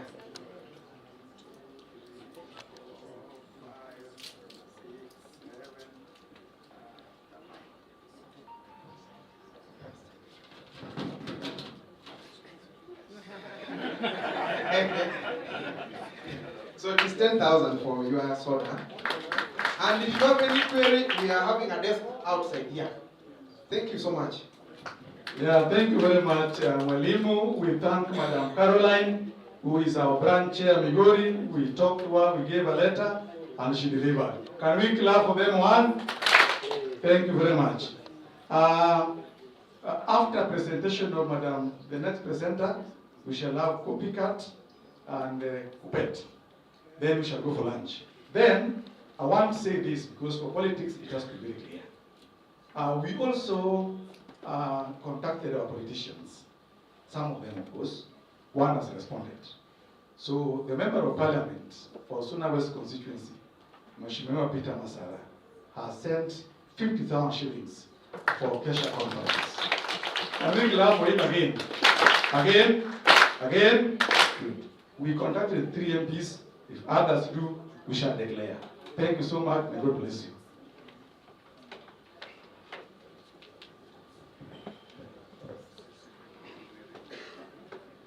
Thank you so much, our Kessha chairman, our county quality assurance and standards officer, dear delegates. Good afternoon. We want to prepare you for retirement. In that regard, I want to invite Dr. Lydia Kabue, but before then, I want to prepare my sister, Chief Principal Adiga Girls, to pass a vote of thanks. So, Dr. Lydia Kabue is married with children. He's an older OPA degree in education arts from Kenyatta University, PhD business, Kenyatta University, and an MPA from Nairobi University, currently a lecturer of KU Mombasa campus in the Department of Business Studies, or in the School of Business Studies. Allow me to invite Daktari to deliver a keynote address. Thank you so much. Thank you so much. Good afternoon. Chair, Kessha, the officials of Kessha, the teachers, the head teachers, and invited guests. How are you this afternoon? So my name is Dr. Lydia. I lecture business in the School of Business, KU, Mombasa campus. But other than that, I also do quite a number of other things. I am a consultant, especially in the areas of climate change and gender and youth diversity. I'm very glad to be here today. I really want to thank you, and I especially want to thank Sona West. I know we were together about 2 months ago, and I'm glad that I get this opportunity to come to the great city and speak to you. And as I start off, I know some of you are wondering, how do I speak about retirement? Doesn't look like I'm about to retire, but I can tell you that I have been there, I have done that, I have retired and started over again. For me, when I think about retirement, I don't think about getting to 60 and starting over again. I think about the many reasons you could stop doing what you're doing today. And it could be as simple as maybe losing your job. Sometimes we lose our jobs not for reasons of our own making, but for things that just happen. Okay. It could be that you decide to resign and do something different because what you're doing currently is not resonating well with you. It could be that you're retrenched, or maybe you reach 60 and you retire. So for me, retirement is starting again. For me, retirement is stopping what you're doing and starting something sometimes completely different, and making it there. And I love to speak to teachers, and normally I tell people that teaching is one of the blessed professions in the world. Why do I think so? Our teachers, especially locally, sometimes when you look in our villages, and especially the teachers, look at the lower levels, those teachers teaching nursery, those ones teaching primary, sometimes they don't earn much, do they? But when you look in our villages, who owns the best house in the village? It is the teacher. They make the list, yet they are able to stretch the shilling and do so much with it. And it's also a blessed profession because it's one of the professions where the teacher or the person, the professional, wants the best for their clients. Let me explain myself. If you are a medical doctor, you rely on sick patients. If people are generally well, will you get clients? So if you're a doctor, you need sick patients. So ideally, for you to succeed, you do not want the best for your client. And that is why we have heard of the big pharma. Have you heard of the big pharma? Whereby sometimes they have the medication for certain illnesses, but they just will not give us because we need to keep on going back. If you are a police officer and people are generally well behaved, will you still have a job? You will not. If you are a banker and people are saving, they are generally spending their money well, will you have a job? You want people to come and borrow. Of course, this is on a light note. The previous speaker here, the one who stood here just before me, said that even after you retire, you go and borrow. Because that is their business. They want you to mismanage your finances so that they can lend you. If you manage your finances well, they will not have a job. If you look at a bank's biggest income-making line, it is from lending. Okay, so, but the teacher is the person who wants the best for their students.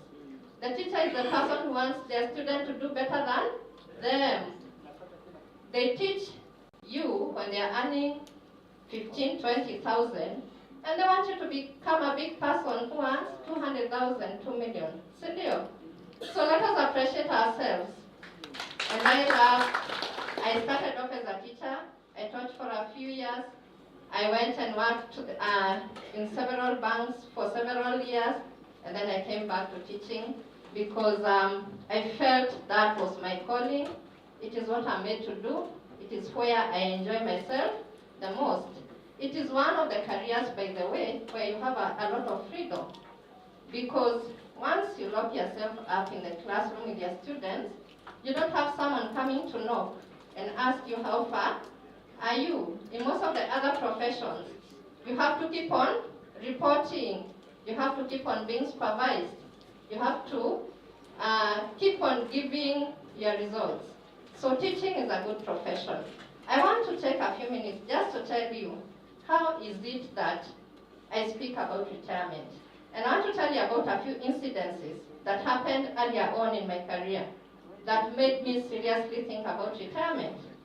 And the first of them, when I was working in the bank, I think I was about 2 years in the bank, I was very green.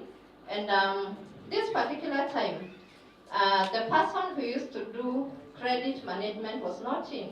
So I was asked to sit in for them and maybe just listen to clients, what they want, and make calls, and you know.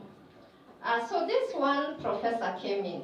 I will not say his name because some of you might have heard about it. It's a unique name. And he brought me some papers, some properties from Lavington, some very expensive, high-valued properties. And he told me, Madam, this property is worth around 35 million today. And I want you to take the title and just give me 50,000 shillings.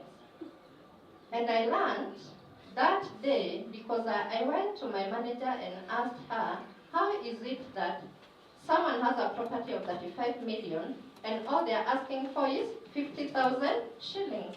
So that day I learned that you can be paper rich and cash poor.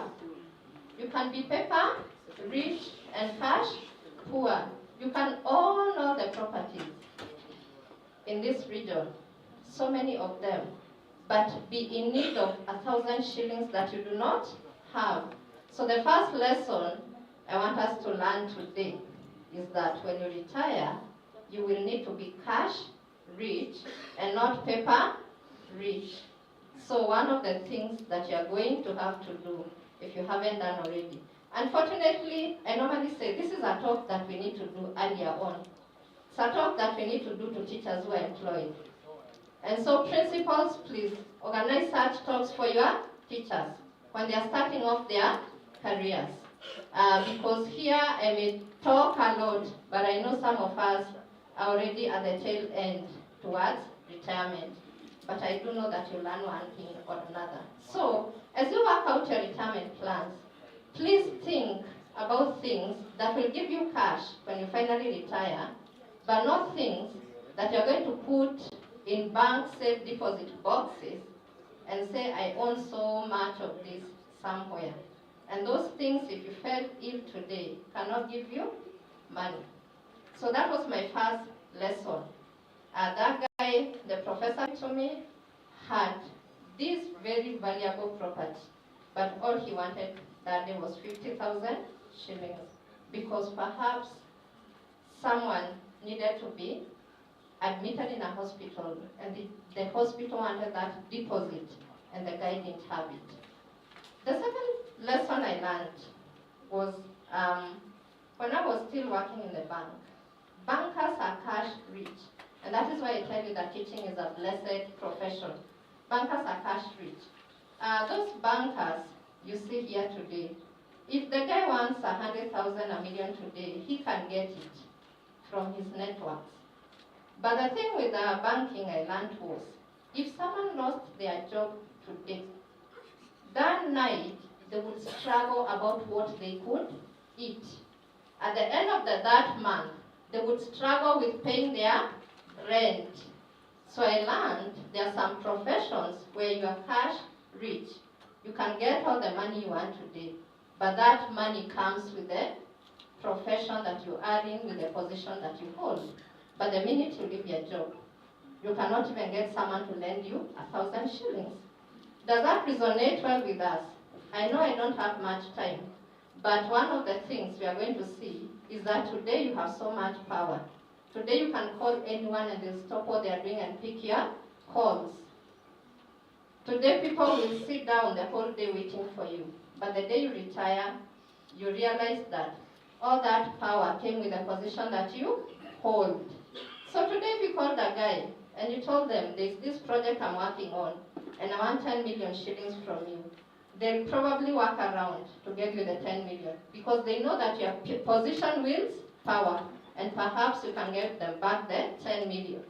Okay, so I realized you may be cash rich, but simply because of the position that you hold. The other thing that I learned, and this is a story I read, was about this guy who was being buried. And during the funeral, a lot of people eulogized him. And they said they were very passionate, they cried, they mourned him, and they said how kind he was, how generous he was, how forward-looking he was. And a lot of people relied on him, depended on him. He had changed a lot of people's lives. And then at the end of the funeral, his wife and his children sat down and they asked themselves, was it the same guy? Was it the same guy? This person, these people were crying over. These people were eulogizing, saying how kind, how generous, how impactful he had been. Was it our father? Was it my husband? And they were so confused. And sometimes during the funeral, one of the sons said he felt this strong urge to have the casket opened just for people to confirm that it was the same person they were speaking about. Because this person had made a lot of impact out there and no impact in their own homes. The person people spoke about was not the person his family knew. And so whereas everybody was in tears and mourning, the family of course was sad, because when you lose someone, you're sad. But the things those people said, they didn't agree with them. I know right here, if we were to be honest, and if you were to get an opportunity to speak, and I asked you this question, tell me about a student that you have impacted. You can tell a lot of colorful stories about this timid girl who came to your school and the impact you had in their life and how this person today is a big person in society. You can tell us about this young teacher who was posted in your school and how you have mentored them until now they have become this big person. Can you tell us the same story about your own child? Can you?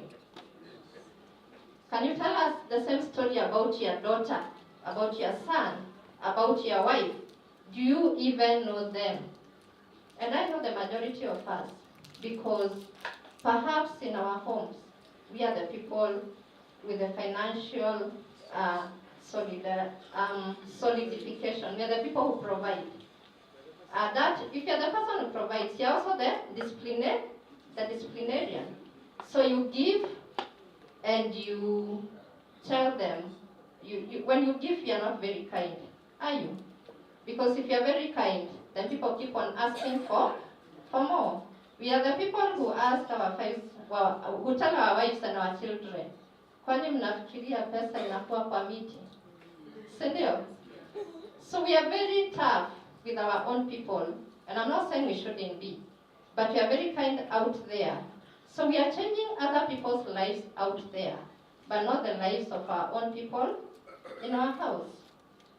So that was the third lesson that I learned, that you can have a very good career, but if you do not bond with your people, a very grim future awaits for you. And so one of the things I like to speak about when I'm speaking about retirement is your social life after retirement. Right now I know your phone rings non-stop. But when you retire, are you going to have an active life or are you going to be very lonely? And how lonely or active your life will be is not based on what you are doing with your students, with your teachers today, but it's based on what you are doing with the people out there who really matters. Okay? And where I want us to start off is I want us to look at this graph and place ourselves in it, because I'll keep on referring to it. And let me give you background. In literature, we call it context. The context of the story. These are the Kenyan demographics as they are today. I hope you can see them from where you are. And right now, the age group between 45 and 59 years is just around 9%. I think the majority of us are there. Between 45 and 59 years. That is where about 80% are. We are just about 99% of the Kenyan population. And between 60 and 100 is just about 6%. Of course, we are teachers, we are learned, we know what 6% means. But whenever I think of a percentage, I always like to think it this way. If you call 100 people and they enter, just around 6 of us out of 100 will be in that age group. See, to a minority. We are the minority in our own country. If we look at between 0 to 14 years, they are 39%. Between 15 to 24 years, they are 20%. I won't even speak about the others.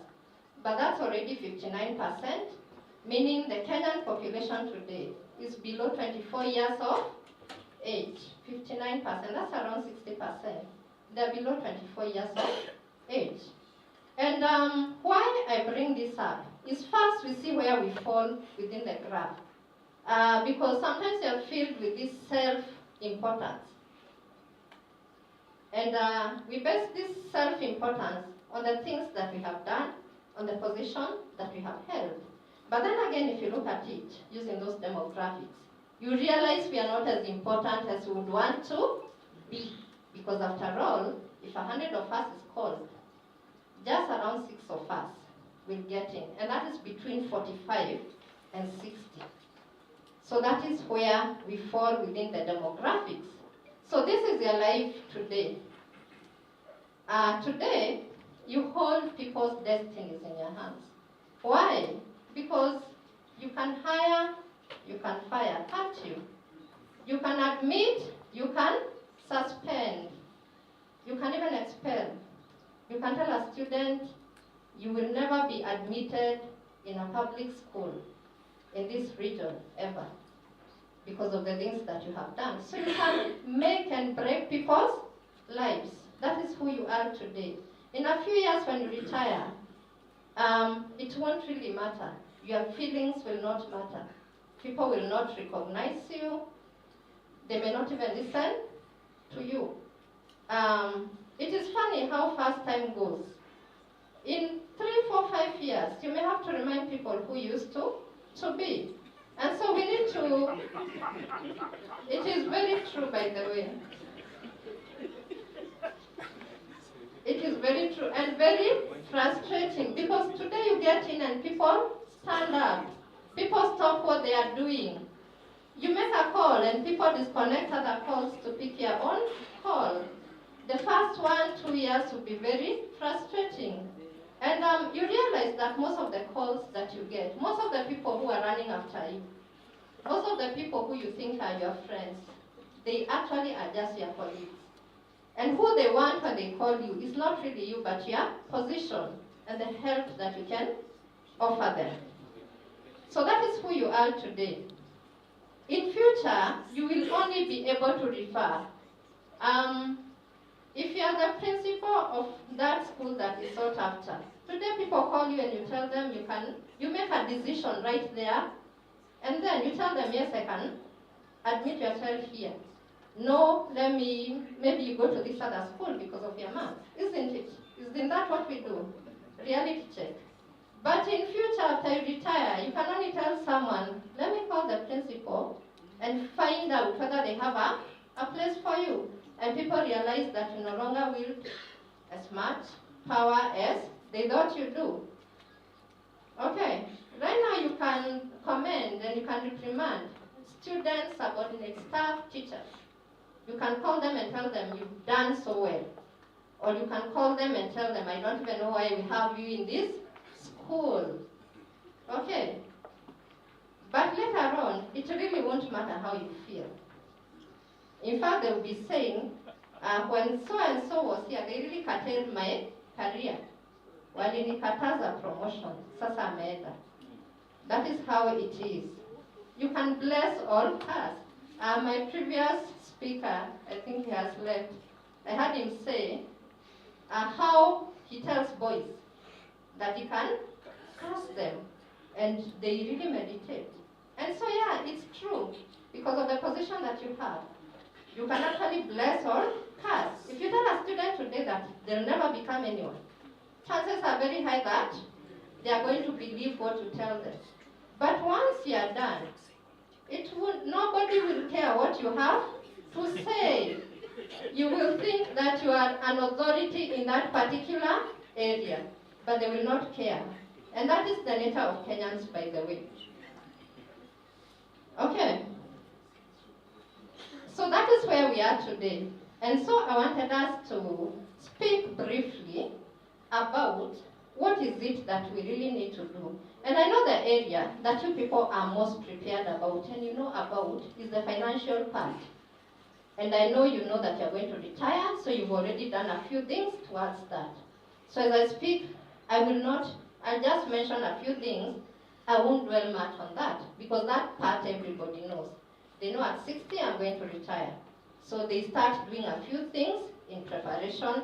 And I know also the government has done something for you. But we shall still speak about how you can improve it, if time does allow. But the thing I want to speak about is time. Right now you are busy. Even when I'm standing here, I can see most of you are getting messages from your schools. You are responding to them because you have to give an okay or you have to say yes or no, isn't it? They rely on you, they depend on you. But once you retire, 2 or 3 things will happen. The first one being, you will wake up and you'll be so confused. You won't know what to do with your time because nobody needs you. How is it that nobody needs you? And this one when I speak, mostly I speak to men. I work. I am here working. But believe you me, I know what is happening at home that my husband doesn't know. Even if he's seated there, I'm still organizing. I know what they'll eat. He doesn't know. So I may be here, but I'm not a stranger in my home. But you men are normally strangers in your own homes because you are providers. And mostly you ask, kwani mnatakanga nini? Si nilikupatia pesa ya hii, na ya hii, na ya hii. What is it that you want? And the free time that you have, you spend it with the boys watching football, Premier League, or having a few drinks with your buddies, which is not bad. It's not a bad thing. It's okay. But now when you retire, and that day you wake up and you do not have to go to your school, you are there, you start fighting for the remote with the house girl. Because normally she does her work very fast so that she can watch certain programs. Now you are there and you want to dominate the remote. So the first thing that happens when you stop going to work, your wife starts firing house girls. Kwa sababu maisha kwa nyumba inakuwa ngumu kwa house girl. Okay. The other thing is you start knowing the family that you have. I had this cousin who was also a friend. Unfortunately, he passed on. And when he lost his job, and anytime I went home to the village and we met, I'd ask him, how are you doing? How are things now in relation to that now he no longer had that official job? And he kept on telling me, Lydia, the one thing that has happened to me is that now I know my people. I know what kind of people that I have. Meaning, he had a family, kids in the uni, but he didn't really even know his wife. In the village, we knew who his wife was. And we knew her characteristics and her behaviors. But this guy didn't know. So even when he told us, now I know who my wife is and who my kids are, we used to laugh behind his back and ask, for 20 years, who could you bibi yako ni nani? But that is what happens. You do not know your wife. You do not know your kids because you don't spend time with them. You know your students and you know your teachers. But just know this. Please start investing in your children and in your wife. Because if God gives you time, I forgot to say that life expectancy is 67 years. So we can see how far we are from there. But of course, we have people living to 100. Of course, there are several things we can do to prolong that. But ultimately, it definitely depends on God. So what was I saying? Please invest time in family. Get to know your family. Don't be that guy who is just called to send money. Look at your larger family, the extended family. How do you know the things that are happening? Do you even know the things that actually happen? Because the only time they ever call you is when they need money. And you're very good at that. But when the small things are happening, you're never told.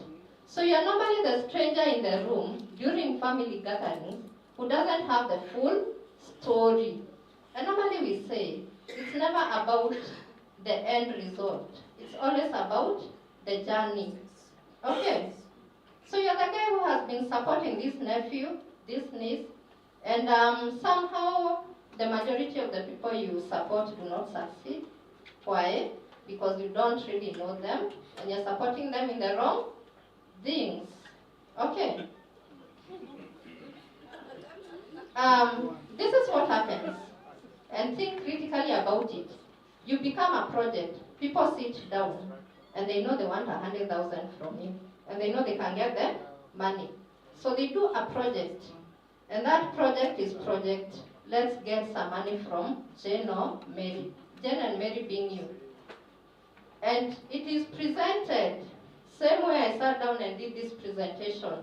And so when they come to you, they tell you now, uncle or auntie or big brother, I have this project that I want to do.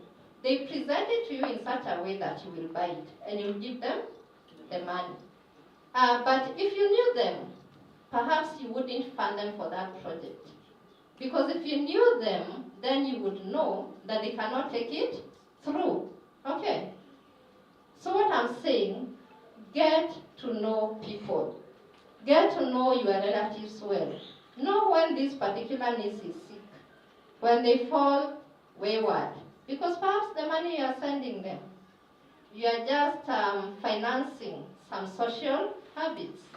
Maybe they're just hopping from one club to another, and you're busy sending them money. It is the reality of life. And then at the end of the day, you say the way, if you look at your stories, you will say the way I supported this one, hata kumaliza shule. I support this other one, biashara ika anguka, because you are a project and you don't really know them.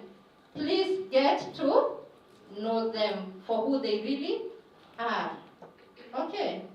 Don't be that person who is not known by your family.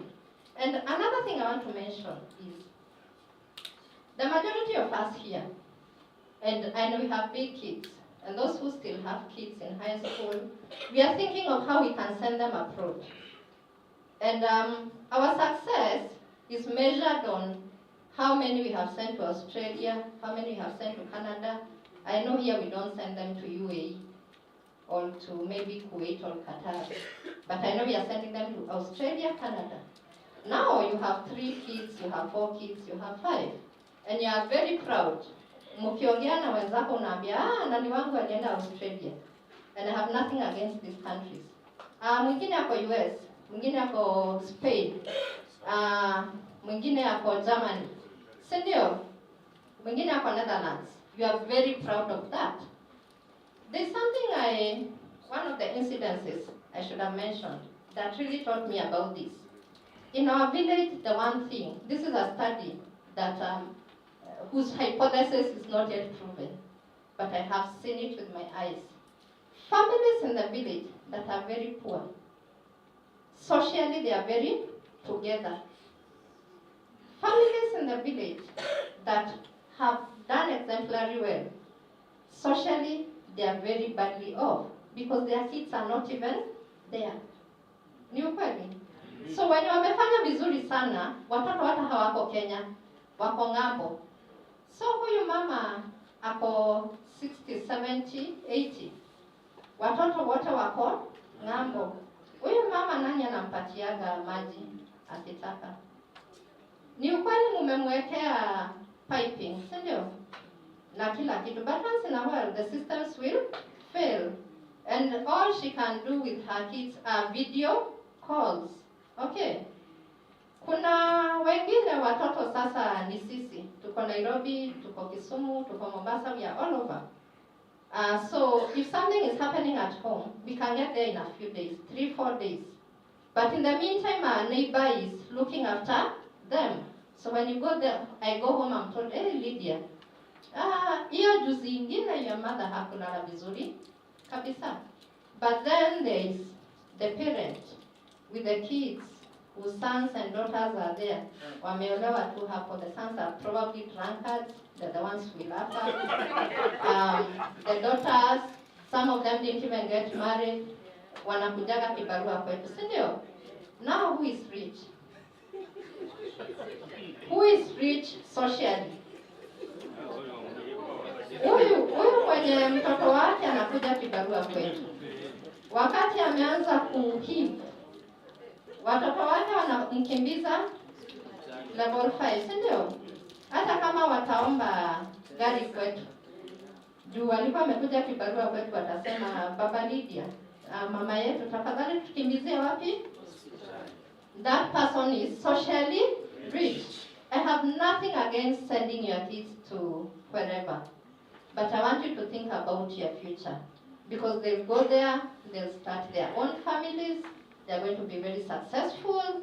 And of course, you know how, especially this generation, feels about the Kenyan systems that we have. They will not want to come back. So you're going to be successful, but very lonely. Statistics show that it's not even the lifestyle diseases that are killing more people. It is loneliness at old age. There in the West, they have the homes. Here in Kenya, we still do not have a system because we are still relying on the community, the family system. But now what family? When our kids have gone out there. As you grow other people's kids to be responsible, are we teaching our own kids to be responsible? We are taking care of our parents. But it is said that we may be the generation in Kenya, the last one to take care of its parents. Because the children we have are very individualistic. It is all about them. It's about how they feel, what they want. They're the ones who are taking their parents to court and saying, I didn't apply to be born.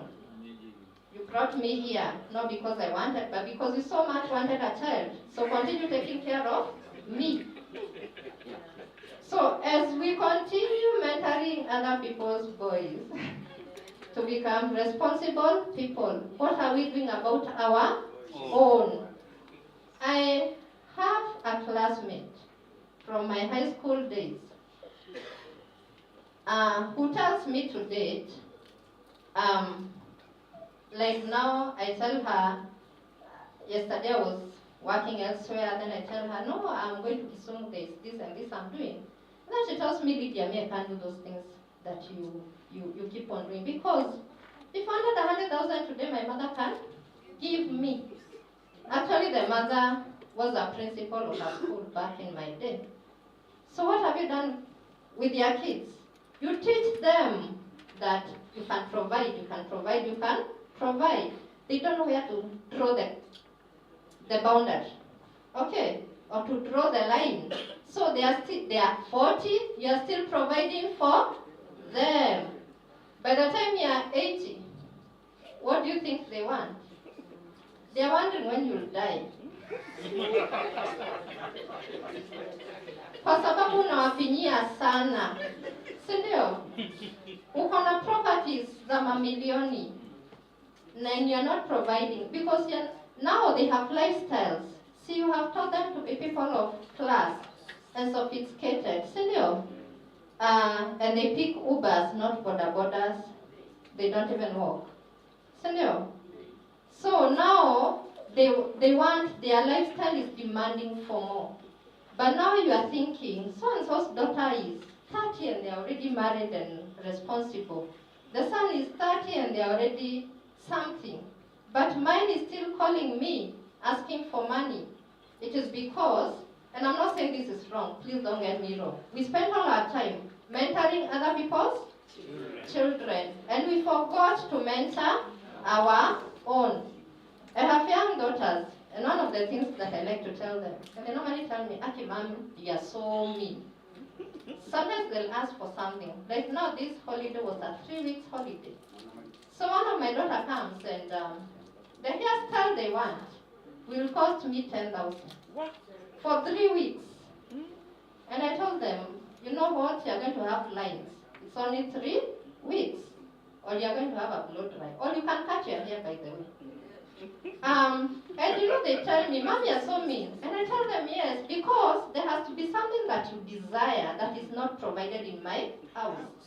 So that you work so hard for it. Because when we were young, we wanted out of home. Kwa sababu ya mashida. Ama that was just me. I wanted to work so hard in school because the things happening in my village, I just wanted to run away from them. So I studied and studied and studied. And whatever job I got, I had to keep it because there were 2 choices. Nirudi nyumbani nikalime, ama nifanye kazi ngumu. In fact, I was employed by a primary school teacher, a boarding school. You know the duties. So there are times used to work like 14 hours. But I had 2 choices to make. Keep the job or go back at home. How many of your kids will keep strenuous jobs? They will not. They're going home at the first indication of danger, they are out. So normally I tell mine, there has to be something you hate so much in this house that you desire to work so hard and get away from it. I can't just provide everything that you need. I'll provide the basics, the luxuries, you will desire them, and you will learn how to work for them. And of course, you teach them that someone else providing, because that is another option that one is, especially the girls, and of course nowadays the boys are looking for older women to support them. That's another avenue that they are using. So, you can't provide them for them at home, so they look for a sponsor to do it for them. So also you have to do a lot of moral grounding. Senior, not only for the kids you mentor in school, but especially for your own. So speak, speak, speak. And if years are already gone, speak to the grandkids. Speak to the community kids. Okay. So what is it that you have today that can really help you in preparation for your retirement? And one of the things is that you have time. You are leaving this job and all you will have is time. Don't confuse yourself with the time. Plan for it well. Do something for you. Don't spend 24 hours doing things for other people and forgetting yourself. Please do something for you. Do not become the project that I spoke earlier about. You have capital. I know financially you have worked well, you have put something aside, so you have capital, unlike someone else who is starting at the beginning. See, you are 60 and you are going to start at 60. But you have things that someone who is starting after university at 24 doesn't have. And one of them is capital. And the other thing is that you have a lot of valuable experience. And this experience you have, you can take it to the other side to now pursue your own passions. And normally say retirement is a time where now you go do that thing that you have been desiring to do. That dream you had when you were a young girl, a young boy, that passion you have held all through, this is the time to go and do it. Okay? This is the time to go and do that thing. So you have that opportunity to start over. So what do you not do? Or what do you do? when you retire, please take a breakfast. You can do some bit of traveling. You can catch up with lost relatives, with lost neighbors, reestablish yourself in the society. Don't be in a hurry to not go to school today and start something else that keeps you so busy. Take your time and learn your environment, build some social capital, catch up with friends. Okay? If you are going to start a business, I would urge you, if you can start it before you actually retire, the better. And do not aim to go all out. You start little and then you grow. Okay? Start little and then you grow. When you do that, you learn a lot. Right now you are the principal of a high school and you're managing people, you're managing students. But remember, you're managing learned people. And the kind of businesses you're likely to start out there, you'll probably be managing people who are not very learned. So right now you probably communicate in memos and in circulars and in emails. And people understand what you want. You may have to communicate very differently. So the skills that you have, whereas they may be useful in your business, there's still a lot for you to learn out there. So learn also from other retirees. And that's why I say spend time catching up with people, see what they are doing. They'll tell you the mistakes that they made. So that instead of learning from your own mistakes, you learn from their mistakes. You don't always have to learn from your own, you can learn from other people's. So do not engage in other people's dreams. You know, watu watakuja kwako na these huge business ideas that if they have the money they would want. But actually what they want is for you to experiment on their behalf. Okay? So you think they are well thought out. But really what there is, hawajai jaribu. In Nairobi kuna Globe roundabout, yeah? Ukiendesha gari Globe roundabout, kuna kuanga na watu wengi, watu wa mkokoteni, watu wa tuk-tuk, watu wa miguu. And most of the times utasikia mtu wa mkokoteni akikwambia, wewe madam hata hujui kuendesha gari. Anakupea instructions. Anakwambia kata kabisa. Until usikia gari imegonga mtu. They are experimenting with you. He has never sat behind a steering wheel. Okay, and this is life. So when you come out with that check, people know uko na check ya milioni 10. They'll come to you with these mining ideas. They'll tell you where gold has been discovered in Kakamega. And you're going to invest in it. So don't also engage in get-rich schemes. Get-rich schemes ni mahali, mostly they are pyramid schemes. Mahali unaambiwa ukiwekelea 100, after every month unapata. Like last year kuna moja nilikuwa nimeitiwa. Having a banking background, of course I knew it was a pyramid scheme. I tried to dissuade my friend who was inducting me into the scheme. Unfortunately, at the end of the year, they lost a lot of money. Get-rich schemes, we are normally told, for you to get in there, you must be very greedy. Unaonyeshwa kitu yenyewe doesn't make sense, lakini pesa ni mingi. So unawekelea kwanza. I wish I had time. I had something yenye inaonyeshana, inakuonyesha unawekelea 5 bob unapata 10. Unawekelea 100 unapata 200. So wanataka uwekelee 1 million. Ukigoja itoke haitoki. They don't steal from you 10,000 or 100,000. No. They will play with you games even for a year. They will prove their concept. You know that thing known as POC, proof of concept. They will prove their concept until uwekelee hiyo milioni 10.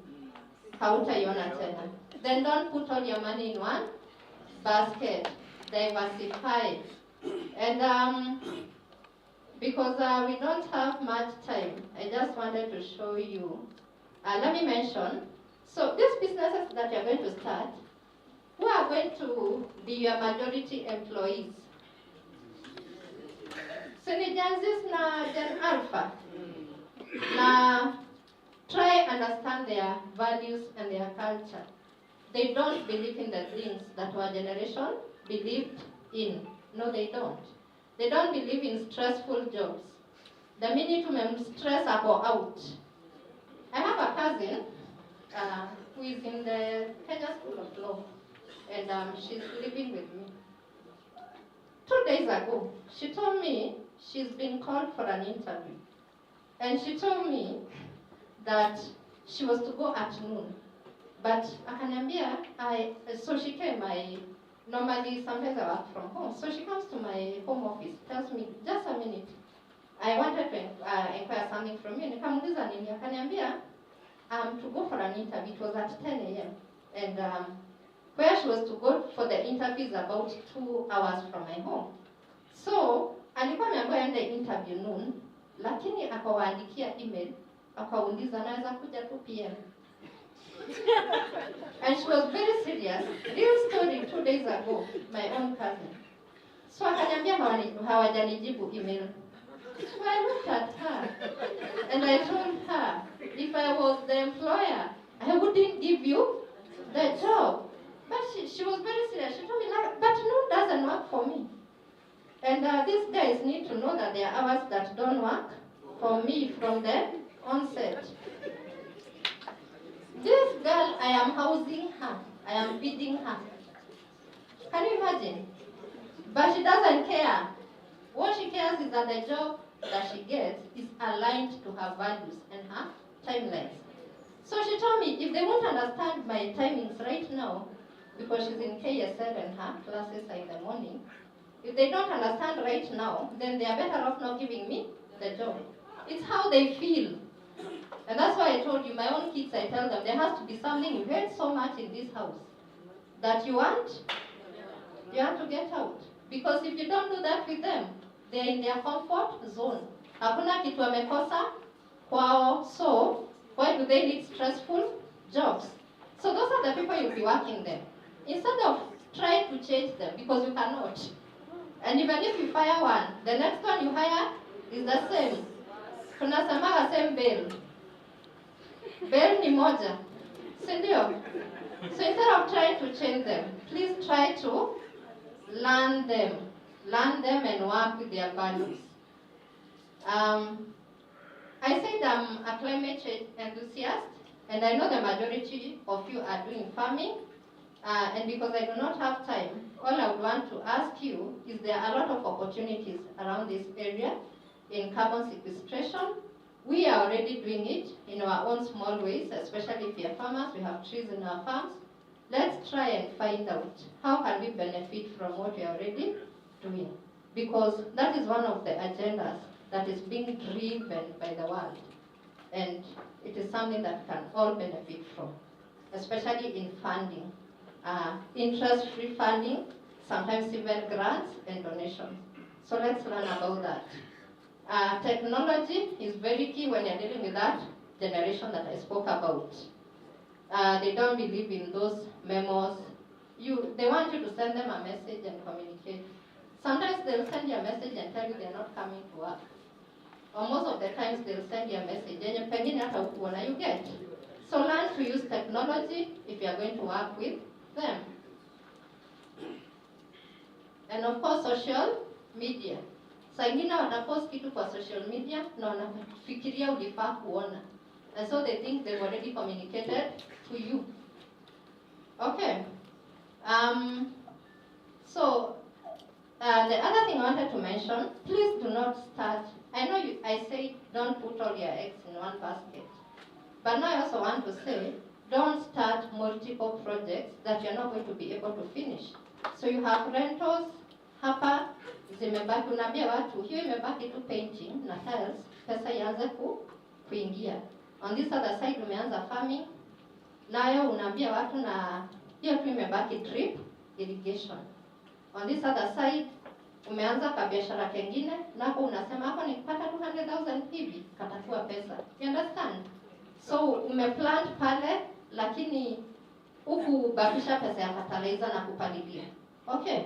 Hapa kwingine nako umeka kitu ingine and imebaki tu kidogo. Remember when I said you need to be cash rich and not paper rich.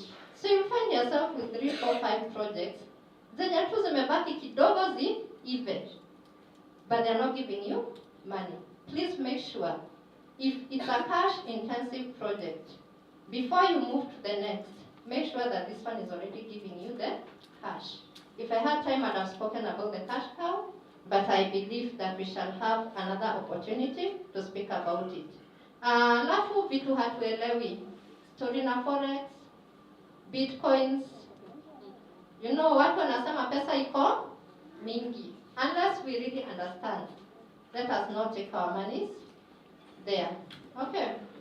And I think for today, I want to stop there so that I also respect time. I can share my number so that if you'd like to call me, you can do that. I also mentor girls, and I speak to teachers about various things. That is my number there. I hope you can see it from wherever you are. And as I end, please take care of your health. It is the other thing that I wanted to speak about. Please take care of your health. And I know already you know the things to do. Just be disciplined about it. So thank you so much. Thank you so much. Give principal Katika Lance, please, a minute.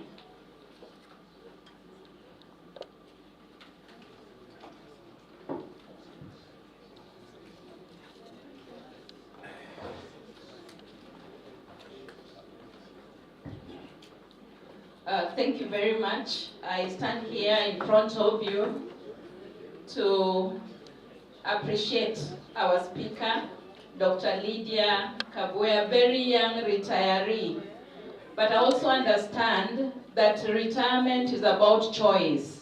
You can choose to leave your job today and venture into something else, and that will be retirement, regardless of whichever age that you are in.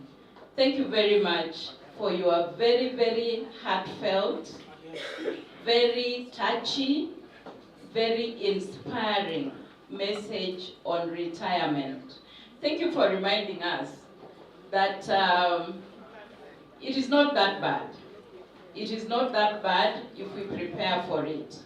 And that we really need to take care of our health, as you're saying, as part of it, and the many things that you have said. At one time, before TSC, in 1 second, before TSC came up with this idea of umri wako sasa ni, you remember that? You know, a head teacher who was a neighbor, we had him wailing so loudly, and we thought somebody had died, only to find out that he had received his letter of retirement. And we thought, hey, retirement is that bad. But thank you, Lydia, for the sharing and reminding us that we need to really prepare psychologically and physically in all ways for retirement. God bless you. Can we stand up? I know we are tired, and I'm also cognizant of the fact that we are behind time. Let us just stand up and give Lydia the usual 3 hearty claps. 1, 2, and 3. Thank you.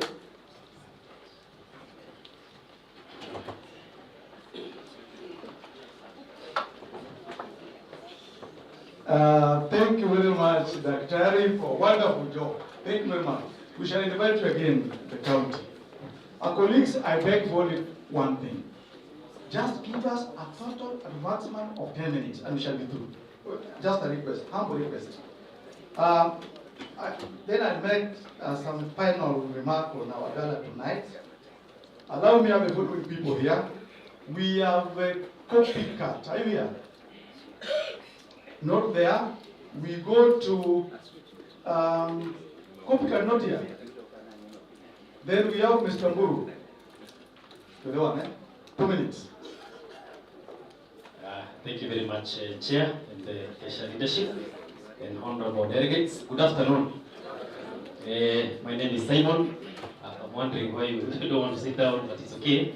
I'm sure it's only 2 minutes. My name is Simon Boro Washira, and I come from the county of Laikipia. I work across the country, especially working with schools.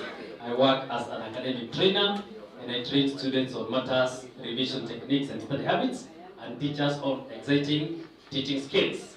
And my idea of training students is convincing them that the syllabus is not very complicated and there's a way you can simplify it. And my idea of simplification is convincing them the value of summarizing your notes. Because some of them think the syllabus is too big. I came up with an idea of showing them how you can summarize your notes and make them look small. And this one I borrowed from my personal experience because I also learned how to revise along the way. When I joined Form 1, I didn't want to do it. And the first exam I did in high school, I was position 185 out of 189, and 4 students had not done that exam.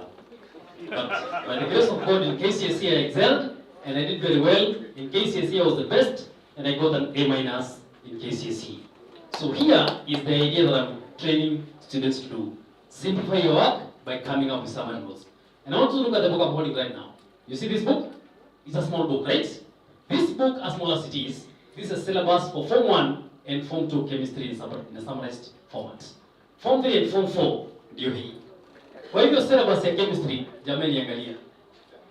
Get these books, take them to your teachers, let them look at it. If they like it, we can have the books directly to your students or through the parents. And the other book here is a career book. This one is answering students' questions on how they have been asking me, which university can I join, which career can I have, all the careers, all the universities. And what I've done, Mr. Chairman, is that I have put those books together in one set. The 3 books are very, very available. You will only get them at 1,000 shillings. And somebody is already doing that for you. Kuna mtu anakupatia kitabu hapo, tafadhali chukua. Mwalimu mmoja anipatie walimu zawadi. Niko na zawadi ya walimu hapa. This book is a book on mental health. Everybody today is talking about mental health. Out of my experience of working with schools, I wrote a book for teachers, students. This one I am not selling. I am giving it to you absolutely free. But people tell us that nothing is absolutely free. What we do is, any teacher who will buy this set, you get this one for free. Please take care of that. And yeah, finally, mwalimu, wacha nipatie mwalimu mmoja zawadi, one teacher, a random pick from Migori County. I want to mention one school. I don't know much about Migori, but I want to pick one school in Migori. Akuje apate zawadi yangu for free, the 3 books. Natafuta shule inaitwa Kionyo Secondary School. Yuko? Kionyo yuko? Kama Kionyo yuko, afuatwe na mwenzake I want to give to, and the other one is Sabina's Owich Secondary School. Wako? Owich. Ni kama hawako nitarudi na zawadi zangu. Oh, they are here, eh? Yeah, all right. Owich, come and get your books, and thank you. God bless you. Please get those books, and God will bless us. Now, watoto wetu watasaidika. Thank you. God bless you. Thank you very much. Clap for him. Show and Kupet. The show and Kupet. Are you here? Copycat. You're not around.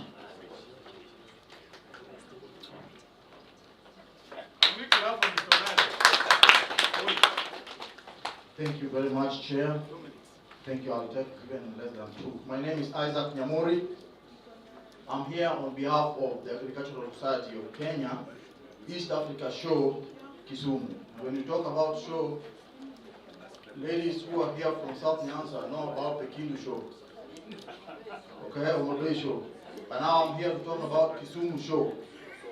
And this time, our theme is promoting climate, smart agriculture, and trade initiatives for sustainable economic growth.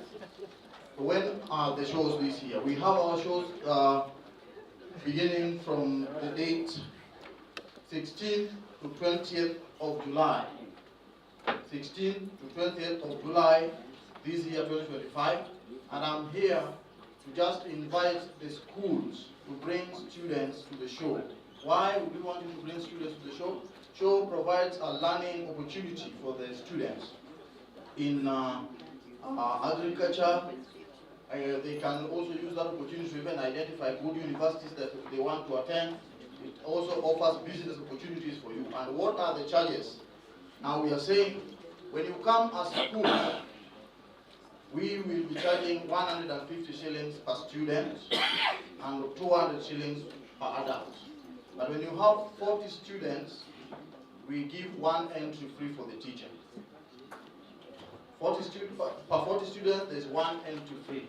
So I believe you must have received our invitation letters, but if you didn't receive, I have some copies here that I will be distributing at random. And we will also send this letter through the chair so that those schools who will not have gotten it can get it through the chair. Otherwise, God bless you. We welcome you to the show this year, Kisumu. God bless you. Kisumu show, isn't it? Omabei show. Good. 1 minute, please. Your name, what you want, what you do.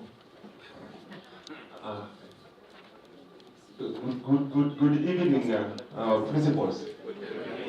Thank you so much, Kessha, Migori. You are a great principal. It is an honor to stand before the principals of Migori County. I am happy. Actually, I am not vying, but I am coming for this group. I am coming and voting for Kenneth Ogogoro as the Executive Secretary, Migori Kupet Branch. I am Kennedy Monja Molo and I teach in Ganeso Boys School, Rongo. Thank you so much. Thank you very much. So you came to support him. Wow. The Chair, Kessha, organizers of this great event, our dear principal, good afternoon. My name is May Abongo. May Abongo is a teacher at Gungo Secondary School. I teach Kiswahili theory. I have had an opportunity to sit and listen, and from our presenters, the main, one of the issues coming out is that this is the team that blesses or curses. My name is May Abongo. May Abongo is going for Treasury, Kupet, Migori County. May Abongo has come to seek for your blessings in this post. Walimu, there is need for us to have a change and a better face of the branch. I am coming to promise not only transparency and accountability, but also to bring better things for Migori. Migori branch needs an office for Kupet. We also need a bus for Kupet. Migori is a vibrant county without much development. We need to grow, and what makes us grow is treasury. It's about money. Money propels so much. So, to the great team that I really respect, I have come to humbly request for your support and vote in this area. I am proud and happy to see my mentor, Walimu Joseph Odiana. Asanteni sana. Mr. Nyala, you campaign for us. Yes, Mr. Wood. Thank you very much, the chair. I will ride on the protocols that have already been established. Mine will be too short. Like the chair has said, my name is Kenneth Umaboro. I'm addressing you for the first time. I am going for the post of Executive Secretary, and my agenda is reforms. But allow me, Chairman, to just say one thing. The reason why we want reform, at least one. I have been in this branch for the last over 10 years as a teacher. And we elected a union branch official in 2016 and 2021, and they have been serving us. But instead of serving us, they have decided to listen, to keep quiet, not to speak when the teachers are in problems. Today, we are supposed to be talking about our CBA. Who knows about what is in, for us in the next CBA? All of us are not aware. Instead, come 2030, they will call us for a strike. I remember, this is why I'm standing here. When they called out a strike, I said that strike was not necessary at that point. Why?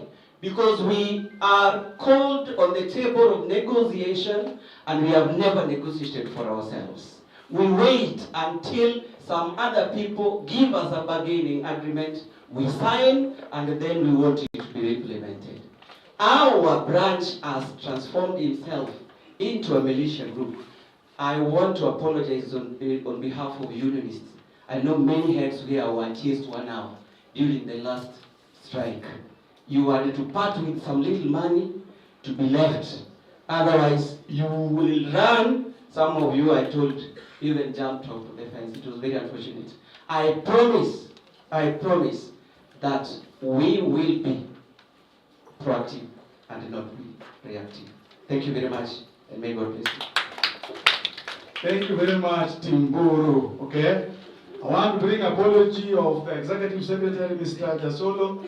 He was here, but he's been called to Nairobi over some issue that is now ongoing social media. I think you are getting it. They are going as Kupet National to deliberate on it. Allow me now to take this opportunity, ladies and gentlemen, to thank you so much for being patient. We had agreed yesterday to keep time, but somehow because of 1 or 2 things, we are in this particular state. But not bad. We are benefited. We are capacity built. Our presenters have done their best. That is what we came for. Now, we are supposed to have co-curricular activities giving us a report today. We have shelved it for tomorrow.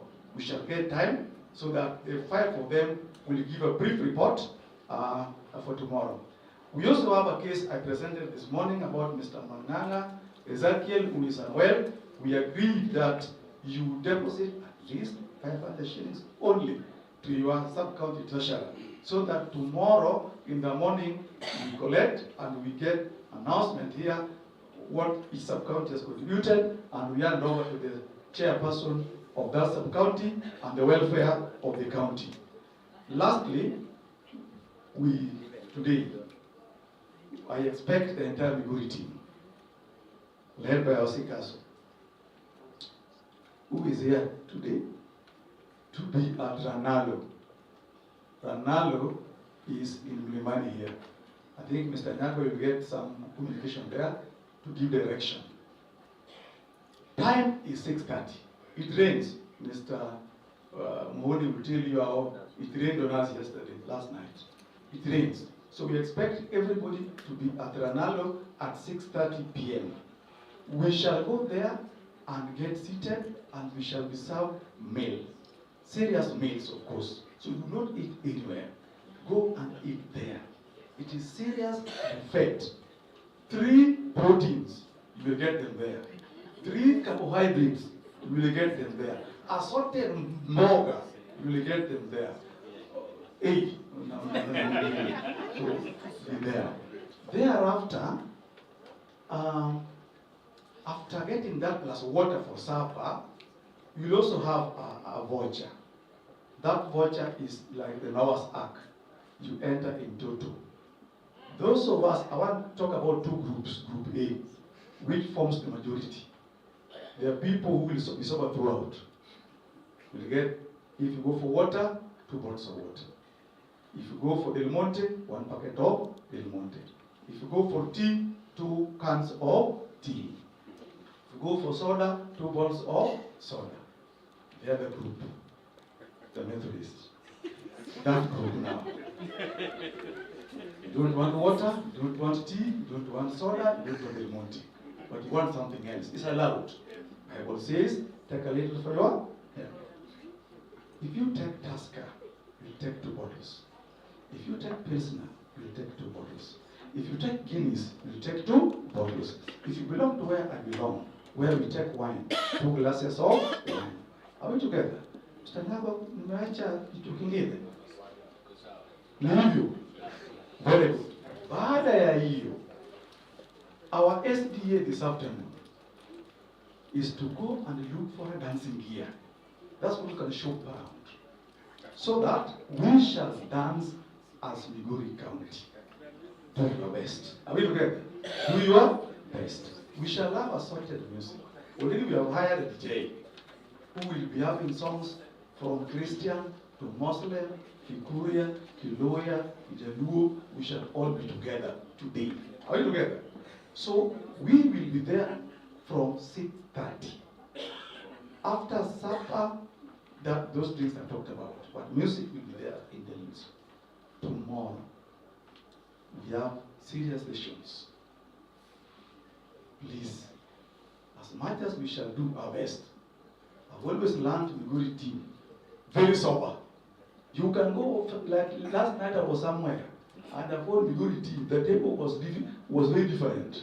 It was colored. But today, the five people who came here, the ones I saw there, meaning that we are very strong. Can we become stronger than tomorrow? So that by 8 a.m. sharp, whether you danced, you did not dance, by 8 sharp, we should be here. So that we start devotion together.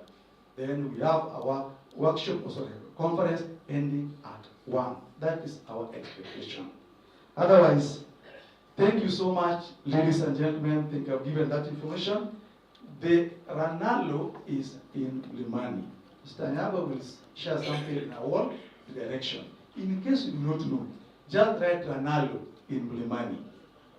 You can get somebody to guide you there. You will reach. Ours shall be there by 6 p.m. waiting for you. Session chair or vice chair. We can invite somebody to give us a closing prayer, and then we wind up. Madam Miriam, you seem to be a very serious person in Christianity. Come. Close the audio prayer. We go for lunch, it's enough lunch. Then we relax. Thank you. Governing Council, I would wish that after lunch we can meet for only 5 minutes. Only 5 minutes today. Thank you. We are praying.